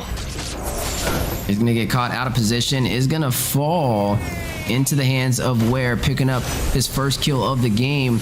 Turret is going to fall in the process for the bottom lane, though. Left uncontested. They've lost 2 turrets going in for these engagements and not having anything to really answer back for in terms of just only getting kills with the Flicker out, dodging the Numian Blast. You're going to see the flowing blood in. Khaled is going to find PX7, but Wiser trying to deal some damage. The single burst potential on the way, but the flowing blood from Fei Yan may be able to pick up Sawo. Able to get out with like 0.05 HP. Benny is going to find Ware, though. Killing spree activated. Fei Yan takes down Wiser. Oh my goodness, look at the low HP play. Royal Milk is going to find Khaled. Almost got bursted down himself, but had the numbers in his advantage to be able to close out that damage. That was crazy. I'm so surprised Sawo made it out of there. But kind of taking a look at some items, Berserker Fury already picked up by Leslie, so trying to, you know, work on that crit build. But Claude already picking up 2 more necessary items, the Golden Staff and the Corrosive Scythe. 2 main items for Claude. To be honest, I think Benny is online at this point at the 8-minute mark, and any engage by Falcon is going to be trouble if Benny's going to be able to dive into that back line. He picks up a Wind of Nature, and I feel like the Leslie is going to have a really hard time.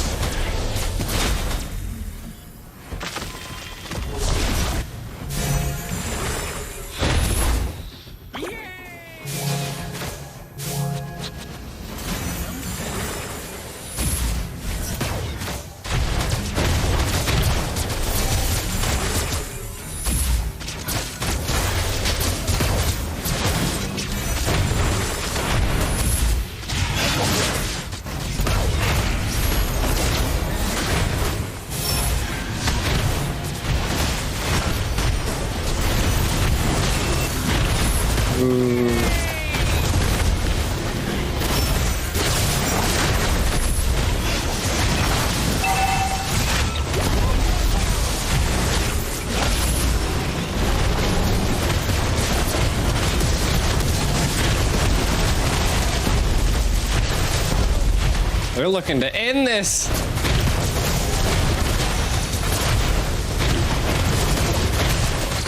Sheesh.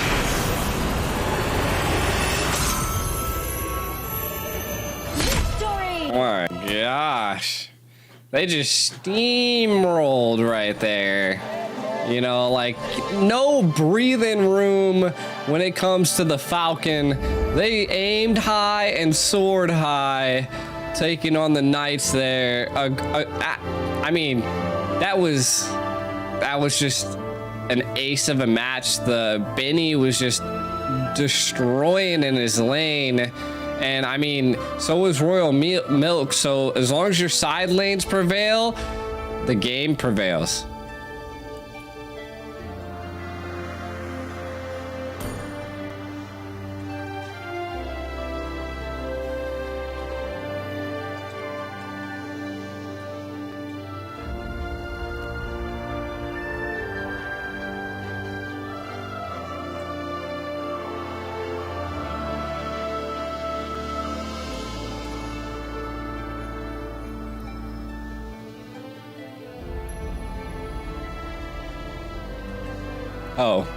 Oh, it's just me? Oh shoot, okay.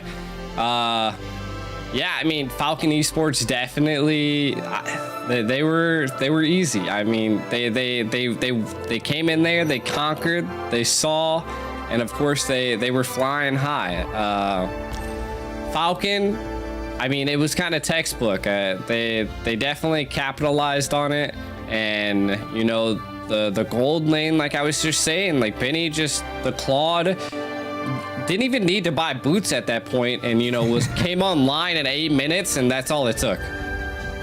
That's right, that's all it took. And I mean, that was the fastest game we've seen so far. 10-minute finish, and with ease. And that just shows you Falcon Esports has been practicing. I mean, this is the same like level of competitiveness that we've seen when they were competing in M4, right? They kind of flew high and stayed in the skies for a majority of their matches, and now we got to figure out a way for Deus Vult to kind of come back from this. Like, where did they go wrong? Right? I feel like the draft was okay. It just boiled down to just minor mistakes in the lanes and team synchronization for the objectives.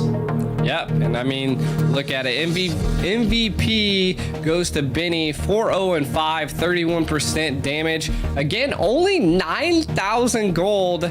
Just, I mean, it was like a 9-minute game, and he already has 4 key items, you know, which is that's crazy fast.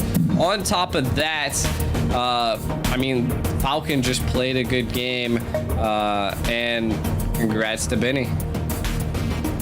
Yeah, definitely congrats indeed. I mean, it was well deserved. Just swift finish, that 31% damage, nice and early victory, and that's not the easiest thing to pull off, but you know, with the new emblem system, we're starting to see games finish a lot faster, especially when you kind of keep your eyes on these objectives. And I would say that was more of the hive mentality that we've seen coming out of Falcons, right? They all were rotating together. They knew exactly where to be and when to execute, but it looked like Deus Vult. They were kind of just rotating around, being more of a reactive team, not what we've seen when they were competing against Team Hack. They were kind of leading the way for that second game, but this time Falcon Esports just able to get to the objective a little bit earlier. Exactly. And I think it kind of came down to the Fredrin jungle just, you know, kept going in, and that Kadita was just capitalizing on it so much. So those are the things you just gotta kind of not walk into. You kind of walked into it a couple times. You know, like if you fall for it 3 times, it's kind of your fault at that point. Yeah, I definitely agree with you there. I mean, fool me once, shame on you. Fool me twice, shame on me, right? As we are going to be seeing both of these teams fighting it out again. I mean, this is the same story that we've been seeing all day, right? Similar fashion. Falcon takes game 1. Do they get the sweep? It's been all sweeps today. I hope this will be the first to go to a game 3. But something that we got to point out is whoever wins this will claim the first seat in the grand finals for the Phygital Games, and that's definitely something to be proud about. It's a hard-fought battle to get to this point, and there's only 1 seat at the top, but who will be able to at least make it to the grand finals to fight it out? It is true. It is true. Now, this is something to kind of think about. I mean, Falcon kind of dominated that match. Again, you always going into a second game like this, you got to think of the morality about it. I don't think we'll be able to see the players come out a second time, but I definitely still hope that they're holding shoulder to shoulder, because, I mean, you can always hope for anything, and I mean, they just got to learn from their mistakes here. I personally think both drafts were a little even, but I do think Falcon just played a little bit better in the lanes, like I was saying. I mean, the Uranus never got touched, never died, was just an absolute menace, and then the Claude was a menace as well, especially against his complete counter. So it's interesting to see those things fly through, and I can only attribute that to, again, like I was saying, the Fredrin was 0-4 within the first couple minutes, and that's something you don't want to see. It was just Falcon was taking full advantage of being able to, you know, dive into the jungle. So Deus Vult kind of just needs to solidify a little bit stronger defense and understand that Falcon, they're aggressive. You know, they're not. They know that Deus Vult can make it to the mid game, and then that's when they get the team energy and the synergy. But you can't have a team energy and synergy when you're getting snowballed. So that's something you gotta figure out how to counter.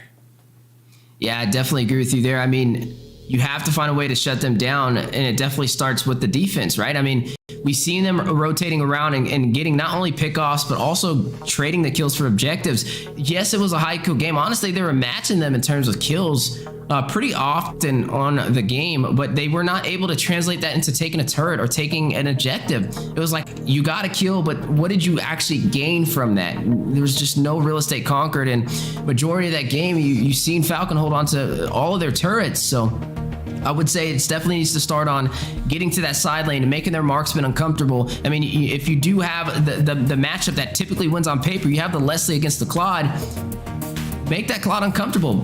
Get to that lane and try and take him down. You already have the marksman that should beat him. So if you get down there with your roam and your mage as well, it should be really easy to pull off. But, you know, definitely credit where it's due over to Falcon, able to, with all that against them, still be able to push through. A very strong team to try and take down right now, and Deus Vult, they have to bring their A game for this next one. Is this a single elimination? They will be dropped down to the 3rd place spot to be able to fight it out, though, but they will not be able to be the grand finalists if they lose here. They need to take this game, or we'll see the 3rd series for today being a triple sweep. Cast or curse, you know, cast or curse. Don't say it, Weezy. Say the opposite. Oh, no. I said what they need to do. I hope they do it. I mean, only time will tell, though, you know. I just think they have to, like you were saying, like it's all going to come down to that defensive posture.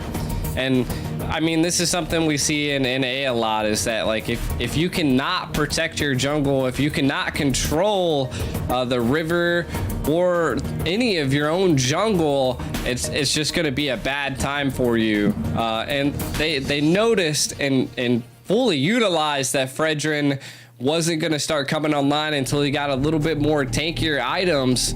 And I mean, they just kept destroying him left and right before he could even do anything at all. He was never able to become that solid defense front line that Deus Vult needed.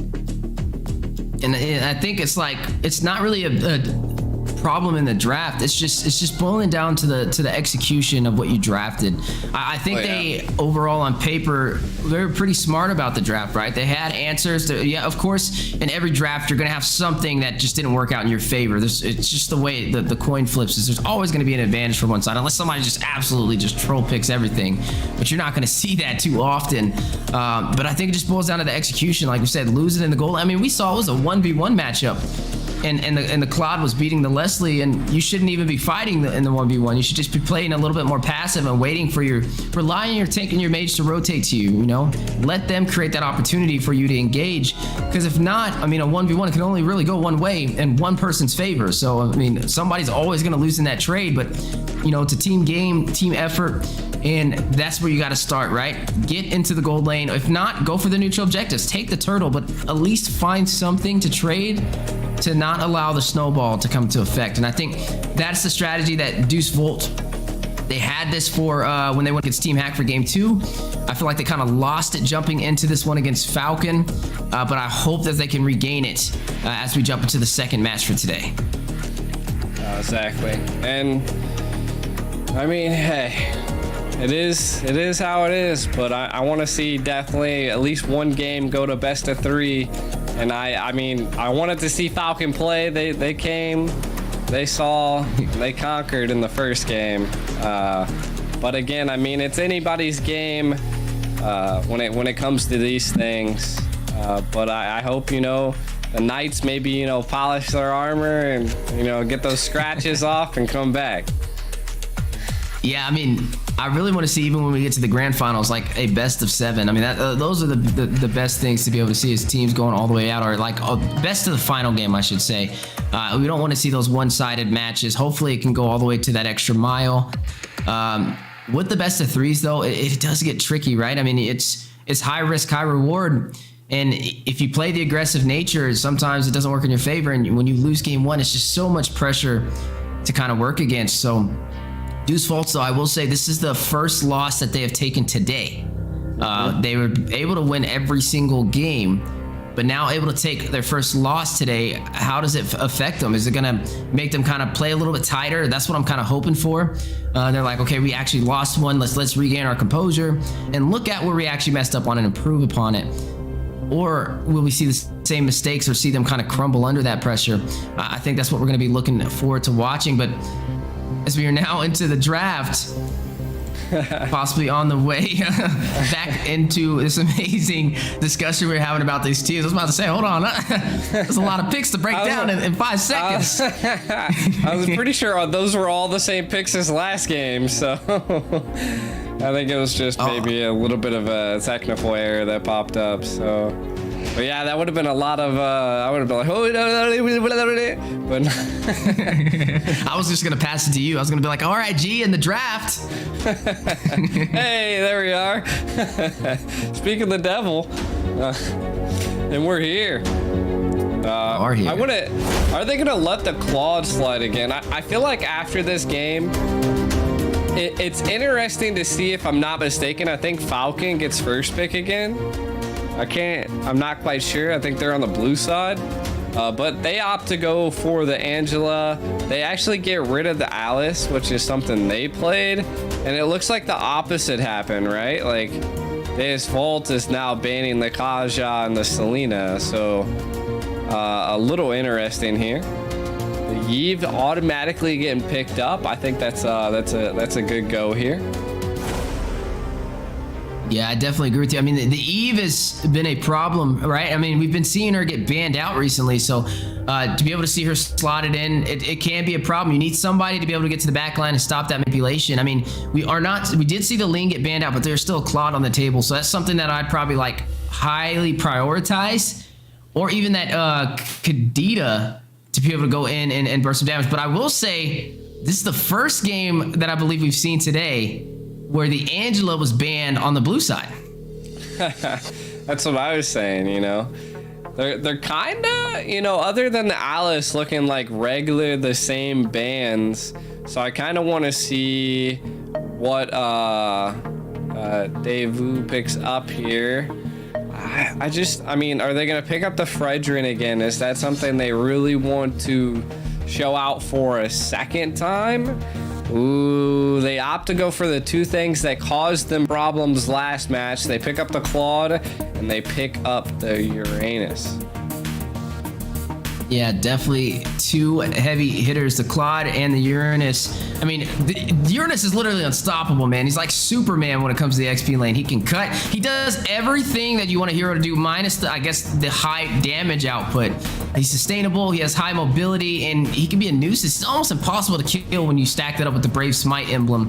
It's just like instant spell vamp and a lot of sustainability. But as we are looking at picks, we're gonna go ahead and see this Clint slotted up. The marksman over there, oh, they did swap sides now, so it is gonna be Falcon. Falcon is gonna be on the red side. I knew I was like, thought that was a problem. I thought that was a problem, you know. I didn't say anything. I actually did say something. But Wiser picked up the Clint yet again, a comfort pick for him. So typically sometimes comfort is stronger than meta, depending on how well you can execute it. So we'll definitely be keeping an eye on what's going to go down in the gold lane. But we mentioned the Claude being picked up from Benny as an answer for the Eve, and he did slot that in as well. So I think there's some good answers for both sides of the table. Yeah, I mean, Falcon said, it ain't broken, don't fix it. They pulled out the same comp so far. Got the Claude, the Uranus, the Kadita. They even had first pick on Deus Vult and didn't even go for the Uranus right out the get-go. A lot of teams have opted to first pick it, so it's interesting. If you don't ban it, why don't you pick it? It's weird. Well, I mean, look at the Dairoth matchup against the Uranus, right? I mean, this is something that we haven't really got to see today. Is this the answer that you need to be able to shut him down? I mean, Dairoth is not nearly as mobile as the Uranus, but he has the burst potential to take him out. But you have to be able to hit all of your skills to be able to pull it off. You know, you need to be able to burst down that armor and pretty much take him out with the one shot. If you do plan on taking that, because if not, I feel like the Dairoth can have a little bit of a harder time. He's not as mobile. He is going to run the flicker though, so he has the flicker, which means he will be able to have that Abysm Strike possibly work in his favor. But is it enough to stop Royal Milk on this Uranus? That's definitely something that we're going to be keeping a close eye on for the XP lane matchup. So it's looking a little spicy, man. I'm liking what I'm seeing. I mean, even the Eve and the Kadita matchup is looking good, right? I mean, the Eve can drop down the manipulation, but the Kadita can get out of it and can get to the Eve as well. So great drafting so far for both teams. Exactly. The only thing, you know, that kind of throws me off is I think the Dairoth pick. You know, I feel like Dairoth's interesting. I feel like they went for, you know, the early burst to be able to possibly get a little bit of a counter on Royal Milk, which I've seen happen. But again, you got to control your aggressiveness. But Dairoth is very aggressive, so it's like a double-edged sword, and you might not know which way to hold the sword. So you gotta watch out for that with the Dairoth. So, but first time Franco, sheesh. There it is. That's what we've been looking for all day, and it's been slotted in from Deuce Vult. They are going to have some suppression on the way, but I mean, it's going to be paired up against this Atlas, which is, funnily enough, we see this a lot in North America, the Franco versus the Atlas, time and time again, and who's better on in the draft. So the Atlas will be able to go in, possibly get that Fatal Links in. I mean, you're going to see the Eve run the Purify. You're going to possibly see the Claude or the Clint have to run the Purify as well. The Dairoth's going to run a Flicker, and there's a Retribution, so there's not going to be too much Purify to protect them. Now, it's definitely going to be an interesting lineup indeed.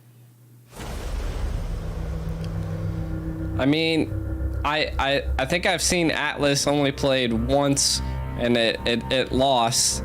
So maybe the Atlas this time around might be the downfall of Falcon here. I mean, it all have to depend, but I do say that they're very frontline heavy, so they could definitely utilize the Atlas to its full potential. So I still give it to Falcon here. They're very aggressive. They know how to deal with it. And it still seems like the audience prediction is 70% Deus Vult. Oh my goodness, 70%. Just hoping that they push through on this one. But Falcon Esports definitely was able to take game one, which means they have the advantage. This is match point. If they close this out, they can move forward to the grand finals, one step closer to being the champions. With Deus Vult not letting go of that hunger or that fight, don't plan on leaving anytime soon, needs to find a way to claim this victory and even out the series. Exactly. And like I said before, is that I just think that that we need to see we just need to see Deus Vult be passive, you know? That was a good take. It was 3v1, take that any day, but just don't be too aggressive, because I felt like that's kind of what was their downfall last game. Yeah, I mean, I agree with you there, but they found Simple, and his whole goal right now is to race to level 4, be able to get that Fatal Links so that he can get the set for the team. But with them taking him down early, it's going to delay that, which means it's maybe an easy first neutral objective into the hands of Deus Vult, and it's the start that they need if they want to have a chance in this series. No, exactly. And I do have to say that Weiser is kind of looked like he's bullying Benny in the gold lane this time, as that we're seeing a great presence in the EXP. And this is what happens when you swap the sides, right? Like, now the turtle's a lot up top, and we're gonna see the fight for the first turtle here. Yeah, the fight for the first turtle possibly on the way, but wait a minute. The Fatal Links may be on the way. You are going to see the turtle secured by Deus Vult, but battle still possibly on the way. The manipulation did drop down 2-0. Deus Vult having a really good start. Yeah, I mean, they're doing good this time. I mean, putting on a lot of pressure, getting a lot of vision, utilizing this Franco to its full potential. Not being able to, retrieve that Lord, a great play here. And I love to see it. Again, the second time I've seen Atlas played in the international scene. He's already 0-2. It's not looking too good for Falcon because of this Atlas. Yeah, it's definitely not looking too good at all. I mean, Atlas 0-2-0 KDA right now, not able to provide the Fatal Links when the team needs it. And, this is going to start a good footing for Deus Vult, but they got to be able to maintain this tempo. Like we said in the last game, they were able to get a lot of engagements, possibly get a lot of pickoffs, but it didn't translate into any objectives or any turrets on the map. And hopefully with that slight advantage for them, they can make the most out of the situation. But for Falcon Esports, I mean, they're not letting go of the gas. Even though they're down by 2 kills and 1 turtle, they still have a very good chance to turn this around. Yeah, they forced the flicker out of the Dairoth there, so Dairoth's flicker's a little bit out. Simple trying to get a Fatal Links here, but Devu putting on a lot of pressure. Simple getting taunted. I don't think too much is probably going to come out of this here. Again, Devu they just got to keep doing what they're doing right now. Keep asserting pressure and keep the snowball constantly climbing up. And you can if you keep this going, then at some point you'll be the one that's being able to, snowball on the other team. The turtle being up this time around as well. Benny's not able to scale as much as he did last time. It looks like the Clint's a little bit better than we've seen run last time. Yeah, I definitely agree with you there. I mean, right now, this turtle has spawned in. We'll be able to seize the opportunity. Bloody Hunt with the Iron Hook connects. And we're going to take down PX7. Amazing assist provided over there by Sawo on this Franco. The magnetic hooks are alive, and Where will be able to claim this turtle. Yeah, I mean, we just haven't seen a flicker Fatal Links by Simple just yet. He's level 5. Everybody else is a pretty big level above him. Hook comes out. They try to get Benny, but it goes on to Simple instead. I don't know, man. We'll have to see how it goes. PX7's also not able to get picks this time around. It looks like Devu definitely learned from their mistakes last time. They're taking precise kills and not really overextending when they don't need to. But Saw-O in a little bit of a trouble here. I don't think they have what it takes to be able to take out where though. Ooh, but wait a minute, Simple with the fatal links into the turret, but will flicker out just in time, sustains himself another 1 HP escape for today, and another one from PX7, but not the same for Fei Yan, and it's going to open up the opportunity for Deuce Vult to claim the mid turret. Yeah, I mean, do they actually secure the mid turret? It looks like they're putting on a lot of pressure. They took the bottom lane. If they can take this mid turret, this is a great room for them to shine. I mean, they're definitely showing out this time around. The bloody hunt does drop down. Weiser is going to find Benny and got what they came for. Maybe able to claim yet another turret. I mean, look at Simple trying to find an avenue around to get this fatal links. He has not been very profitable on this Atlas pickup, though. He's been kind of struggling since the game started, right? He fell twice. Even prior to the first turtle that spawned in, he was already off the board, which means he didn't have the level 4 for the neutral objective, but may be able to change it here. He is going to set Sawo, though, all in for the take. Not the one you want to target. And Sawo may be able to get out, but the Thorn Rose connecting and the Phantom's execution to seal the deal, and Sawo will fall. But same with Fei Yan, as Weiser's going to shut him down. And that is going to be a huge play. Gets a triple. Is going to find PX7.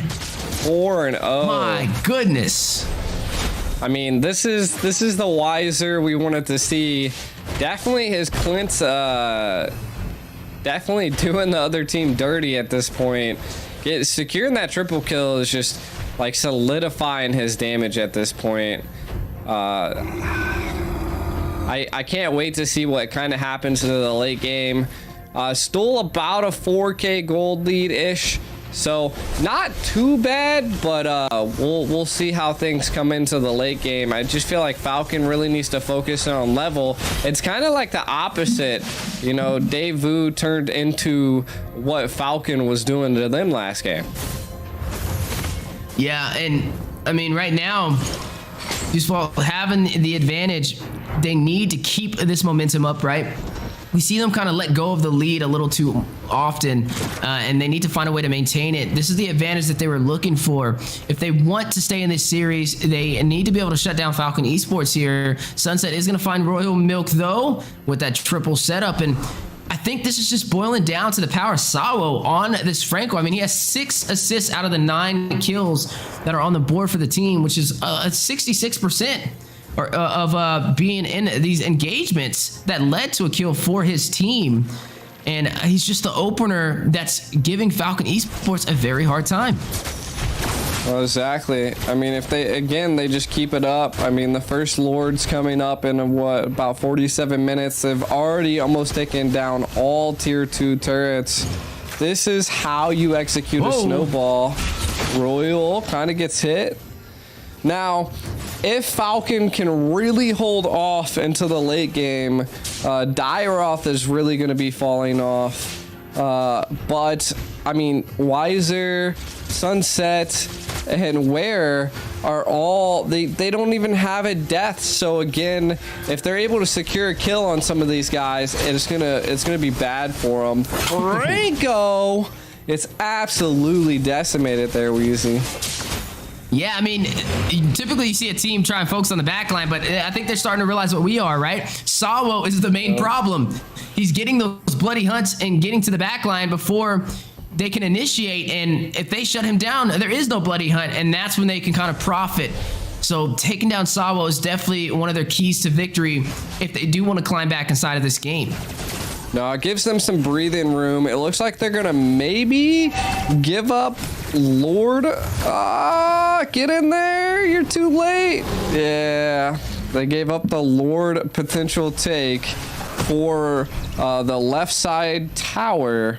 I mean, it's decent. You got something for it, but Now you have to go to a solid defense. Do not let them crack into your base. And if you can do that, keep all tier 3 inhibitors, then this would be a okay trade. They needed to get some type of tower, but they definitely don't want the Lord to breach. Yeah, I mean, with this Lord pushing in the mid lane, and this is a non-luminous Lord, which means they will be able to burst it down with ease. I don't expect this to be a game closer, but may be able to open up the base on taking one of these inhibitors. The concealed play has been called in by Deus Vult, but wait a minute, Simple may be getting the fatal links he was looking for, but no, gonna hit a quick 180 back into the base, use his conceal, and use the perfect match. But you gotta admire his patience. He's waiting for the right opportunity, but needs to find something soon as minions are still crashing in all 3 lanes. There goes the rough waves onto the back line. PX7 is able to get back, is still able to get some regen as well, but now down goes the inhibitor for the mid lane. Possible bottom one will fall. Manipulation drops down, controlling the entire zone of this inhibitor turret. Wiser is going to be able to secure that. Man, defense. Falcon Esports needs to put this in clutch mode if they want to turn this around. Yeah, I mean, it's coming down to the Atlas really isn't able to grab onto anybody just yet, just because, I mean, he's level 10 and half of the team's level like 13, 14, 15, you know, like EXP, anytime he goes in and grabs a full team of people, he's just gonna get melted alive. So it's rough. And the same thing for PX7. They're not utilizing the Kadita to like the fullest on, you know, being able to get into certain bushes and make different tracking and catch like 1-on-1s. Yeah, speaking of 1-on-1s, make that a 1-on-5, because you did see that concealed play on the way to Fagan inside of his base. Man, talk about the brave play from Deus Vult, but now concealed play on the way back. Wait a minute, Simple going very far. He's gonna grab 2 of them. Fatal Links. PX7 is gonna find Sunset Lover. Quiet very low. You're gonna see the blazing duet from Benny, not able to seal his fate, but Simple, no, not gonna be able to catch Khaled either. He may be able to get out of there without falling, so they only lost 1 member, and that was Sunset out of that engagement 12 seconds before this Lord spawns in. Yeah, I mean, that was crazy. I'm so surprised they weren't able to get the kill on the outlet right there, but there's a lot of pressure. If Falcon is able to secure at least 1 Lord, it could, you know, give them some breathing room to make a little bit of a comeback in here into the late game. They are getting into about the 14-minute mark. They definitely don't want to give this Lord up. Yeah, it looks like they are going to go in for a possible contest on this Lord, but Simple trying to go in with the perfect match. You are going to see the bloody gun go down. Benny finds Sawo, but Royal Milk will fall. PX7 is going to get a kill. Wiser finds Royal Milk. Manipulation finds one as well. Sunset takes down Simple. That is going to be a 2-for-2 trade. I mean, it's a 2-for-2 trade. Falcon still has their jungle, but I mean, all of the people alive are killers. They definitely have to figure out somehow to get into the back line and take on Wiser, as well as Sunset Lever. When that real world manipulation comes down, it's a menace to Falcon, and it's just absolutely destroying them. So we need to see some maybe magical defense items built onto Falcon. But it looks like they're attempting to possibly burn down this Lord as fast as physically possible. They accidentally reset the Lord. Oh my God. What just happened? Falcon over here.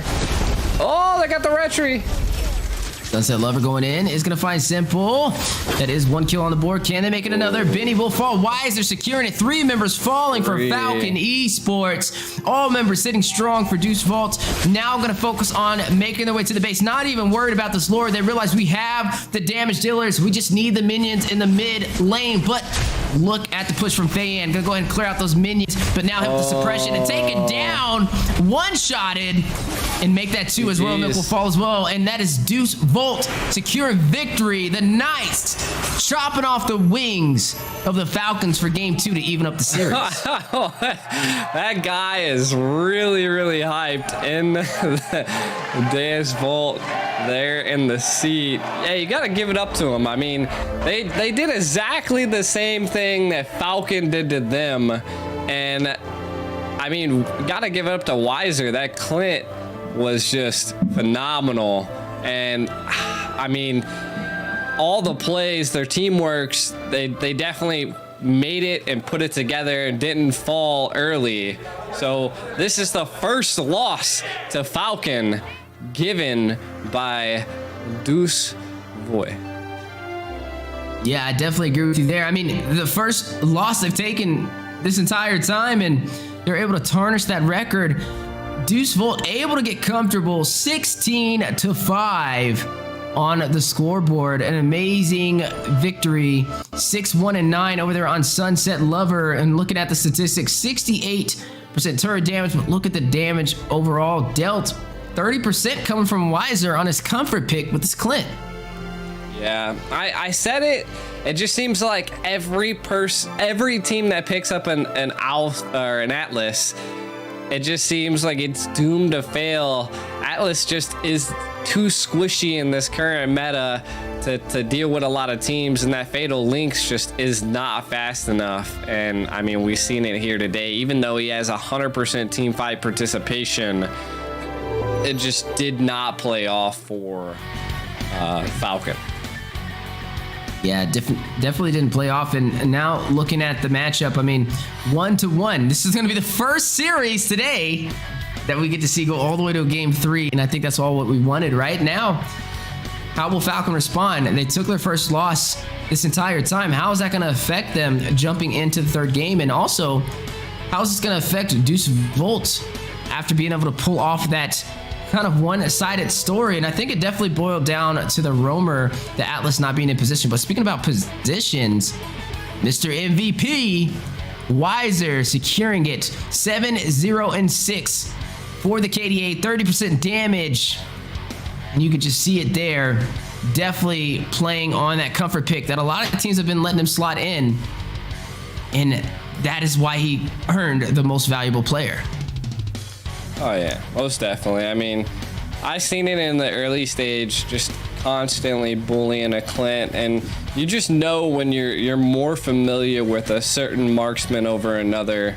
And we can definitely see Weiser is comfortable on a Clint here. And I mean, this might be his go-to. And if Falcon finds this out, you know, it's their time to possibly ban it out.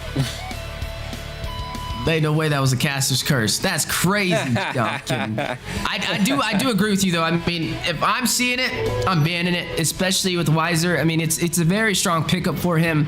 Limit his hero pool and see how effective it is, because when he picks up that Clint, he can pretty much, as long as he has a good run in the gold lane, lead the way for his team, and they rely a lot on him. So maybe shutting down one of the pillars to their foundation may be exactly what they need for Falcon to remain in their high seat and move on to the grand finals. As this is what this is all about, right? This is the battle for the grand finals.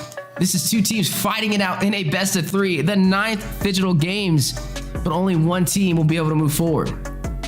Hey, you got to give it up. I mean, DV here, just they came and they fought. I mean, they put in a lot of work. The first time we seen a Franco, it actually worked out really well for him. The Bloody Hunt was just amazing. It was well placed. We just need to see that again. If they can be the ones to snowball and they can keep that pressure being applied to Falcon, it seems to pay off. So just keep it up. One more game, and I mean, we'll see who goes to the grand finals. I know, that's the most exciting part about it, is who's going to be the 2 grand finalists today. And that's kind of the beauty of what we're looking into, right? I mean, we've seen them fighting it out in the quarterfinals. Amazing group stage performance from Falcon Esports to automatically have a spot in the semifinals. But Deus Vult, I think their story's a little bit more. Definitely. They were crawling all the way. And let's see if they can crawl all the way to the top. I feel like that's if they can do that, I mean, they're kind of making history in the making here. Yeah, definitely history in the making. I agree with you when it comes to seeing exactly what they can be able to pull off. I mean, Deus, Vult, and Falcon, man, it's just amazing seeing. I feel like Deus, Vult is scaling as we get higher through this bracket, right? They're evolving with their gameplay. Like when they first started, they were looking a little questionable on some of their plays, but now they're playing tighter and they're making fewer and fewer mistakes the higher we get on this totem pole. But when you see Falcon Esports, I mean, they were at the top. They had the best record, and now it seems like they're kind of trickling backwards. So where is this going to take us when we do jump into the third game? But I am glad to say this is the first best of 3 today, and I know we're both looking forward to that. Now, when it comes to the draft from both of these teams, though, I feel like the drafting was okay. We got to see the Dairoth go up against the Uranus, right? We were wondering what is the answer to stop the Uranus in the XP lane, and hey, the Dairoth did an okay job. I mean, he didn't match him in terms of like mobility, but the damage output was there, and I think that's all they really needed to kind of scare him away from proxy in that lane. No, exactly. I mean, the only way to deal with someone that sustains so well is just to outpower their sustain. And I feel like that's what the Dairoth did. Interesting play because we don't see it come out too often. And I feel like that's really where it showed out. I actually thought I was like, I don't know about this, but hey, it played off. I mean, again, if you're more comfortable with a hero, it's probably more likely you're gonna win if you play that hero. So I mean, it could just be comfort picks that we're finally seeing from DV compared to Falcon. Yeah, and I mean, there goes comfort picks, right? I mean, the Uranus, these are heroes that we've been seeing slotted, I mean, since the beginning of today, right? Uranus has been one of the most high-picked XP laners. I want to say on every single match with Uranus, I'm pretty sure he's won with most of the teams that he's been on, just with that huge impact of being able to cut to the back lane. I mean, we see Uranus is just go to the back, dive, and take all 3 minions from every lane. Like, they just hold them at bay. Like, that is definitely a strategy that's hard to deal with, and it's just very hard to kill. So maybe for this next game, I mean, whoever, it's like a battle of who can get the Uranus first at this point.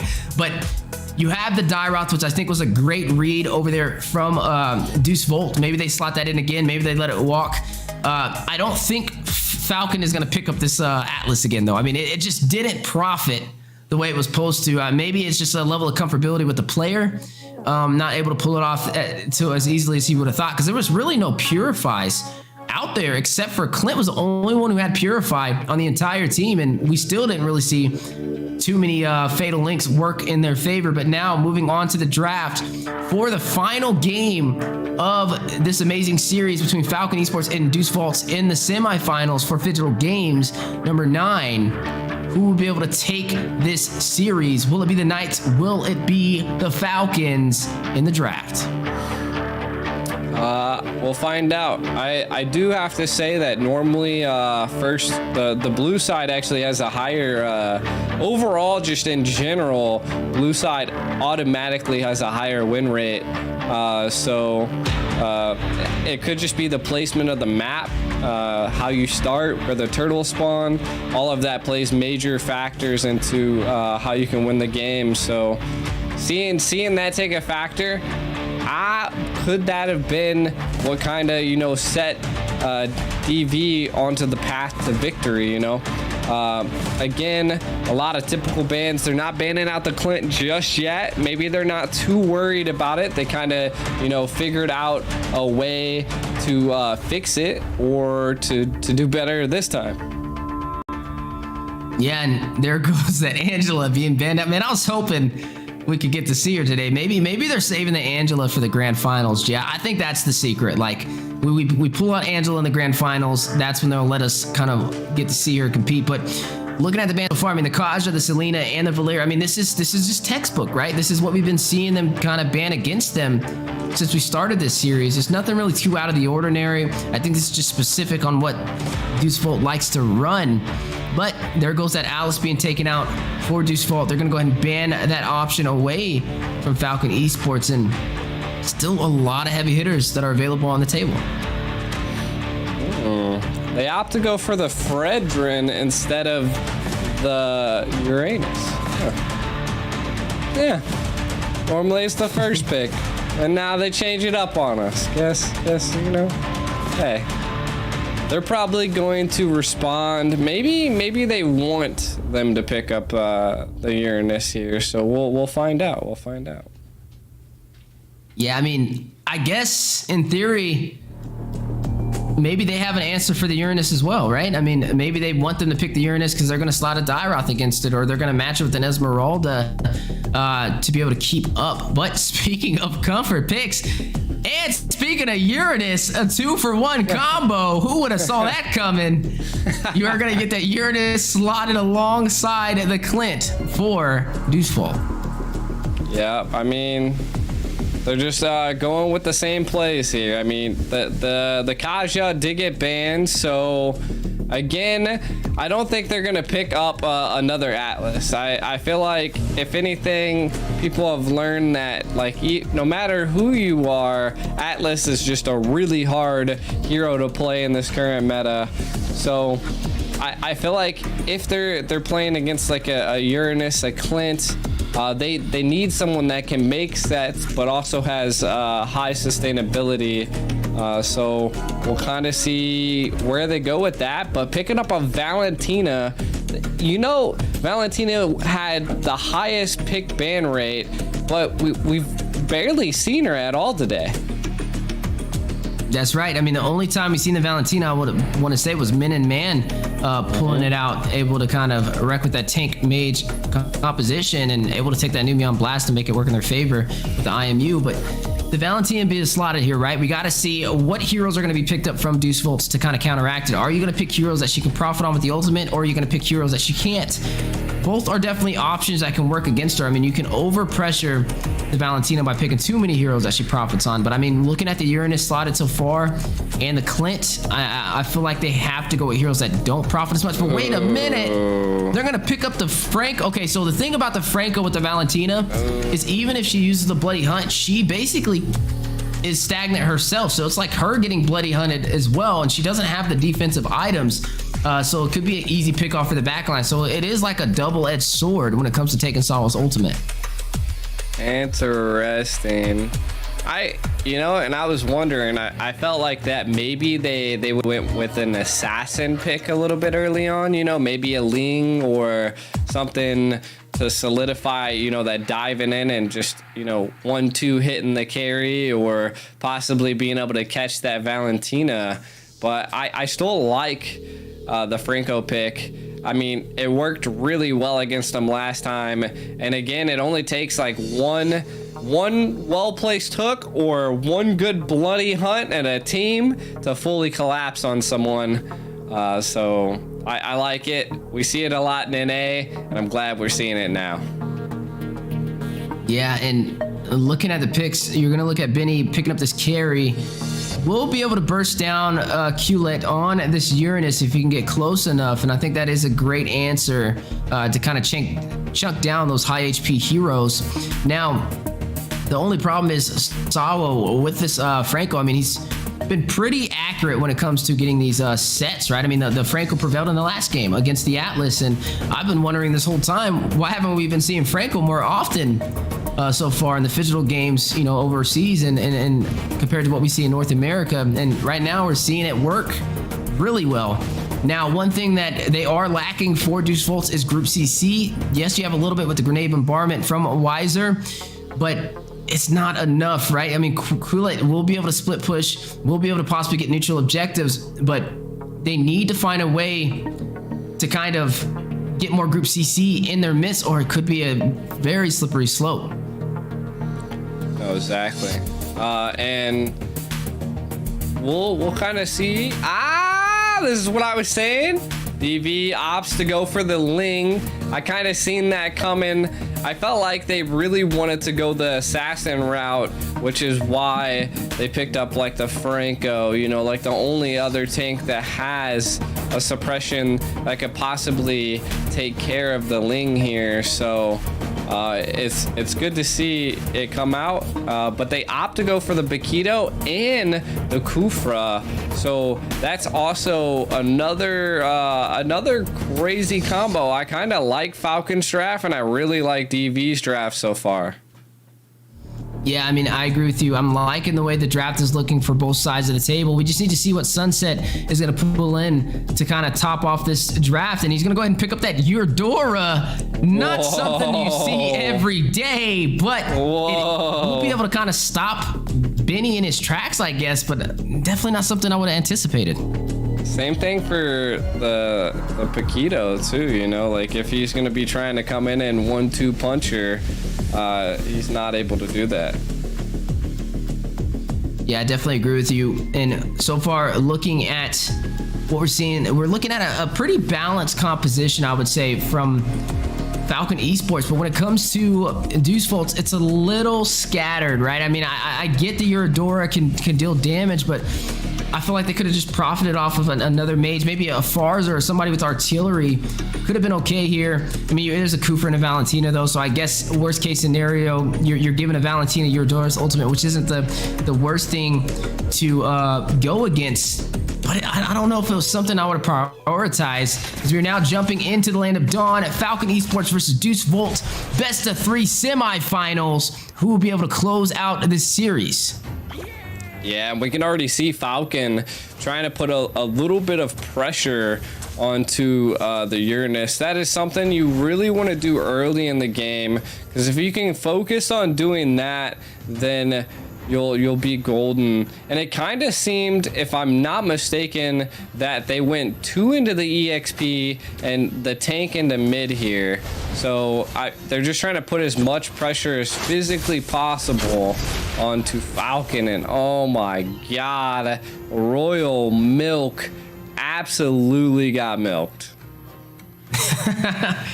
Absolutely got milked, as we are still seeing the engagement on the way. Possibly you're looking at a first blood being drawn from Deus Vult, and look at that prediction rate. Everybody leaning toward the Deus Vult to close this out. It's just, even in the first game, it's just got a way stronger community behind them to possibly be able to close this out, or at least the odds are voted to be in their favor for this in this best of 3.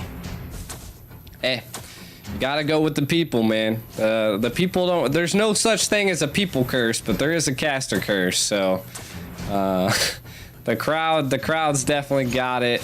Now, ooh, what a hook! He's gonna drop down with the tips of blades, possibly gonna get a pick off, but not gonna be able to hit the mark. Very low, needs to get out. Feiyan almost falling in that engagement. You're looking at possibly a high kill game maybe on the way with how aggressive these teams are being in the early phase, but look at Royal Milk getting slowed down over there on the top side. Eudora making her way to the top as well. Got careful. I mean, this is something we haven't seen in a while. The Phygital running in the XP lane. Exactly. And I mean, you got to give it up to Simple, you know, like that bouncy ball is definitely something that's playing a key role into stopping wear on this Ling. And it's going to be a little hard. I mean, they do have the Fredrin, but I mean, that's a tank against an assassin. So they do have the split capability on DV. So let's see if they can utilize that. First turtle is slain here. Looks like Falcon Esports is a little bit behind. DV definitely absorbing a lot of their jungle and keeping up here. So hopefully they don't, you know, get absolutely snowballed like last time. But it does look like Ware is putting on a lot of pressure, controlling a lot of the jungle and actually controlling a lot of the river in the Land of Dawn. I don't know if Wheezy disappeared, but it sounds like, or looks like, I might be the only one here. So welcome to the Ico single cast experience. Royal Milk able to put down Sunset. Sao also falls. That looks like a double kill onto DV for Falcon. as we see Q-Lit. Wiser also getting 3-man ganked, crushed into the bottom lane there, but Feiyan also falls for overextending into the back line. So definitely, that's no problem.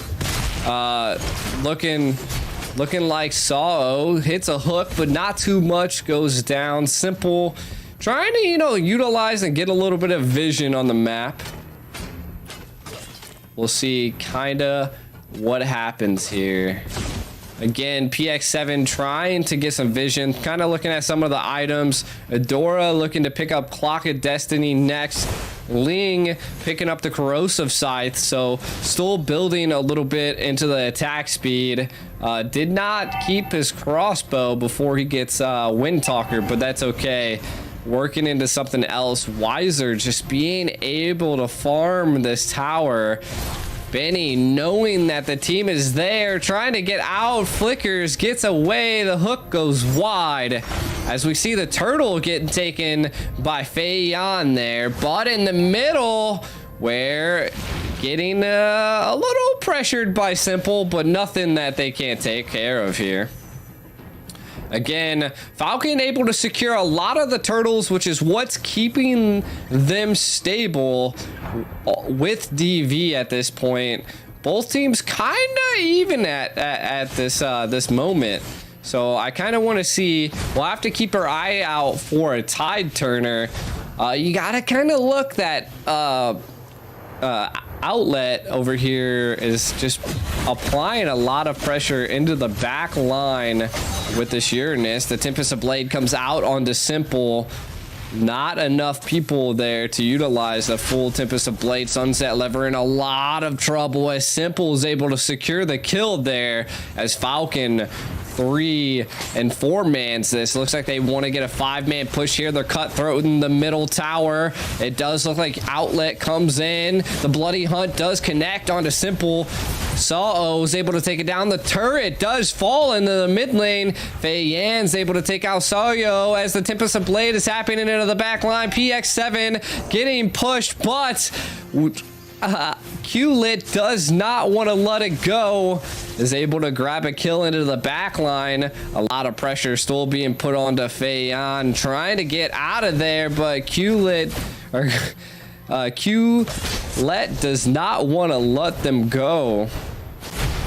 Definitely Simple hitting a Tyrant's Rage onto Sunset Lover, sends them into the tower.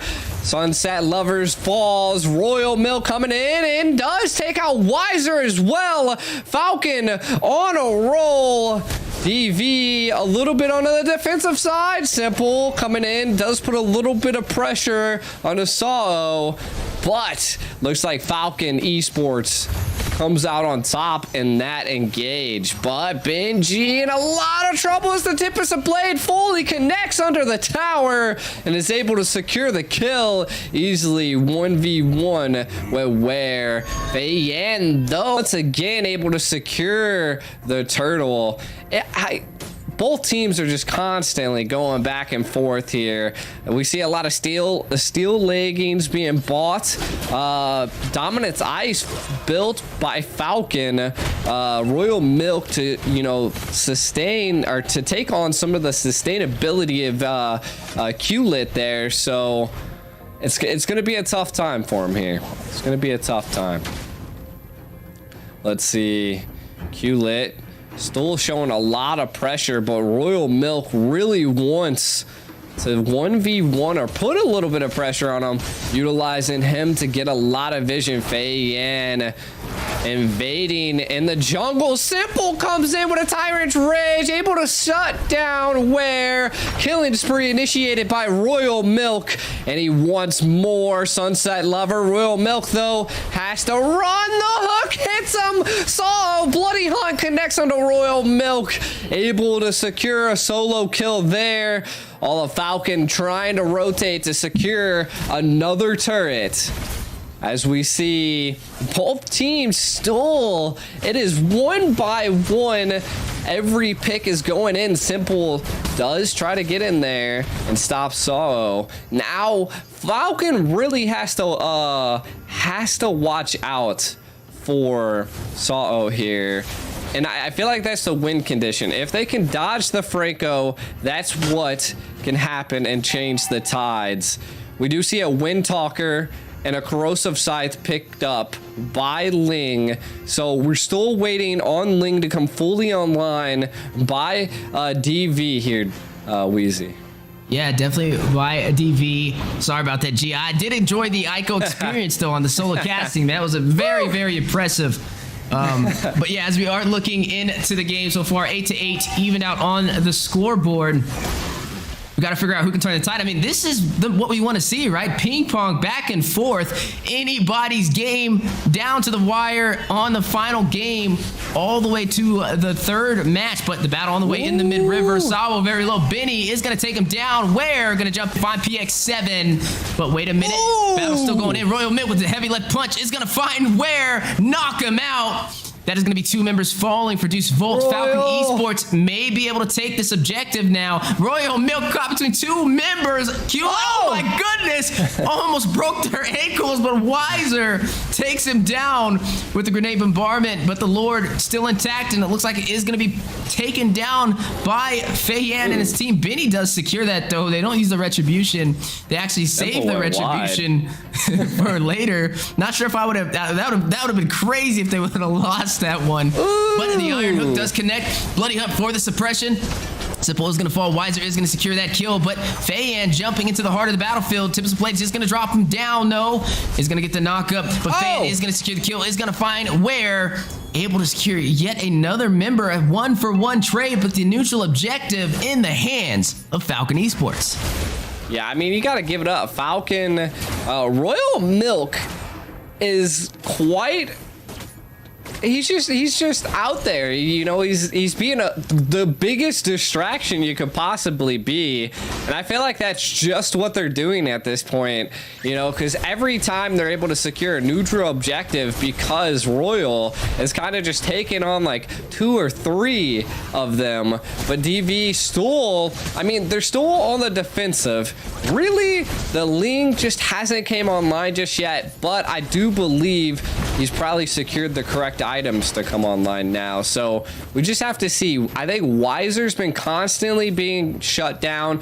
The Berserker Fury is finally picked up by the Ling. So the Ling is going to start doing a lot of damage here. The carry also has Wind Talker, Golden Staff, Demon Hunter, and Corrosive Scythe. 4 key items here. So Benny...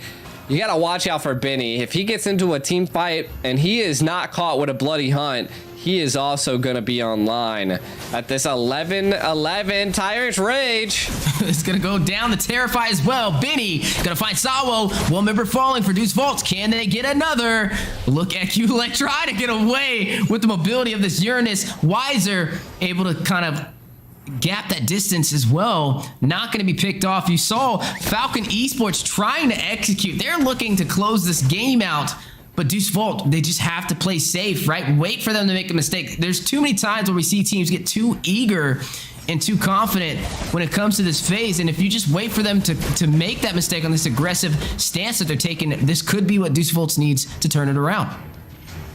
Exactly. I mean, again, it's coming into a little bit into the late game. A 5K goldish. This is, if Falcon really wants to, you know, secure a dub here, they need to secure this Lord and end it. Now, DV, if they can keep holding out, they'll have the chance that they could possibly, you know, make a comeback. But again, Franco getting into the late game, you got to really, really get into the late game for them, for the Franco's like single hook to be able to, you know, actually secure something. If they can catch Benny, or if they can actually shut down Feiyan, then I think they could secure a Lord and then finally get some breathing room. But right now, Falcons just secured almost every single neutral objective. That's right, and now with them down to their inhibitor turret, it's going to be a very hard defense to be able to push them out. I mean, you're looking at a Luminous Lord making his way in, and only inhibitors to defend Deus Vult's right there. They may be able to close this out. I mean, this is everything down to the wire, right? This is the final push that they need if they want to move forward to the grand finals. All they need to do is pierce the hearts of Deus Vult, but Deus Vult sitting strong. Look at them standing in the face, ready, grouped up, just waiting as this Lord is going to march down. You're going to go ahead and see them get that purple buff, winding up for this intensive battle on the way. But the battle's already starting on the top side. Royal Milk! Maybe inspired. Yes, he is going to be bursted. No, he's going to get out. Biddy is going to go ahead and claim the inhibitor for the mid lane. Lord is at about 65% HP. But nobody has fallen in this engagement. This was a very passive play. I would have expected Falcon Esports to kind of execute that a little bit more flawlessly, but no, they kind of struggled on finding a way in. They got the inhibitor they were looking for, but they didn't get really any kills. But there it goes. Big knock up with the Tyrant's Rage, Tyrant's Revenge. Not going to hit the stun on the wall. Fan is going to get a kill. It's going to go ahead and take down Sunset Lover. But wait a minute. Praise's Wrath. He's going to drop down Speedy Light Wheels as well. Will hit the mark. We'll find Sawo. That is going to be 3 members left trying to fend off the full team of Falcon Esports. Soaring high in the sky. Rowan Milks is going to find Wiser. Look at Simpson Blade dropping down. Not enough. And the Falcons fly high, take down Deus Vult, and move on to the grand finals of the Phygital Games. Definitely a good game. DV tried their best, man. I mean, they put their all into it, but the Falcons fly high. Look at the sportsmanship here. The teamwork, they love it. I love it. I mean, let's go. I mean, they're hot and ready. Let's see if they can take it. They secured their first spot into the grand finals. Now, moving on to the next, DV goes into the 3rd place bracket where they'll fight the loser of the next match here coming up. Falcon, hey, GG's. They put in a good fight. They did get taken down one time, but hey, they came back, and again, it looks like they're about to go shake the other team's hands. So great again. Great sportsmanship. Yes, sir. Great sportsmanship indeed. As you are seeing 15-11 MVP going to Fayam with that Fredrin. Looking at the damage dealt, 30% into the hands of Benny. Almost PX7 catching up to him over there. A great game. Nonetheless, able to take all the neutral objectives and close it out with a fast finish. And now we have our official grand finalists. And now moving forward, we got to see who will be able to claim that remaining seat. No, exactly. And I mean, it's all going to come down to it. Both teams gave it their all. Again, like I was saying, Royal Milk kind of was just the distraction for Falcon. You know, Where was kind of, even though I suspected the Ling to be a pick here, it just didn't fit well into this comp that they dealt with. Mainly because Simple was pretty good on that Kufra pick. So again, we'll have to see what they do here. Yeah, definitely have to see what they do there. I mean, that's what we wanted to see all the way to a game 3, and then we got to see the solo Ico casting experience. I mean, what more could we have had right there, right? It was amazing. But hey, I mean, Falcon Esports, they were able to fly high, right? I mean, even the voting though, everybody was voting for Deus Vult to close that out, and it looks like they defied the odds and were able to move on forward. So if that wasn't enough pressure, then I don't know what is.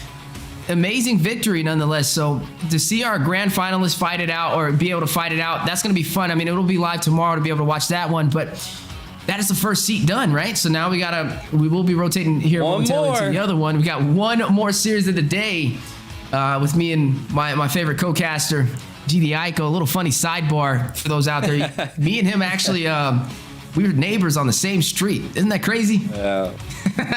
But yeah, and from a whole new world. A whole new world, and we've been working together on the scenes for North America, so it's just a pleasure to be able to see all these amazing teams who we still keep up to date with. Like, we know them, but to be able to be a part of this event, definitely shout out to Phygital Games. It's huge, right? It's even for us as casters to see this level of competition. And speaking of level of competition, for that amazing semifinals game, Mr. MVP, most valuable player, goes into the hands of Fei Yan. 3-1-9 KDA, 19% damage, and just overall a monster for Falcon Esports.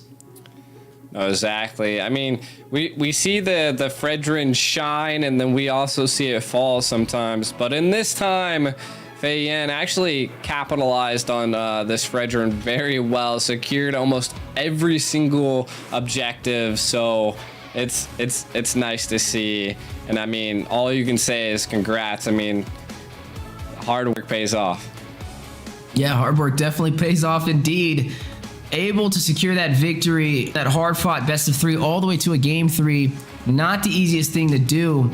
And, you know, I wonder where they're going to go from here. Moving on to the grand finals. They only lost 1 game so far. They've only lost 1 match, matter of fact. They've won every single series, but lost 1 match, and that was in this series. So Deus Vult definitely able to kind of get a little minor victory in that major battle. But speaking of battles, G, why don't you go ahead and tell us about this bracket on the way?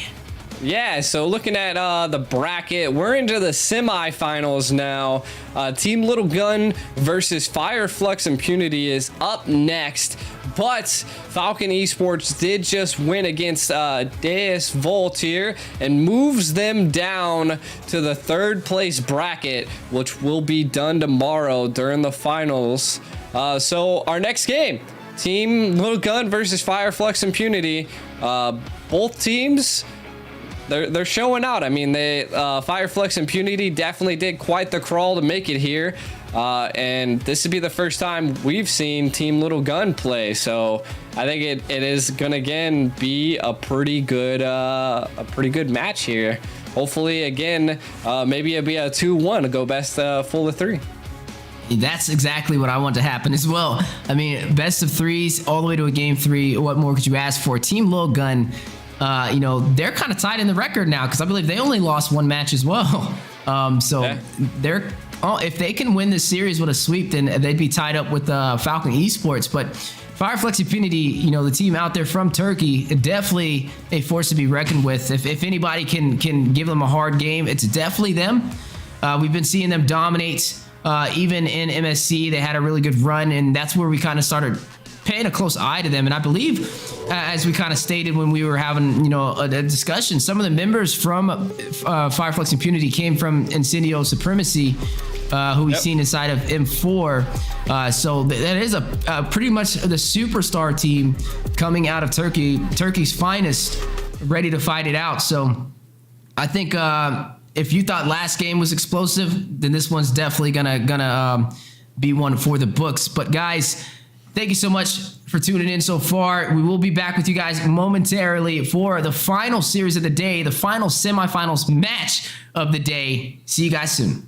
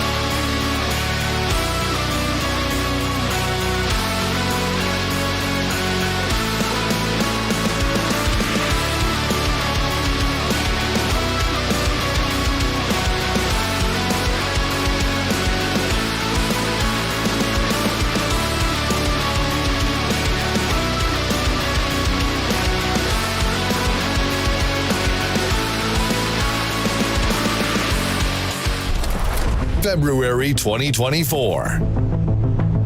Russia presents, for the first time in history, an innovative international sporting event, Games of the Future. A cross-border tournament that combines physical and digital dimensions, bringing together sports, esports, and advanced technologies. Teams from every corner of the world will gather to compete across physical and digital challenges, each seeking glory and the chance to take home a portion of the impressive prize pool.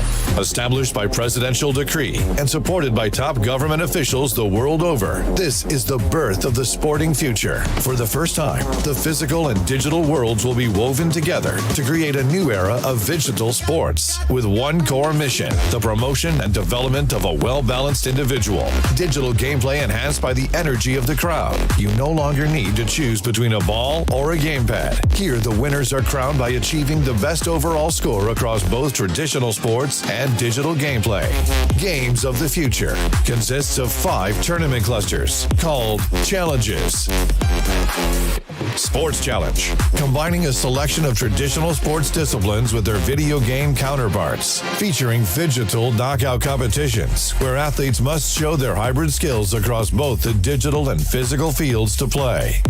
Tactical Challenge, a contest in which athletes must demonstrate their team gameplay in tactical combat esports and show off their physical skills in a modern laser tag competition. Battle Challenge, an array of esports teams compete in popular strategy games, all hoping for a place in the giant live stadium final. Speedrun Challenge, pitting competitors against one another in a classic speedrun video game, as well as a real-world obstacle course. Technical Challenge, athletes compete across an array of high-tech device-led sports, including robot battles, drone racing, cyber-athletics, and virtual reality games. This groundbreaking first-of-its-kind sports event will unite competitors and fans, offer up a new generation of sporting heroes, and provide an entirely new, emotionally driven audience experience. Millions of people around the world will become a part of Games of the Future movement by following live streams across digital and streaming platforms and attending live events. The inaugural Games of the Future will be held in February 2024. The host of the first Games, Kazan, will greet thousands of athletes and teams from more than 100 countries. The taste of victory. New sporting heroes. Boundless emotion. And open to every country of the world. By uniting sports and technology, we unite the world. Games of the Future, made in Russia for generations to come.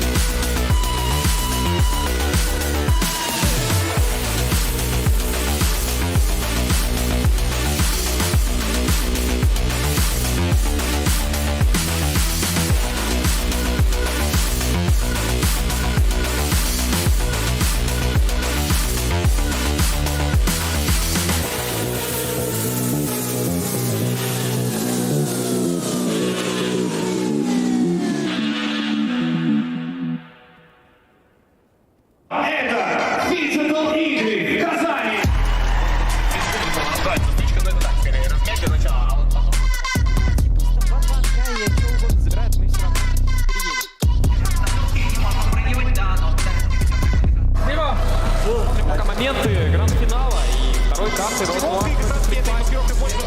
Mobile vs. BM там была действительно борьба.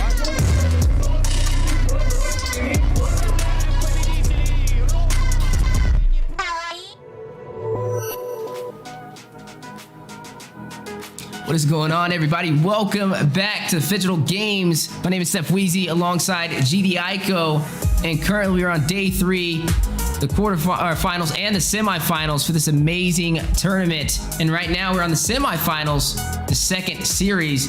Get to see two amazing teams ready to go head-to-head to see who can make it to the top, right? I mean, we just casted an amazing series, G. It was phenomenal all the way to a game 3. I'm hoping between these two we can get the same effect as we slowly get into the draft. And looking at the matchups, right, we got Team Lilgun going up against Fire, Flux, Impunity, a team all the way out from Turkey, a superstar team who had some of the members from Incendio Supremacy that we've seen dominate back in M4, now back in the scene with a new lineup and also a new team name. So I can't wait to see where this goes. But Team Lilgun, kind of talk about them for a little bit, right? Newer on the scene, not too much data to really pull to see what this team's not about. Much at all.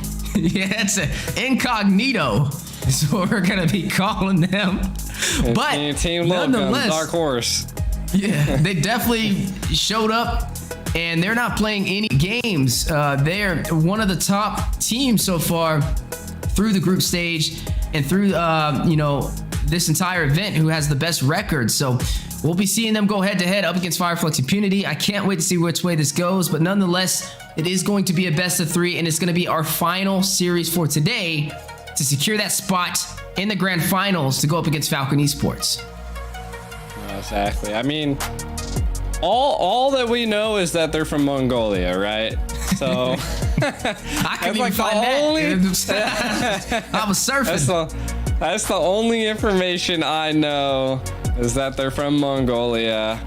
They're doing pretty well, it seems, like Weezy pointed out. I mean, they only lost one game, and the one game that they lost to was to DV, which is who just got beat by Falcon. So if I had to guesstimate their power level, I would say that they're about equal to Falcon at this point, because also DV took about 1 on Falcons. So I feel like, it's like a little gun and Falcon are about equivalent.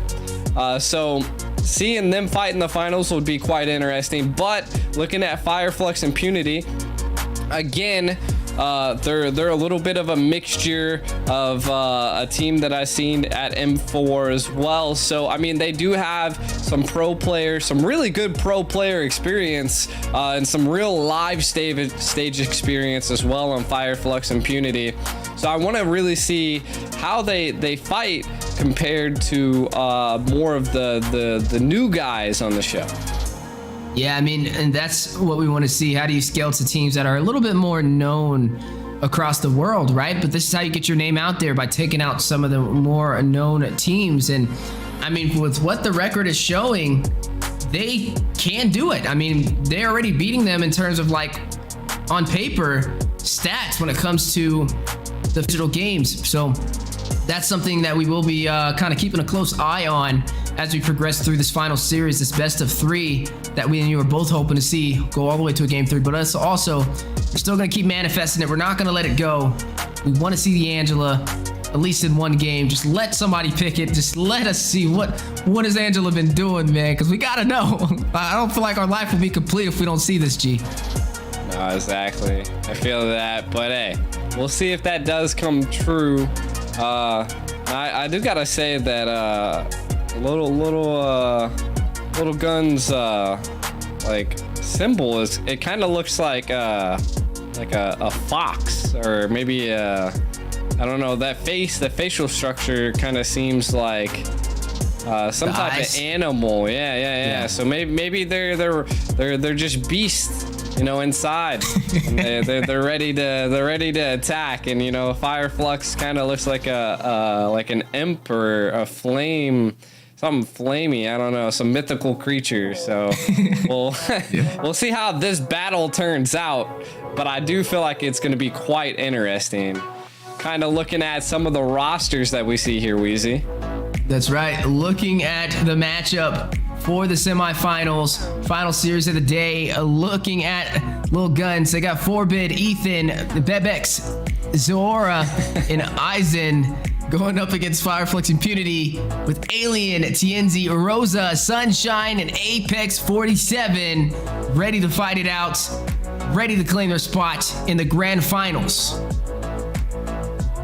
It's definitely, hey, this is the day. This is the day. I know it said best of 5 there at the bottom, but it's a best of 3 if I'm not mistaken. So the grand finals definitely gonna be best of 5. But moving forward, I can't wait to see these teams play. I want to see what Lilgun brings to the show. They seem like they were an unstoppable force in Group A, and I mean they were in the same group with Flux, so at some point they actually did have to fight or play against Lilgun, and Lilgun did 2-0 them. So this is a redemption match for the grand final spot. So I hope that Fimp definitely learned from whatever they came into when they first Lilgun in round 1 of group A. So we'll see how this turns out. Yep, and that's what we're going to be looking forward to in this final game. I mean, I want to see how they got to this point, right? And if they can keep that momentum going. I mean, to be able to win majority of your games and only take 1 loss is not the easiest thing to pull off, right? It definitely speaks to the caliber that this team is able to compete on. And speaking of the teams, Lilgun stepping onto the stage, looking ready to take on the world. And here I was about to say, there's only 3 of them. The other 2 came later. And it looks like they're ready to take on the competition. I mean, speaking of competition, G. And then now we have Flux Impunity stepping on the stage here. You know, I love their emblem here. As they're coming out, they're literally the most chilled, relaxed people ever. If you ever watch them, they just literally kick their shoes off and then they're chilling here. So I want to see what they bring to the show. Again, the 4th person in their lineup, definitely a player. We do look like that we have a barcode up on the screen. If you guys scan that with your cell phone, you'll be able to, you know, submit some reviews and help the streaming platform increase the quality to your expectations. That's right. Help us become better. We are here for you just as much as these teams are here to compete and earn their spot in the grand finals. Now, I will say they did look pretty relaxed for Flux Impunity stepping out there, right? They looked like they're pretty confident. But I would say that for Lilguns, they didn't seem as relaxed, but they seemed cool, calm, and collective. So I think their heads are in the right place. And that's something good to see. You know, how are the teams kind of feeling about it? I mean, we've been to in-person events, G, out here in North America, you know, seeing some of our powerhouse teams like BTK outplay, you know, back then the Ohio brothers kind of competing, and you could just see the different dynamic when players who have never competed on a stage before, you know, get up there, and it definitely affects their performance. And right there, from what I'm seeing from these 2 teams, it seems like their head is in the right place, and that's definitely going to help them have a more efficient game as we are going to be making our way into the draft here momentarily. I'm looking forward to seeing what happens today, right? I mean, nonetheless, history is in the making. Phygital Games number 9. And the picks have been interesting. I mean, if we just talk about the difference in meta so far from what we've seen in North America, I think one of the biggest things is we like to prioritize things like the R-Lot, the Navaria, but then when we come over here, you know, we see things that we never thought would even be banned be prioritized early in the draft. And it just shows you just how 3-dimensional meta is when it comes to different regions, and even in North America the same way. But it's just amazing to see how they kind of perform on these heroes that you would think aren't really, you know, top of the tiers. So with this match, hopefully, you know, we see some great things on the way. It is a best of 3. This is going to be a best of 3. It's the semifinals, so no, it will be. It's the semifinals, not the grand finals. But hey, it's looking a little wild out here. It says BO5. No, but something I wanted to point out, Weezy, is that when Lilgun and Fireflux Impunity went together, like they fought the very first time, and Angela actually did sneak through the lineup. Lilgun actually did secure an Angela to play, so maybe we'll see that come through. It does seem like that their jungle knows how to play a little bit of a mixture of assassin and tanky heroes, as it seems like a lot of people do.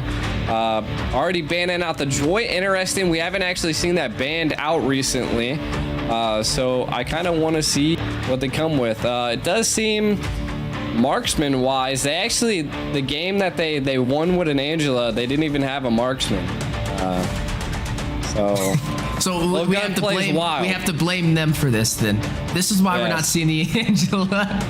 But that means we're probably a very high chance we're not going to see it in this series, especially if they were the ones that caused this catastrophe. But you are going to go ahead and see that Navaria taken off the board. I mean, this is kind of feeling more like our home territory, G, when it comes to us, you know, drafting and seeing, you know, teams from our region going through this phase. Now the Joy's been taken off the table. Is it the right decision though? I mean, Kaja was still available. It could have been a possible answer to the Joy. I'm wondering where this draft is going to go, because when you take out the Joy, you're letting a lot of heroes kind of walk, and you only have one pick when it comes to the first phase of the draft when you're on the blue team for the first pick. No, exactly. So a little crazy. Got rid of the Fanny. Neither team played the Fanny, so maybe they're just anticipating maybe a Fanny kind of comes out there. Of course, seeing the Fanny gone is nice. Maybe they'll attempt to ban the Ling as well, but maybe not. Maybe that is what they're attempting to go for, is that they want the Ling out here. Yeah, and then also, I mean, we've been seeing the Uranus be proud. A lot of the mages have been taken out in a lot of these matches we've been casting today as well. I mean, we see the Eve getting taken out, the Valentina as well. I see the Valentina possibly be getting taken off the board. A 4-Fire Flux, not going to want that to walk unless they're going to have a strategy to go up against that draft pressure. But speaking of, you know, mages, the Eve has been taken off the table. 4-Fire Flux, trying to limit the mid lane hero pool. Yeah, I mean, you gotta always, I feel like the mid lane is where everything shines, right? Like your tank and your mid lane is kind of what makes the rotations, and how you're able to rotate and synergize with your team, and once you get that going, you're able to scale. It does look like Fimp is over here. It looks like they're doing a lot of notating and you know, taking notes. I mean, I like it. It shows you know that they have the ability to analyze and respond to certain things. They are also taking their time, which is a good thing to see. I think, if I'm not mistaken, I seen a drawing of a giraffe on that sketch pad, so I like it. It's the new Mobile Legends hero. It's a spoiler. There you go. It's gonna be a draft, guys. Just be watching out for it. I'll let y'all pick what hero skills it'll have. But as we are looking at the draft so far, the Uranus got taken off the table, and there goes the Ling. Oh my goodness. Gee. Lilgun. I don't know if they'll play it. I don't know if they'll play it with the Ling being gone, but it'd be interesting. I think that's what they're attempting to go for here. So, like, maybe if Lilgun doesn't take the Angela pick, that Fireflux Impunity is going to be able to take it. You know, I feel like we're going to see it here, Weezy. That's what I'm hoping for. I mean, we've been talking about this all day, ready for it to get picked up, and they're giving us exactly what we wanted. I mean, all we need to see now is it be slotted in. But the question is, when do you pick the Angela in the draft? Like, do you pick it first, or do you wait until the draft's almost finished? But if you pick it early, I mean, you could pick something up to kind of counter it. I mean, you could pick up like the Esmeralda to kind of, you know, make the most out of the situation. But there it goes. It's not first pick. They're going to go ahead and take up the Fredrin. and allow Fireflux Impunity, Rosa, to slot that in alongside Tenzi for the Boxia. It's interesting. I mean, a Boxia-Angela combination, I feel like, is just going to be almost an unstoppable quick force, you know? Like, they're going to be just hunting you down. So I want to see how they can possibly respond to this, but I do believe that Angela is going to make it or break it here. I do have to say that she has a 100% win rate, so normally if a team picks it up, they're most likely gonna win based off of stats. That's right, and you know, numbers definitely don't lie, but it's gonna boil down to the execution. I mean, the last time we seen the Angela really profit was on the other side of the table. It was Little Guns that pulled that out. So I mean, this is a different team running the same hero. Can they execute it to that same level of you know, gameplay that Little Guns can do? And that's what we're gonna kind of be focusing on. Was it worth banning out every single game of all the series today? Time will tell. But speaking of drafting, Ethan locked in this Minotaur, is gonna have that group CC. There is not gonna be a Diggy in effect, so I think it's a valuable option. No, I mean, could be interesting to go with. The carry I like, because we already see Little Gun picking very defensive comps. Charizla gonna have some tanky items. Fredrin gonna have tanky items. Mina's gonna have tanky items. So I feel like Sunshine could actually shine when it comes into the mid game to late game with this carry. That's right. I mean, who wouldn't want a little bit of sunshine in their life? I feel like Sunshine should be the one playing Angela. It just seems like it would be an Angela type name. But you're right. I mean, I like the carry pickup, as you stated, the beefy composition over there from Lil Guns. You need somebody to be able to burst them down, and that's what carry is going to provide.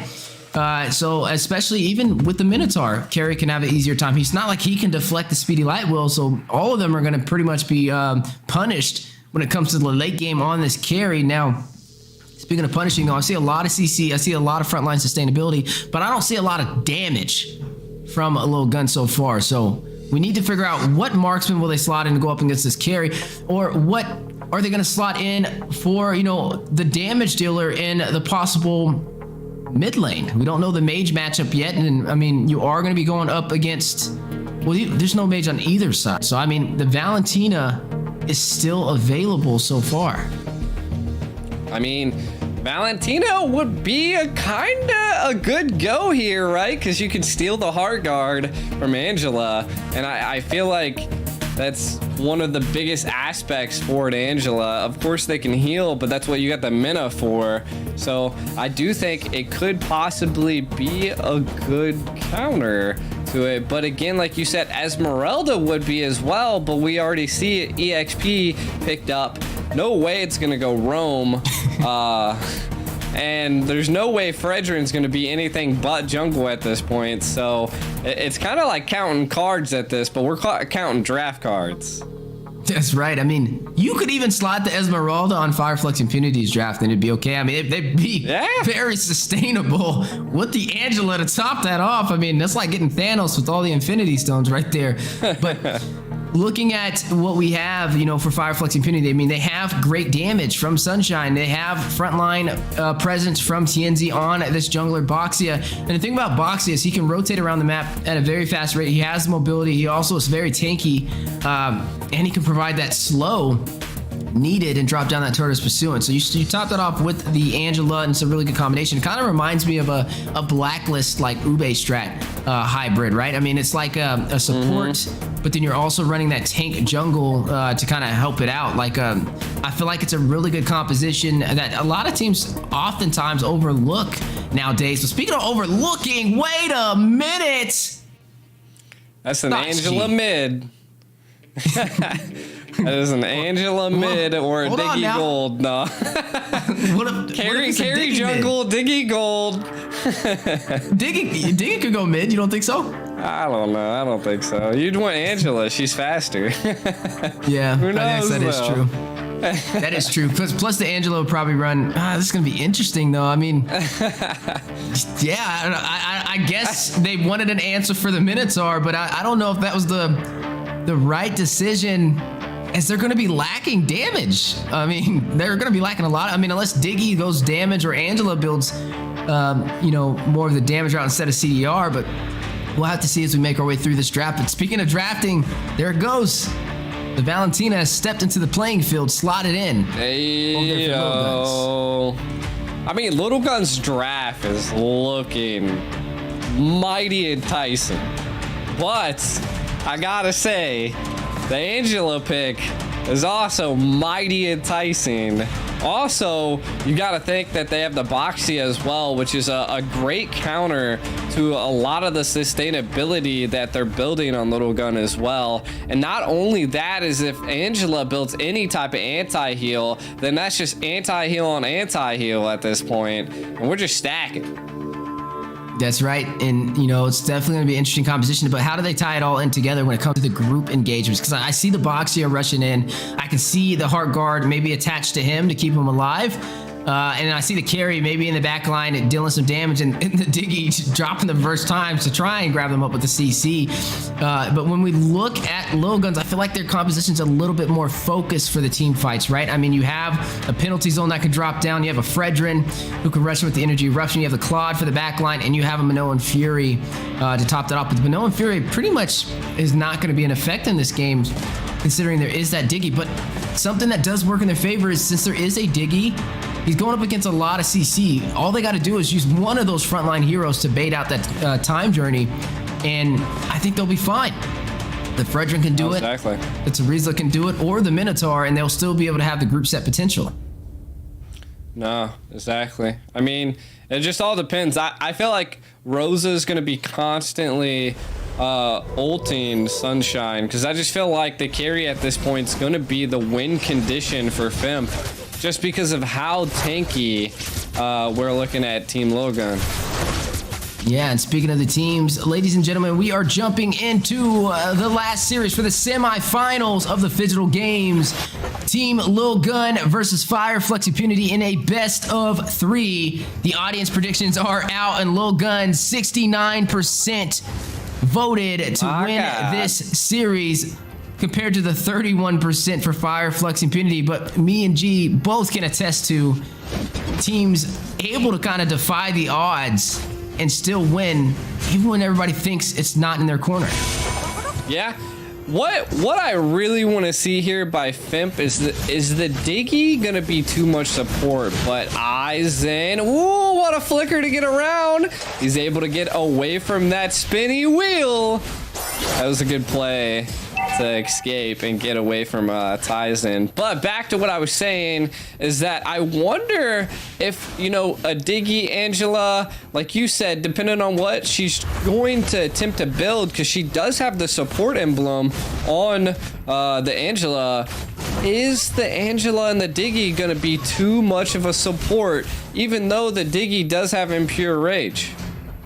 That's what we're going to be looking forward to watching. I mean, it is Impure Rage, it is Diggy on the damage, but that double support effect, I've seen it be costly to teams and not be able to work in their favor. I think it's going to boil down to execution. They have a very strong backline presence. I mean, even with Rosa, right? If Rosa builds the typical Angela build that we're seeing, she's not going to have much defense. She's really going to go in for like that Ice Queen wand and attach herself to whoever she's by to be able to kind of help give that slow, which means they won't have a lot of defense outside of this Boxia pick. So speaking of pickoffs, battle on the way in, the Turtle Pit Heart Guard activated. You are looking at the time journey go down. Azora is going to go ahead and pick up this turtle for Team Lilgun. Rose is going to draw first blood. Aizen's going to find Apex 47. Ooh. Ethan did fall over there in that process too. Rosa, though, with that Heart Guard attachment, and that is going to be 1-for-1 on the board. Yeah, I mean, we're seeing a great mid lane. Ooh. Alien really low, not able to put too much control of his own lane. Though Sunshine is definitely winning their lane. You can already see the gold plating is missing, but while talking in the top, Alien does fall to MN Forbid. looks like we might see some more plays happening. But back to what I was saying is that it does look again like Sunshine is scaling, mainly because the Diggy just does not seem to be leaving the area, and it doesn't look like Lilgun is attempting to reply to that just yet, but they are setting up for something. They are setting up for an engagement. Hardguard activated. TNZ looking like the Tasmanian Devil going out there trying to get a pick off the immobilization. Appraiser's Wrath drops down. The knock up from the Minoan Fury. Not going to be able to stun him long enough, but Forbid is going to rush in. Last minute takedown. Apex 47. The spinning wheel from TNZ connecting onto Ethan, but now may have costed him his life trying to get away. The chase, the hot speed pursuit. Can they close the distance? No, TNZ will be able to get out of there with barely any HP. He is going to have to recall back to the base, and that is going to be 3-1 on the board so far. Team Lilgun leading in kills. This is what I'm saying. Like, the teams just aren't, they're not greedy like we are in America, but Alien be impressed. That's right, be impressed. The Appraiser's Wrath drops down. You are going to see Eisen with the execution strike trying to deal some damage over there to TNZ, but he's able to sustain a majority of that. Didn't even need Angela to heal him right there. And that's just showing you the power of the Boxia, the tank jungler for Fireflux Impunity. Definitely. And, I mean, we're going to be seeing the first turtle attempt here. Looks like Lilgun might actually have a little bit of an advantage being able to approach it first as the Boxia is kind of rolling in. Let's see who's going to get it, but a hard guard up here on Azen. Rosa wants it. Ooh, almost able to take him down, but he is going to escape in the battle for the Turtle. Zara going to pick up the second neutral objective yet again for Team Lilgun, and now the punish going in for blood, but the speedy wills. TNT again able to escape the damage, but falling short to these objectives. And now look at the invasion inside of that purple buff. Time Journey goes out, but Forbid is going to find Apex 47. The double support not working the way they wanted it to. Apex picking up his third death within the last 5 minutes. Yeah, I mean, you got to give it up to TNZ, just kind of backing off of that buff. He knew better. I mean, he just couldn't get that buff. There was 4 of them against him. But he's going to come in for this play, though. Ethan is going to find Apex 47. Sunshine is going to recall back. Heartguard being proc, can he get there in time? Is going to grab up TNZ to sustain himself on the 4v1. He's going in for the fight. He needs to pull his punches. It's definitely not going to work in his favor. Angelus pops up right next to him right there. It looks like they will be able to defend themselves off. Just some overall sustainability, but not translating into these objectives and still being punished. TNZ not letting go. Very low. Reverse time is going to pull back Ethan. Time Journey trying to keep TNZ alive. He is still in the game. Wait a minute. The stun TNZ gets away. He's not going back. Why does he keep going in? Apex is going to take down Ethan. Sunshine actually secures that kill. My goodness, I don't know how many times TNZ can escape with 1 HP in a matter of seconds. Yeah, I mean, that was definitely wild. You know, I did not suspect him to be able to get away from that, but just the slow and the pressure was phenomenal by that team. Again, it does look like maybe they just don't have enough damage yet right now. The Boxia, the Angela, and the Diggy are just... And then the Thamus, right? Like, these are all people that just don't have a lot of burst damage. They're really relying on Sunshine. That's right, relying on Sunshine, and hopefully they'll be able to prevail, but looks like a little bit of shade being thrown in there from Team Lilgun, trying to deal some damage, trying to increase this lead they already have. Zora is going to claim the third turtle of the game, now leading by 4,000 gold, which means they definitely have more items in the bank to be able to clash this out and win. You're going to see the Heart Guard be activated. You are going to see the knock-up, Minoan Fury dropping down. Forbid is going to rush in, find Alien. Can they get another? TNZ still hit with the Heart Guard, still being sustained by Rosa. They are going to be able to find a member, and looks like they're going to shift focus to the top lane. They do have the separation. It looks like they may be able to claim this turret. Yeah, I mean, definitely going to be able to claim this top turret. I mean, they've already taken the mid turret, and to be honest, Fimp just doesn't have any turrets. Like, they're not able to push. Again, it's about a 5k gold lead, so the more towers they keep taking, the farther they're going to snowball. And what? They might be able to get a play here. Yeah, play on the way. TNZ is going to find Eisen on the 3v1. Now, we kind of mentioned Sunshine, right? You're going to be a menace when it comes to the late game, especially bursting down Eisen, Ethan, and also Bibex, but needs to get to that point, and this may be what they need right here, as you are going to see. No, it looks like they are going to disengage, not the fight they wanted to take, and I'm okay with that, right? I mean, as long as they don't lose any members in the process, that's fine. A little bit of that stalemate in the bottom lane. No, exactly. I mean, what they really need to do is get some split pushing, but I just don't think they have that capability with this team comp either. So if they get pushed into a corner, it's going to be really, really hard for them to come back. The only positive outlook that Fimp has right now is that Sunshine is 1-0-1, and looks like they might be able to take down Babex. Oh, he didn't use his BMI to go back. Sunshine is going to take him down in the mid lane, though. You are seeing Eisen going to go ahead and split push these minions and the bottom side as well. But the fight and the push are going to be able to open up the lane on the top side, claim their first turret of this game. Prior Flux Impunity, but Zlora on the bottom side is going to claim the tier 2, but responded back from a tier 2 taken from them as well. The Lord has spawned in. They need to get there in time. They're not starting it, though. They don't have their marksman in play, so they could possibly punish. Yeah, I mean, they just don't want to overextend like this and get punished. But, I mean, it's about to be a 4v3 if the team can make it in. Angela's still alive. And the reverse time going down. Heart guard activated by Rosa. Will proc into TNZ yet again, but the Minoan Fury for the quad knockup. You're going to see the Blaze Duet go in the time journey as well to negate the CC. TNZ still being sustained over there by Rosa. They are going to find Ethan, take him down.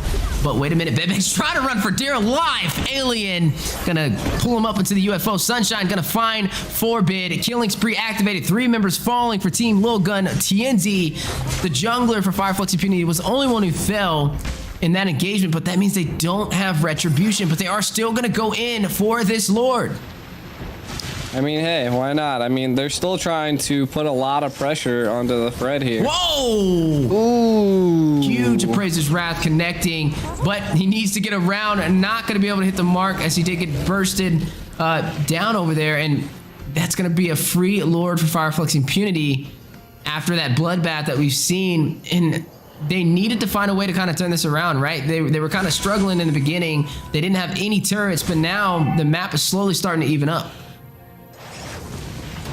Yeah, even up, and this Lord gave him that breathing room, you know. They got a couple kills, kind of, you know, shut down Forbid, and you know that changed the tide. Now the economy is pretty much equal. If they can actually secure the middle turret, then I feel like they'll definitely be winning more team fights. They just have so much sustainability with the Diggy and the Angela that when it comes to team fights, if they are extended team fights, Fimp's more likely to win than IG.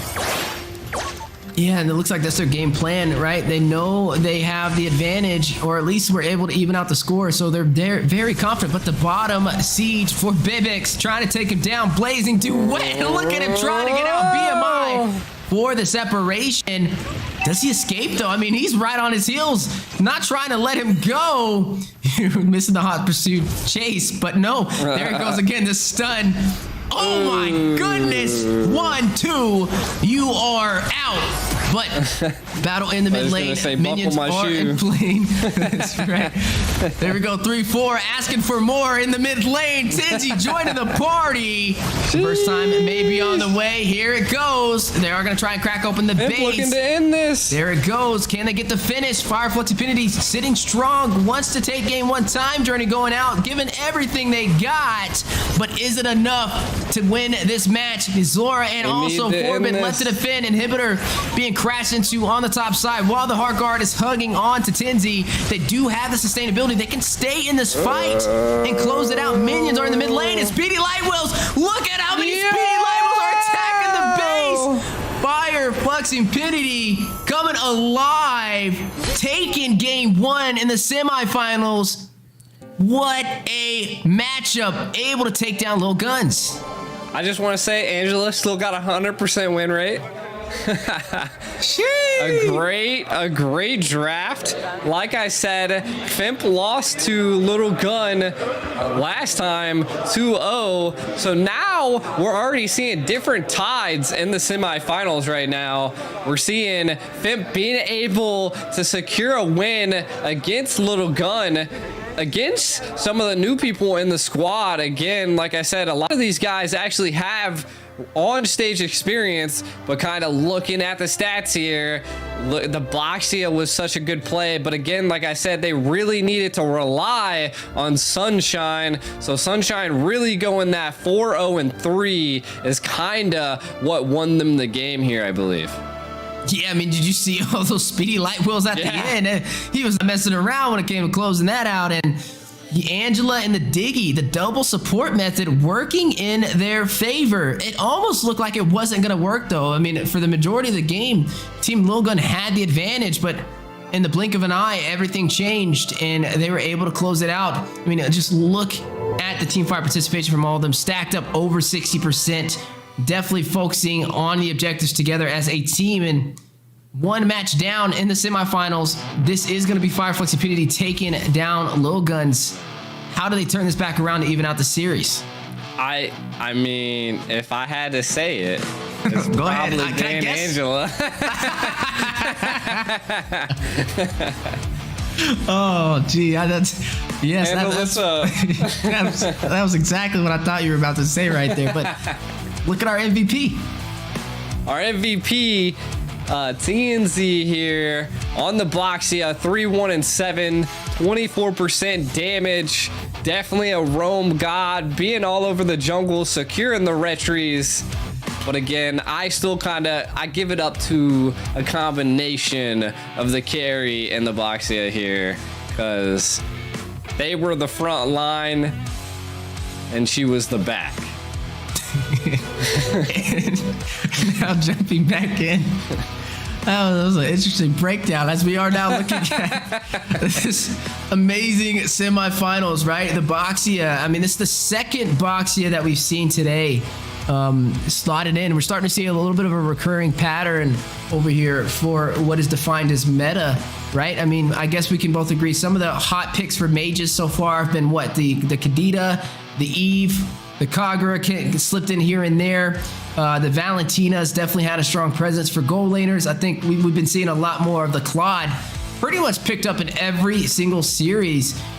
Maybe saw a Leslie slip here and there in a Clint, in a Beatrix, but I'm starting to get an overall understanding. But when it comes to the XP lane, I think we can both agree on who's the powerhouse XP laner, and I think this is just universal for every region. That's the Uranus dominating, even though we've seen the Uranus take a loss today up against the Dyroth. Yeah. And I mean, hey, it happens. But I do have to say that they did good. I liked it. Fimp definitely had the better draft. The Diggy, questionable. You know, Angela, I was like, yeah.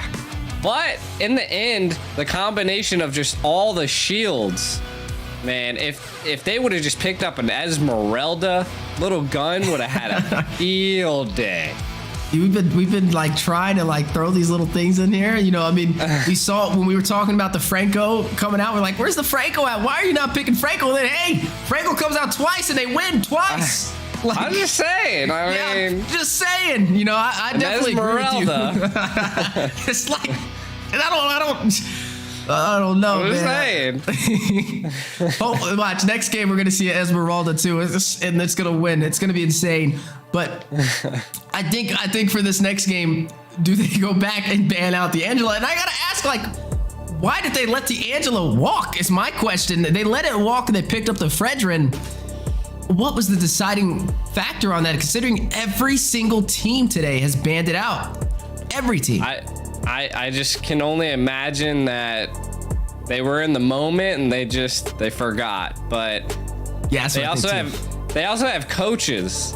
So I would hope that someone would know. Well, we all know just exactly what D'Angelo is capable of. He did. Sign me up.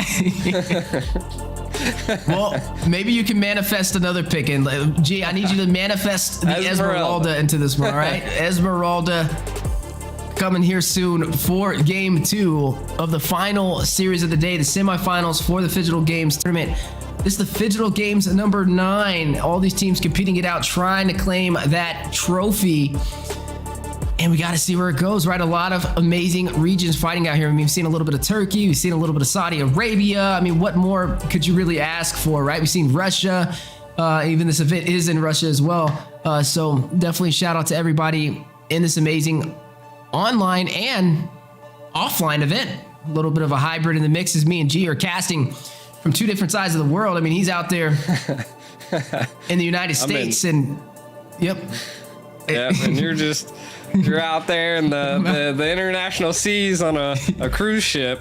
I'm in the Dominican Republic casting out here, so sometimes the Wi-Fi likes to give me issues, and it's a battle of my own. I'm running a best of 3 with my Wi-Fi right now, and I think I might be able to close out this series. But you know what? Touche.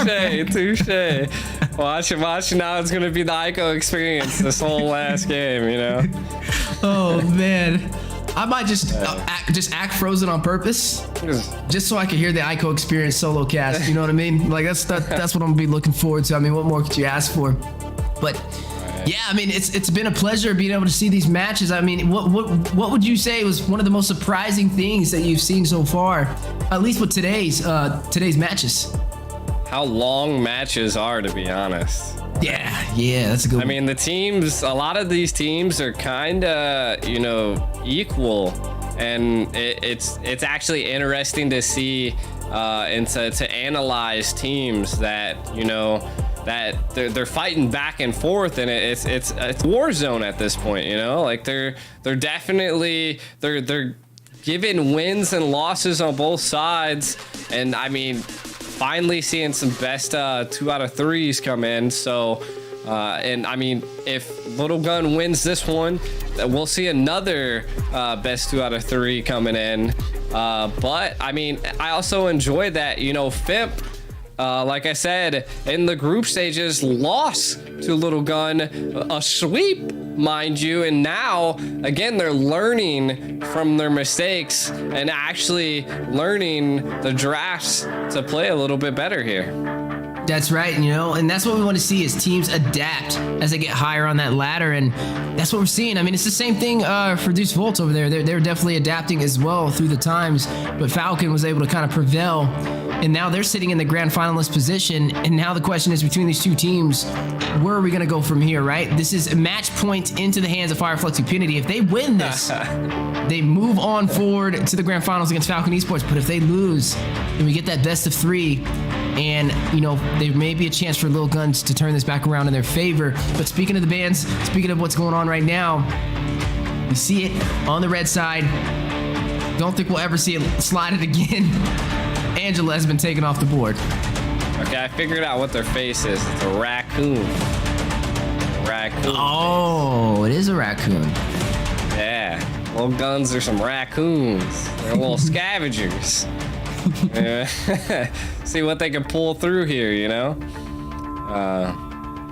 again, a lot of mages being banned, a lot of magical comps being banned. I do want to see kind of what FIMP rolls through this time. I don't know if maybe they'll pick some Baxia again, but looking like they're getting rid of the Ling. Joy is also banned, so I'm kind of trying to see what they want to go with. Do they pop out the Uranus? I mean, they have first pick, so to be honest, if I was a coach, I would probably be like, this is what we need to do. Pull out the Uranus, be as annoying and as big as a distraction as you can to control the map. Also give vision. It is a great side laner, but I can always try to manifest an Esmeralda. Yeah, I mean, that's what I'm hoping to see, but as likely as it's going to possibly be, probably not.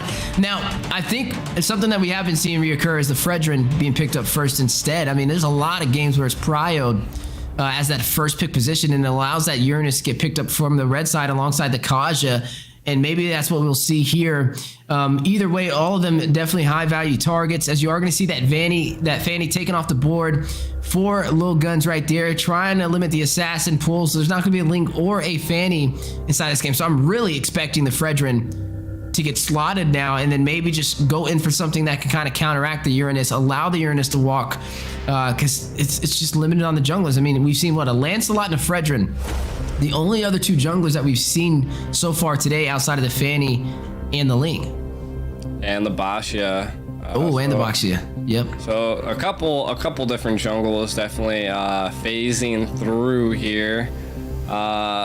Again, I mean, they're still on the line of what they want. Our lot's still open, but again, I feel like almost like Uranus is definitely like top pick now. It used to be Valentina, but now Claude and Uranus is definitely taking that top spot.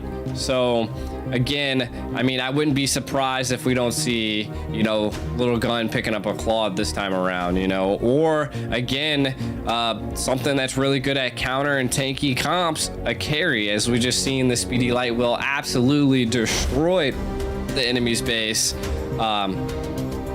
So it could be another comp that you possibly go with, but looks like they opt for a Fredrin and a Valentina, still very high picked heroes. Yeah, and I mean, I'm not against it.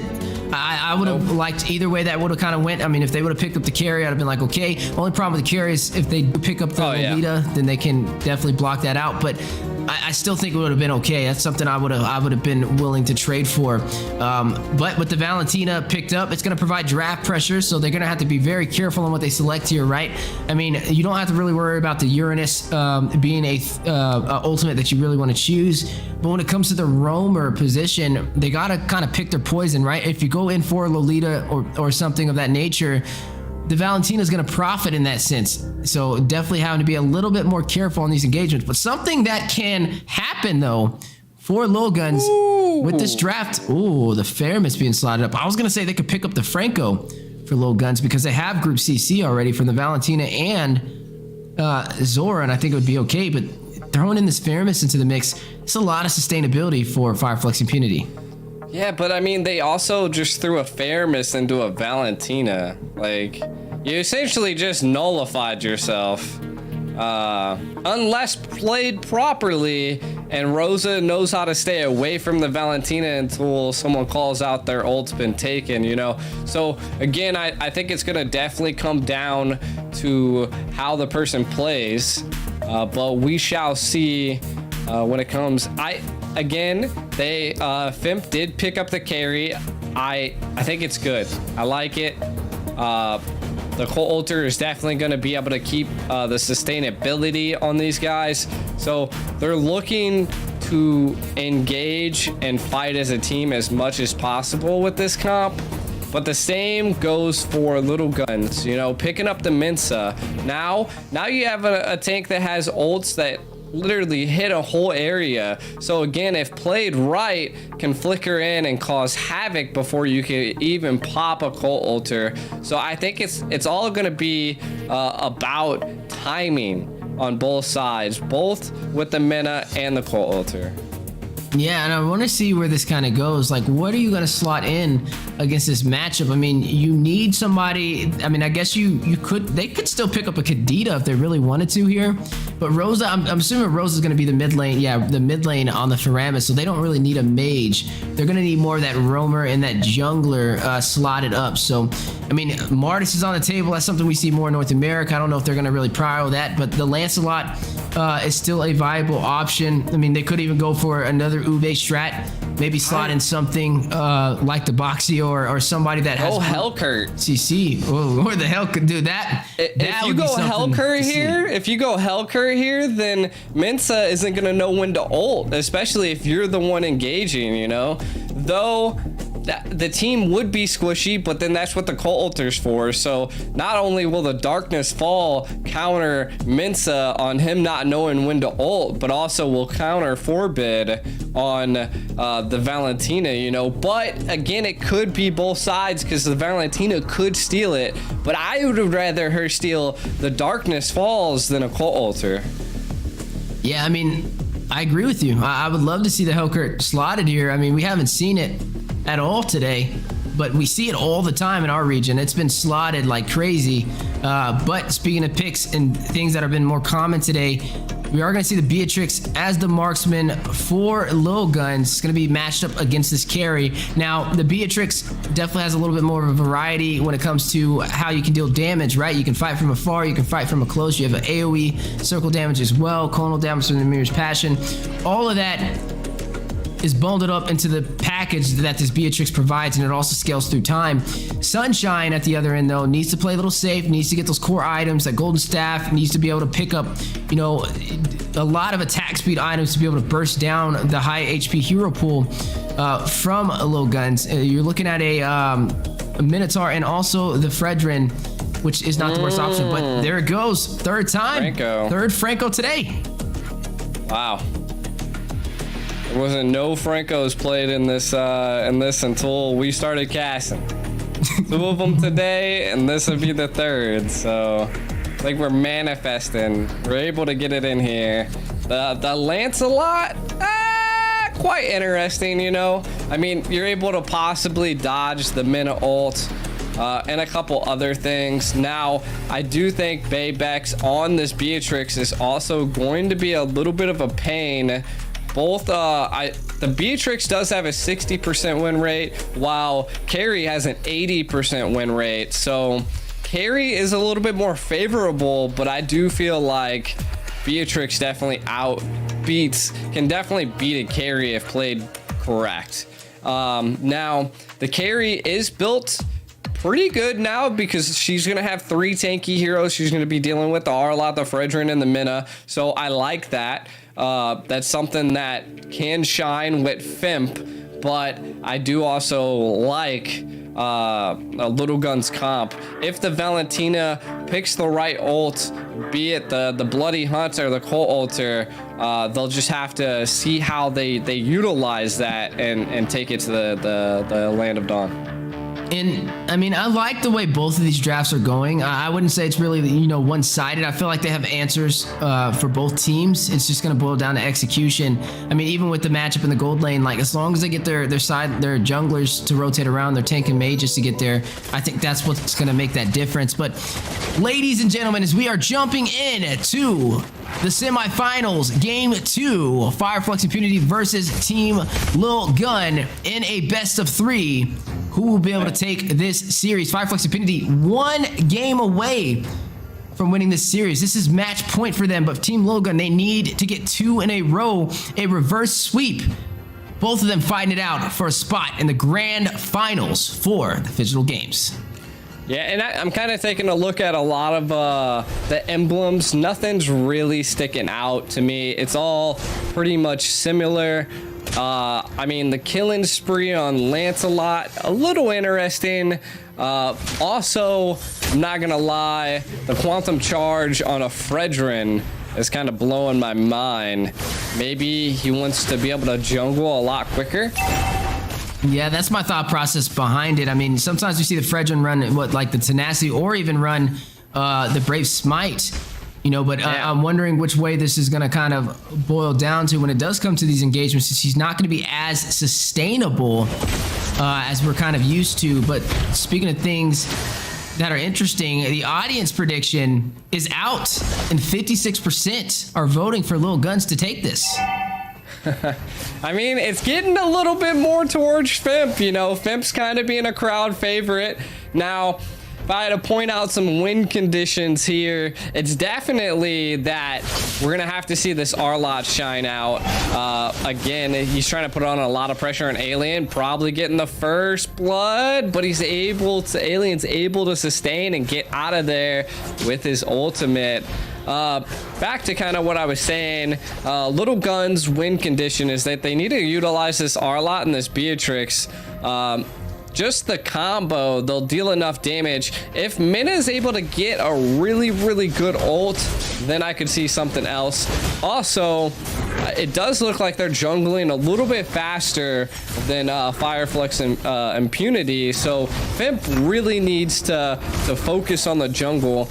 But I don't think that's going to take a factor until Lance can get a couple items here. So I do think that Lilgun's going to win a little bit more under the early game, but I think Fimp is going to, you know, kind of change a little bit of the tides in the mid game here. And then I think it's anybody's game once we get into the late.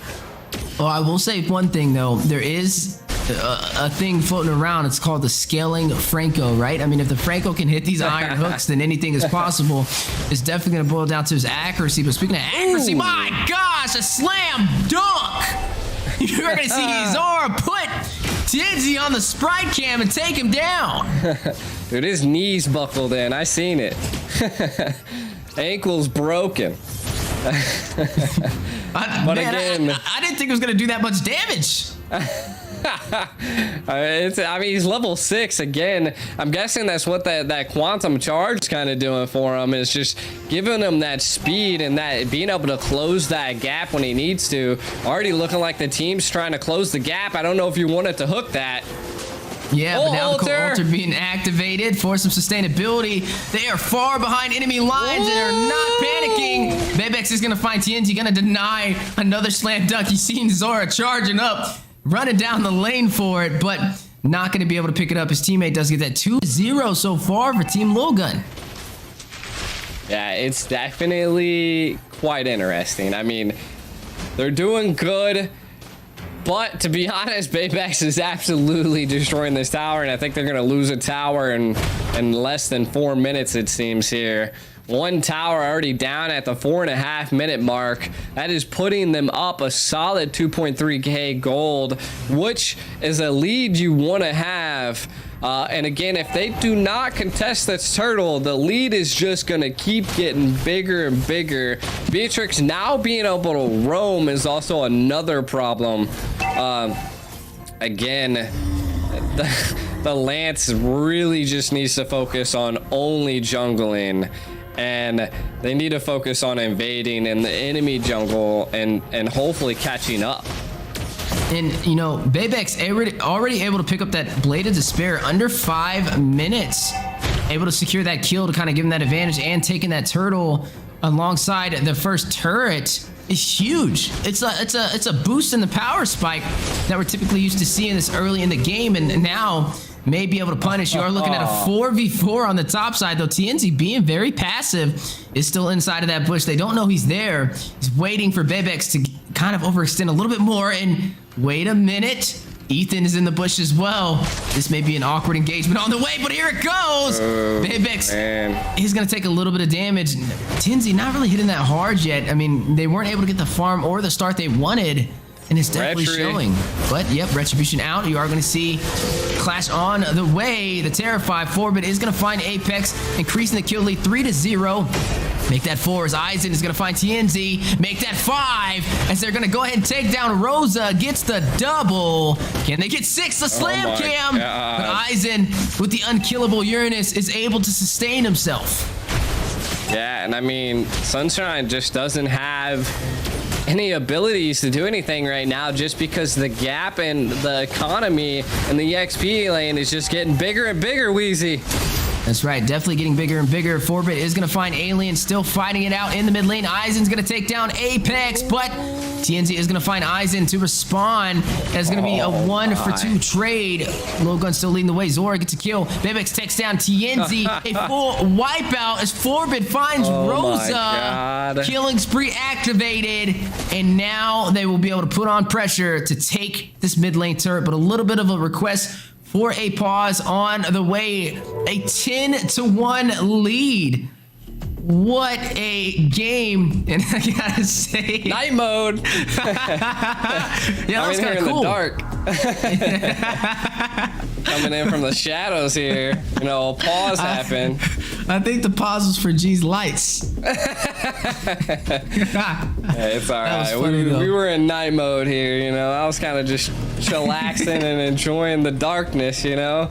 I was trying to make my own darkness falls. And, I mean, I admire it because honestly, it looked like you're just getting fully immersed into it, right? Like getting even clearer picture by cutting off all the senses, I light was. from the screen. I mean, that is amazing, you know. But you know, let's talk about this game. It's looking like a one-sided story, G. I mean, it's 10-1 so far. They were able to take the first turret in the gold lane. Bebex is on fire, and now it looks like they're gonna go ahead and strip down the turret for the mid lane, the tier 2. Where do we got to come back at for Flux Impunity? Where did they mess up, and how do they turn this around? I mean, right now they're in a pretty big hole without a ladder.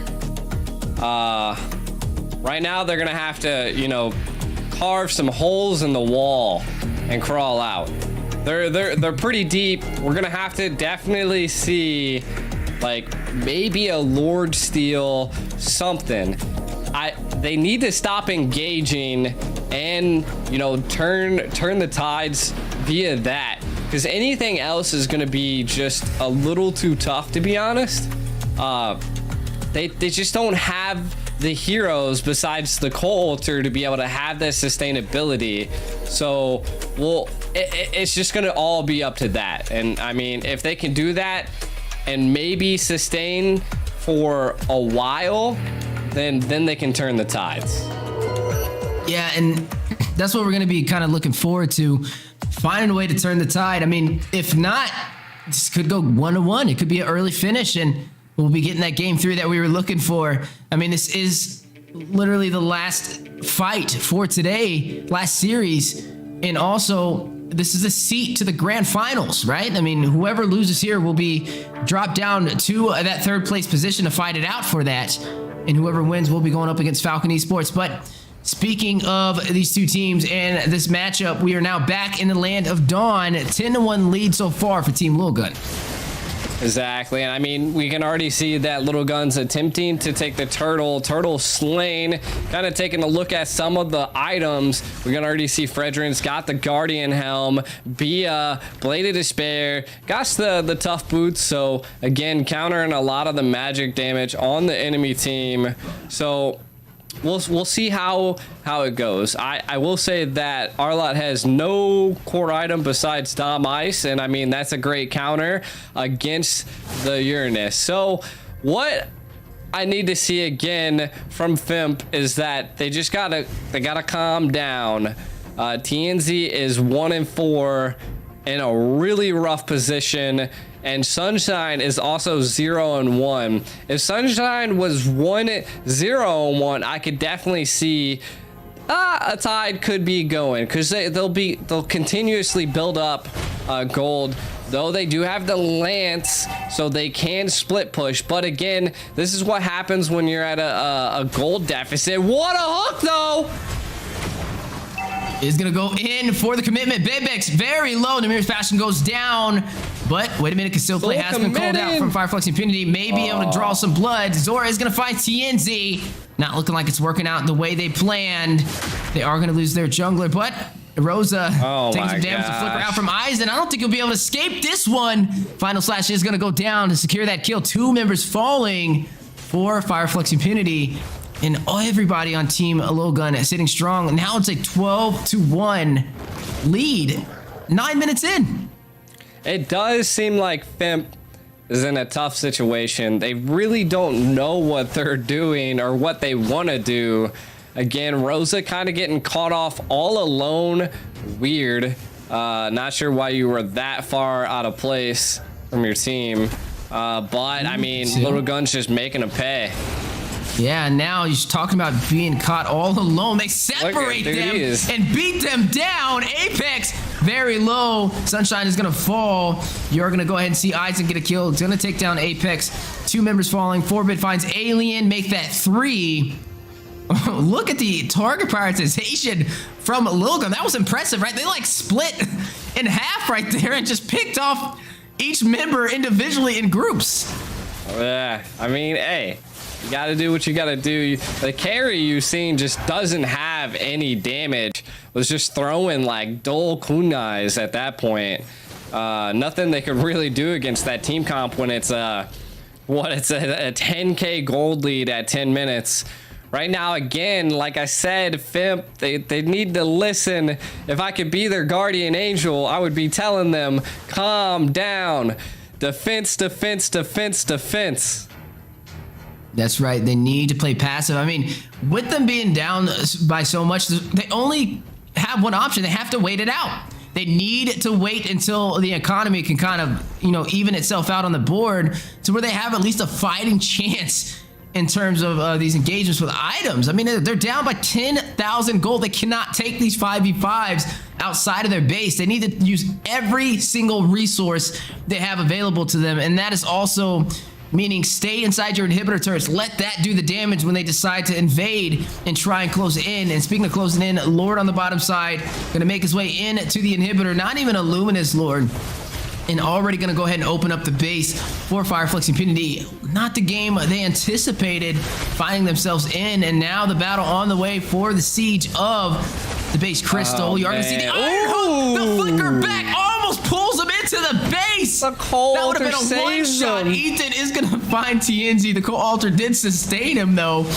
And you are going to go ahead and see the final slash go in, catching eyes and catching Rosa. Another Iron Hook, pulling him back. Sunshine gonna shut down Azora. No shade for you today. A double kill. Magnetic hooks activated, but Ethan, Forbid, and Bebex trying to close it out. They don't have minis. They've trapped themselves. A misplay, but Apex by himself. He's trying to want to run away. What is going on right now? This is not the way I anticipated this to play out. He's gonna go in for a conceal play. He wants it. Well, he's gonna. Man, missed by a hair.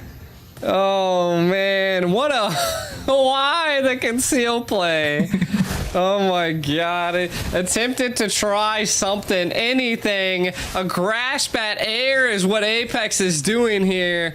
But to be honest, I had to say that was pretty greedy by Baybex there. Just going all in just to get that kill on the Faramis. Ooh, speaking of kills, wait a minute. Oh, they almost crashed into the side lane for the counterplay, but they're not going to be able to punish. They need to kind of pull their punches, right? I mean, the economy is slowly starting to work back in their favor. They just need to close that gold lead. It was once 10,000, now it's about 8. If they can play a little bit more passive, they may be able to turn this around, but Baybex having other plans. It's going to shut down Apex 47. I think this is the siege they were looking for. Forbid is going to go ahead and take the inhibitor minions, making their way on the bottom side. They only have one lane to work with. All Fireflex has to do is clear out these minions, and they should be good to go. But here it goes, a possible siege. Co-alter being activated. They just need to focus on the turret, but the minions are falling. Zora is going to go ahead and take down Tinzy, but base crystal, 25%, 5%. Minions are in play, and there it goes. Team Lilgun gonna pack a punch, a fast finish to even out this series in the semifinals up against Flux Impunity. We do have a 1-1 Fimp versus LG. The series is tied. The next game is going to be who goes and faces Falcon in the grand finals here. So this is interesting. Again, LG came out hot and ready here and kind of shut down Fimp. It was it definitely didn't seem at all like Fimp had control of the match. Not quite sure what happened, but the tides definitely leaned heavy to Lilgun. Kind of looking at some things, the Franco really didn't pay off here, as well as the Lance. Again, a 1-7-0 Lance. The Minnow, though, 1-0-19. Probably the best tank game I've seen. Yeah, I mean, I agree with you. That's a lot of assists coming out from him with that Minoan Fury. And like you said, the Franco didn't really have a crucial part in this game. I think this is the first Franco loss that we've seen today. All the other ones led to victory, but you know, when we're kind of sitting back and looking at everything, where did they go wrong? You're looking at 22-5, very fast game. And overall, the most damage dealt into the hands of Forbid, the Valentina, the mage over there for Team Lilgun. And they just had everything, right? Even their synchronization as a team when it came to picking off the members of Fireflux Impunity was impressive. Fireflux Impunity did make a lot of questionable plays, though. I mean, there's a lot of times where we caught the back line. I mean, Rosa was like way out there by herself at one of those plays and got picked off. And I think that just boils down to, like, you got to have a reason for being that far out there. And is it worth having the potential chance to be picked off, especially as a back line? And now we're here, G. We got what we wanted, right? 1-1 on the scoreboard. Anybody's game for the final match of today. The semifinals is almost over, man. It's almost going to bring some tears to our eyes to be able to see this closed out. But we got to get what we wanted, right? We got to see the Valentina or the Angela slotted in. We got to see 2 best of 3s now. And also, look at the MVP. Give a big shout out to Ethan from Team Lilgun. The Mensa going 1-0-9. 9% damage, but that doesn't matter. He's a tank.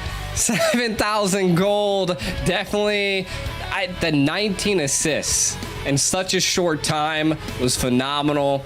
Definitely, I'd want to have this Mensa on my team. Yeah, I mean, impressive nonetheless. I mean, he didn't even have that many items. So that's how you know it was a fast finish. I mean, he only had the Dominance Ice and Immortality. Yeah. He was still building up there, you know?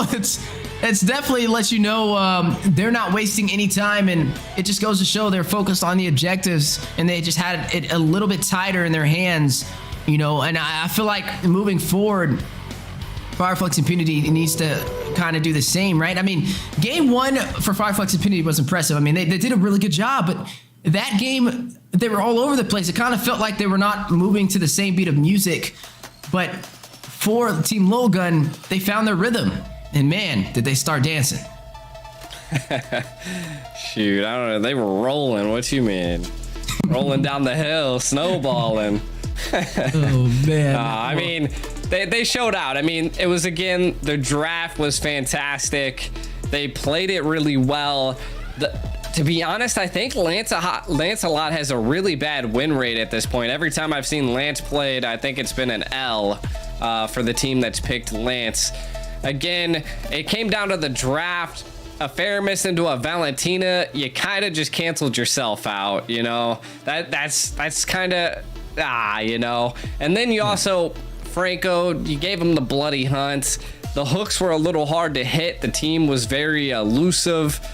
So no plays were really made with the bloody hunts as well. So again, a lot of these things just built on top of each other, and that just allowed Lilgun to continue to go right through that match and take the dub.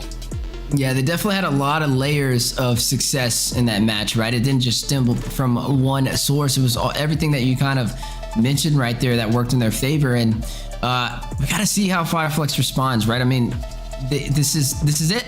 It's make or break, do or die for this final game, and you got to bring your A game. I do know they do have a coach who's been on the scene for about, I want to say, 2 years now, a little bit.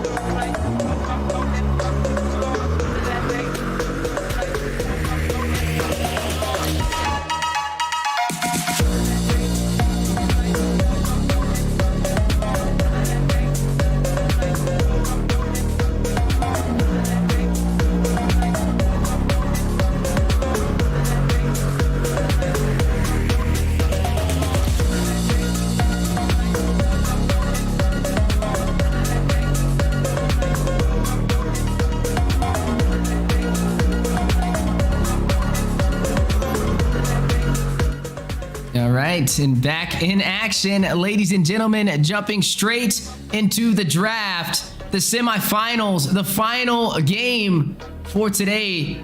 Phygital Games live, brought to you over there from two amazing casters, G the Ico over on my side. My name's Steph Wheezy. It's been a pleasure on this journey, and now as we are moving fast through this draft, go ahead, G, you got it, go. Yeah, you know, little gun's doing good. Pimp's doing good. That was the fastest first phase of the draft I've ever seen. One thing that I'm seeing that's quite weird, not gonna lie, if this is actually the real draft, is Lilgun has Adora and Navaria. And I mean, to be honest, Fimp's draft's looking a little bit better just because, I mean, they have their roam, they have a proper roam, they have their mage, they have Uranus, they also have Beatrix. So to be honest, I'm kinda, if I'm seeing right, I'm definitely believing in Fimp's draft right now. But I think they might actually all be picked already. Is that 3 mages, bro? What is going on? What a way to end it. I don't think anybody could disagree with you right there. I mean, I'm definitely going in favor for Flux Impunity on this one, drafting wise, because I'm like, this is the semifinals. This is your seat to that grand finals position. Are you really going to risk it all by picking up 3 mages last minute? This is what we call the X Factor. And this is not just one X Factor. This is a triple X Factor. Since it is 3 mages picked up, I don't really think it's the right choice, you know, but looking at what they slotted in for the mages, they have the Lunox to be able to deal some burst damage. They have the single target CC and burst potential from Azora, but then they also have Forbid running on this Navaria. Now, all you really need is magic defense. In theory, you should be okay, but as we are jumping into it, it looks like that is going to be the official draft, and this is a first. I've never seen it changed up. There's a Ling now instead of an Adora. Oh my goodness. Okay, so we took out the Adora. Yeah, we're looking good. Without an Eudora, I understand this, but a little wild. They're rocking the mage in the gold lane. It can definitely be something, but Team Lilgun versus Flux Impunity, the last match of the day. The winner of this takes the 2nd spot into the grand finals tomorrow. Let's get it, Wheezy. That's right, and they get to face up against Falcon Esports, who's been eagerly waiting to see who their competition will be for that trophy, the 9th Digital Games. And with this best of 3, both these teams already having one win. It's match point, anybody's game. Luckily, that's not a Eudora, because I definitely would have said, oh, this is one-sided. This is going to be a very fast one. But locking in that Ling, he has that split push potential, and he's been one of the more dominant jungles so far in the tournament. So I gotta give credit where it's due. This is gonna be the first Martis though that we've seen today. It is. Yeah, they did pull a Martis out on Lilgun in the very first series that they fought in the group stages, and it didn't feat well. So I kind of want to see if they do change the tides here with the Martis in play. It is kind of a good go just because you're going to be able to chase down the Navaria, possibly be able to catch that Ling and rip him off the wall. I mean, there's a lot of aspects that could work here for a Martis. Also the quick jungle, but you really do have to end this game early, and I don't think I've ever seen Fimp end a game too early. Whoa. And speaking of anything's early, oh my goodness, a decimation. That's right, it has been drawn up with the assistance of the Divine Judgment from Apex 47. Turtle did get reset in the process though, and Tenzi, he gonna get knocked down from Aizen. 2-2-1-3 combination in full effect for this Phygital. Oh, definitely. Oh, it's still 71% for Lilgun in the audience prediction. Again, I mean, I like both comps right here, but my God, fully diving in. Sunshine, almost. Whoa! Ah, get out of there, Baybex. Oh, Baybex. My so clock is going, whoa. I'm at a loss for words. I don't even know. How do you even cast that? What an engagement. The sustainability. Yo, he almost pulled that off. He took down half the HP right there before falling. But it is now 2-2 on the board, evened up on the score. But neutral objectives have another plan. It's going to go into the hands of Flux Impunity. Rosa going to pick it up. Yeah, exactly. And I mean, we're looking at a good match here. Stool, we do see that Fimp is invading a little bit more real-world manipulation.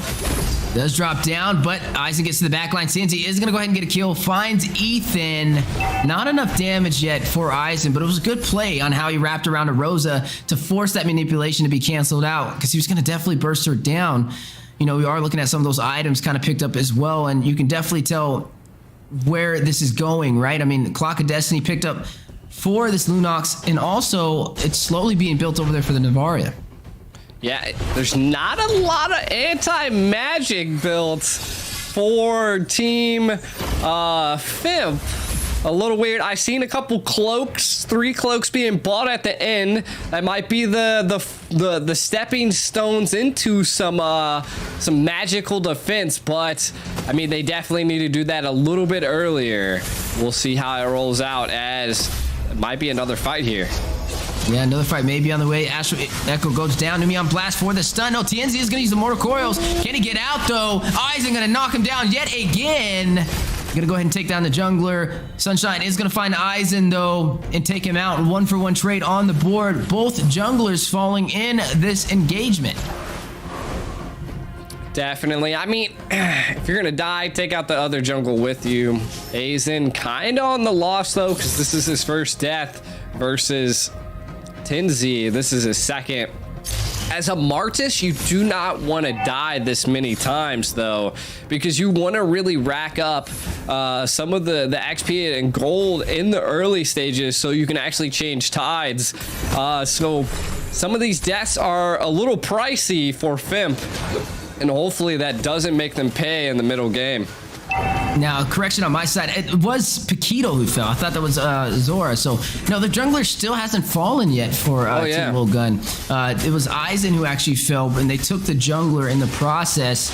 So, I mean, overall, I'm still giving that to, you know, the side that didn't lose their jungler, Team Lilgun. And Tinzy is going to go ahead and claim this turtle, able to get the neutral objective. That's 2 turtles so far for Flux Impunity, and already leading by 1,000 gold. Yeah, I mean, that's a good lead. I mean, that's what happens when we're able to secure neutral objectives on the normal. Again, it's not too bad. They can make up for this. Now, looking at some more items, again, there's 2 cloaks picking up. Bia opting for the tough boots as well, so has a little bit of magical defense. Again, building a lot of damage here. Might be another fight. Apex, though, is this Kaja, and is something I'd like to see is that they really need to combo that together with Beatrix. You know, get a kill, do something to trap this Lunox. I mean, she is only a mage in the gold lane. You can definitely do something. And speaking of doing something, it can still play on the way. There it is! Flickers in, Divine Judgment, Phoenix Rage, and a manipulation. That is all they needed to take down Baypex. A little bit of overkill, in my honest opinion. But I mean, hey, at least you got what you were looking for. And now they're going to go ahead and rotate around. Proxy these minions. They do grab them as well, which means they will be able to take this lane. I mean, Ethan can't even push in. They force him out, and that will be the first turret falling. Really good play from Fimp. Yeah, Fimp doing really well here. I mean, they did exactly what I wanted them to do. They executed it to the T. Kaja was able to make the Lunox, you know, just punish them, take them down, feed your marksman, and keep that going. You keep that going, and you have a future at possibly being in the grand final slot. That's right, and that's what both of these teams are working for, trying to claim that last seat in the grand finals, which will be live tomorrow alongside the battle for third place. But who will be able to take it? This is all the way down to the last match in the best of 3 for the semifinals. But look at the finish race dropping down. TNZ is going to find Eisen. And now Zora is going to go ahead and claim the turret. The split push on the bottom side opens up the map, but he will lose the turtle. But overall, I think it's a good trade. and the top tower. So a little bit of a interesting trade. Might actually lose a tier 2 here as well.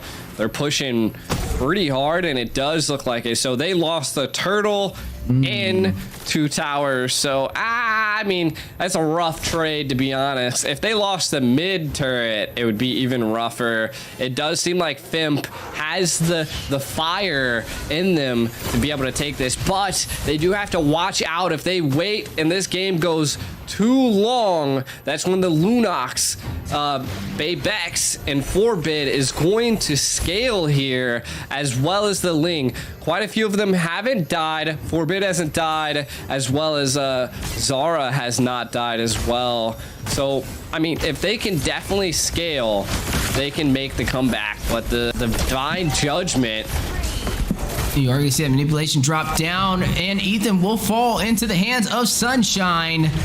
And now a siege for the turret in the mid lane. They are going to be able to open that up in their favor. The map is definitely bleeding red so far. Flux Impunity looking strong for the first 10 minutes of this game, leading by 4 kills and up by 4,000 gold. Definitely. Again, Fimp, their win condition at this point is just continue the pressure, make plays. Do not let them breathe. If you let them breathe, it's going to be bad for it. Apex kind of a little slow to the engage there, but gets a Divine Judgment.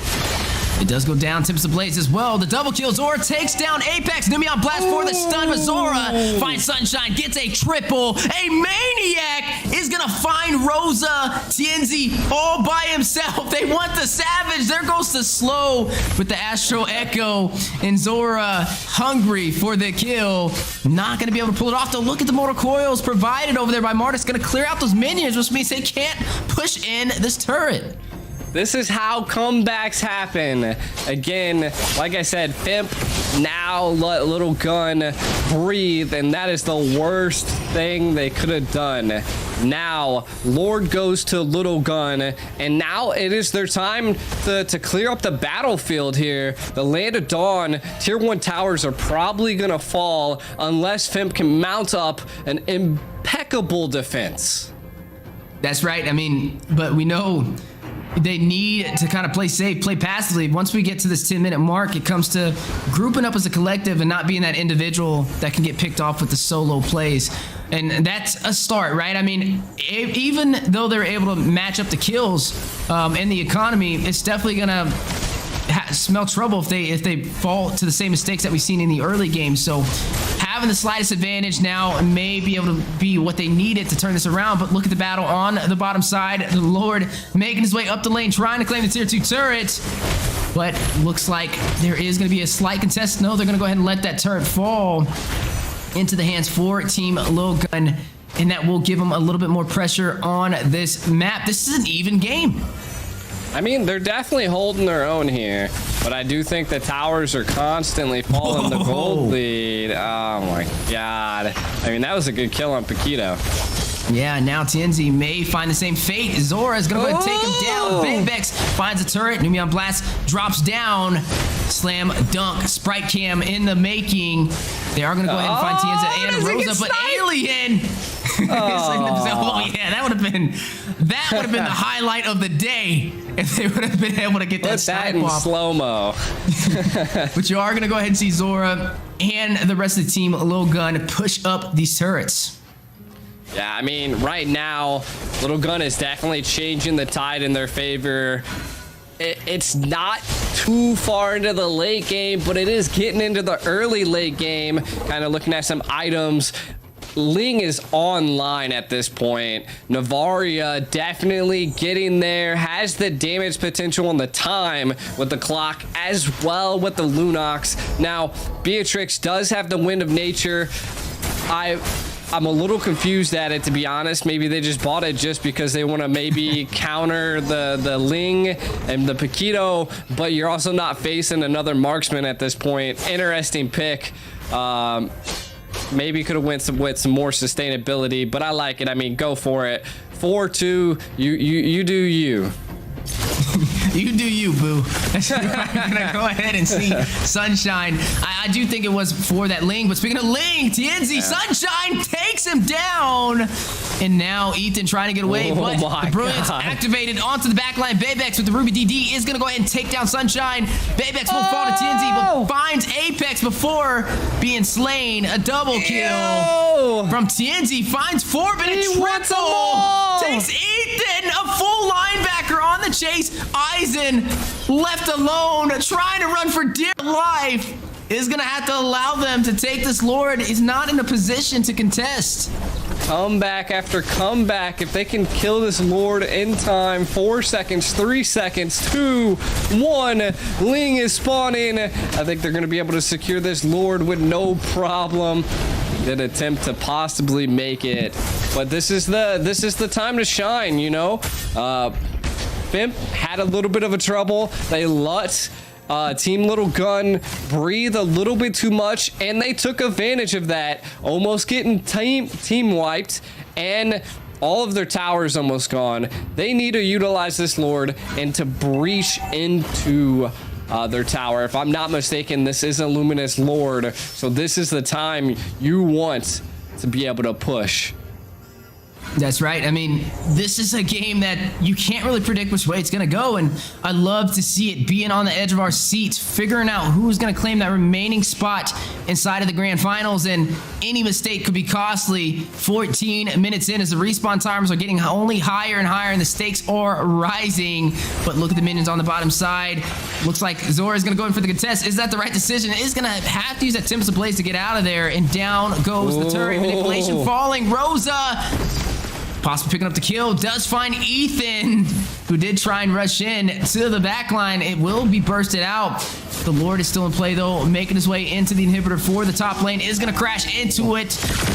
They will be able to possibly open up the base, but no, the denial. He will be bursted down at the gates. Rosa will go ahead and find the tier 2 turret for the mid lane, leaving only the inhibitors for Team Lilgun, and make that 2 as the bottom one does fall. Astro Echo going down is going to increase the hit markers and slow down the entire team of Fire, Flux, Impunity, but I think they got what they came for. Do they stay and try and push for more turrets, or do they disengage and live to fight another fight? I think they're going to disengage. I mean, at this point, you've cracked into the base. You're already in a little bit more of a lead, but Ling wanting to full 5-man fight. He really wanted that purple buff. He was not letting that go. He forces the conceal play out. They're trying to get away, but Sunshine switching weapon types is going to go back in. Has the Bennett's Rage.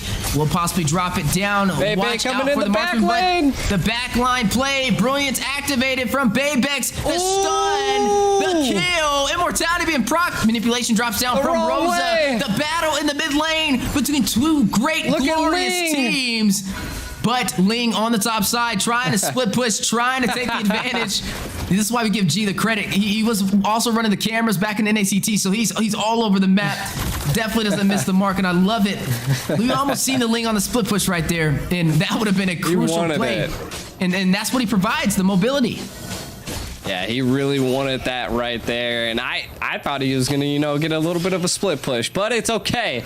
There was a lot of utility utilized on pushing Fimp right there. Now, the sprint's down by Aizen, as well as the flicker by Ethan. So possibly they could contest this here, this Lord take, but it's going down so fast.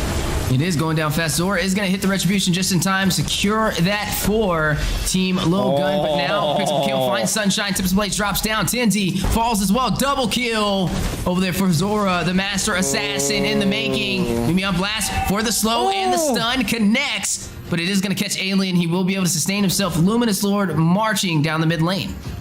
This is rough for Fimp. They've lost their MM. They do have Rosa, though, one of the best mages to defend a base that is in this game. The Yeve real world manipulation is already utilized, though. It is up now. Whoa. What are they gonna do? We need a full defense. Full defense on the way. Astro Echo does connect, hitting all three members, though. They don't have everybody to defend as they're slowly spawning back in. The inhibitor falls for the mid lane. Alien very low, caught in the manipulation. Immortality has been procced. Numion Blast winding up for the stun. Suppresses one. Gets Rosa. Forbid is going to go ahead and take down Alien. Look at the base Crystal. Taking some damage, but the Lord has been bursted out. The battle on the way, forcing Team Lilgun out of the base. Do they pull their punches? Eisen very low. Does not want to engage here. The inhibitor falls for the bottom side. Completely vulnerable to seize the space Crystal. Eisen won't pull out, though. He's going to still try and take this fight. They just don't have a traditional marksman. Yeah, they are lacking their marksman, and that's definitely going to make it hard for the push potential, and they're going to be able to fend them off. They are in another real-world manipulation. He's going to drop down, Astro Echo down, but the Numion Blast, the play they were looking for. A slight mistake, a glitch in the Matrix. Zora is going to take down Rosa. Make that another as Apex Immortality has been procced. Sunshine very low. Forbid gets a snipe, takes him down. Point blank range. Zora in for the kill, gets a double. Finds Apex. Alien left on a planet all by himself. Experiment 626. Babex is going to take him down. TNC trying to fend them off, trying to stop the inevitable. And the base Crystal will fall. My goodness, God. what a showing. What a finish. A very close call. Who would have thought it would have played out this way in this amazing best of 3? But only one team was able to kind of move forward. You can just look at them so far. Look at the hype. Look at Team Lilgun just ready to move on to the grand finals. He's like, let me put my shoes on, bro. Hey, Lilgun definitely showed out. The new guys in the field taking the win here. Again, the Ling 9-2-6, definitely deserving the MVP. It was just an absolute, look at that, 17,000 gold just everywhere. And again, Fimp, they did so well, but they just weren't able to stop that final push by Lilgun.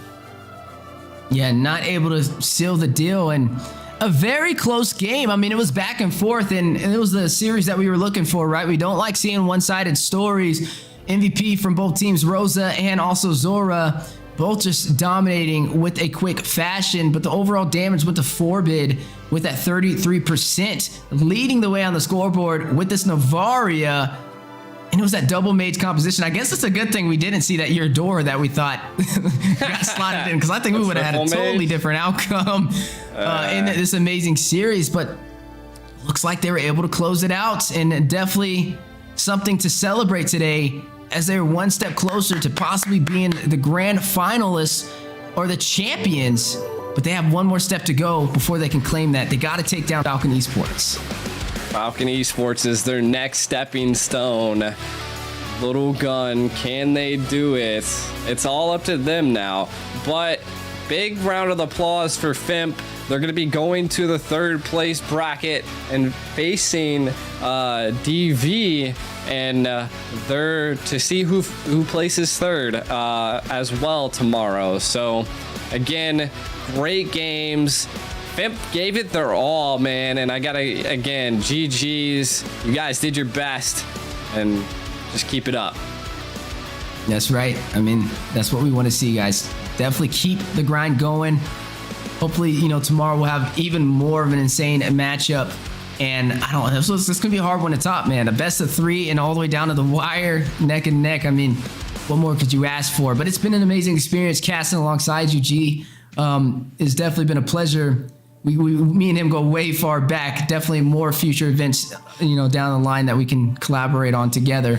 I'll definitely see you soon too. So it'll be a fun time. So guys, yeah, hopefully you enjoyed our casting today. We're both from North America.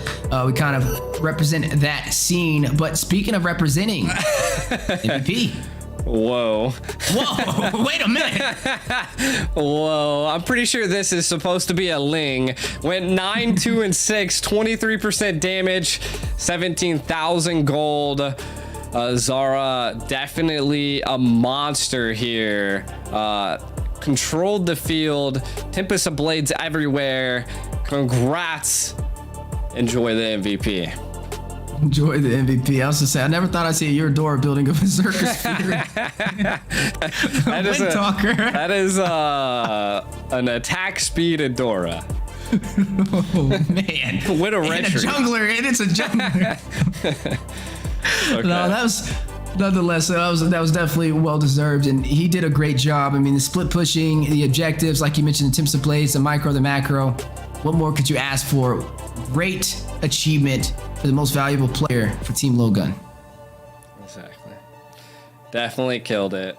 I mean, I've seen it. The Lord takes the plays.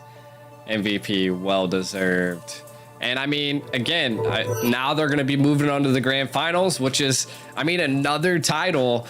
Now they just have to work on facing Falcon, learning their abilities. But like we were saying earlier, the character that was supposed to be on the image was definitely supposed to be Ling, not Adora. So again, big shout out to the MVP.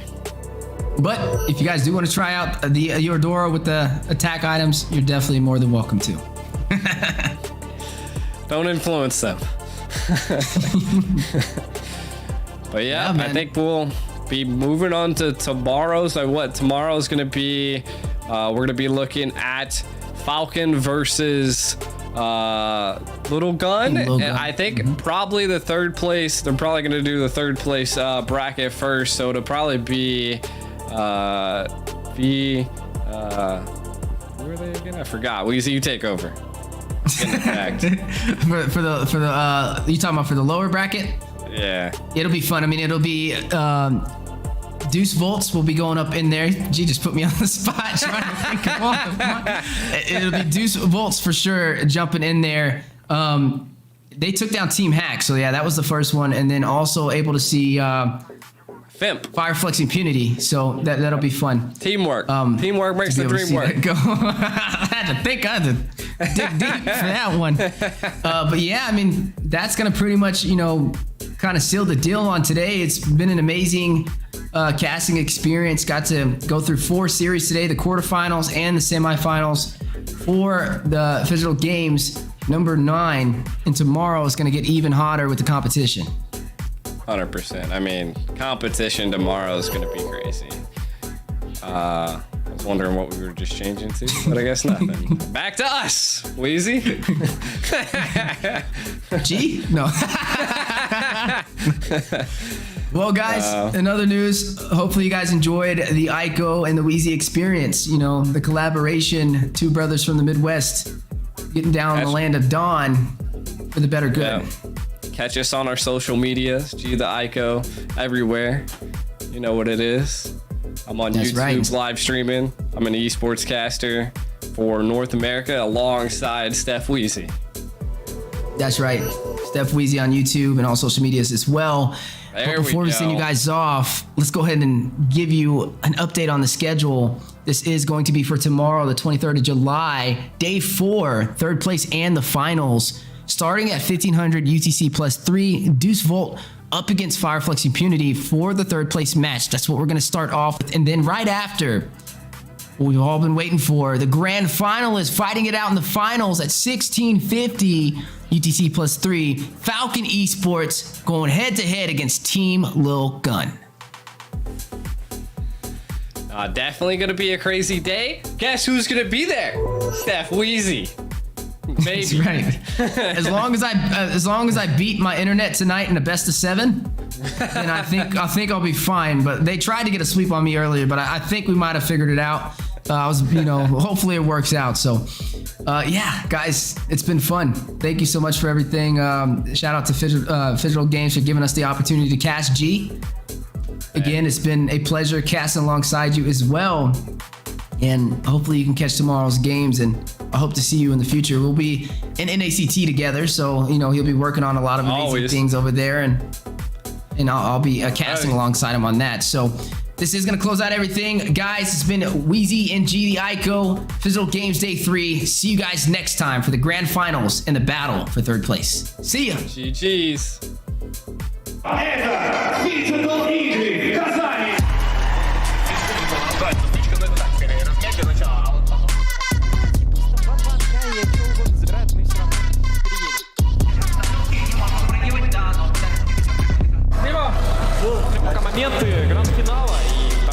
Mobile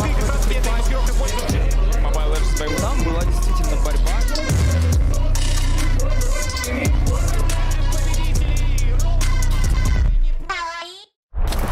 February 2024.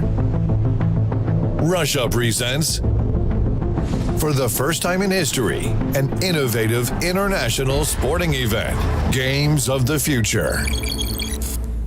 A cross-border tournament that combines physical and digital dimensions, bringing together sports, esports, and advanced technologies. Teams from every corner of the world will gather to compete across physical and digital challenges, each seeking glory and the chance to take home a portion of the impressive prize pool.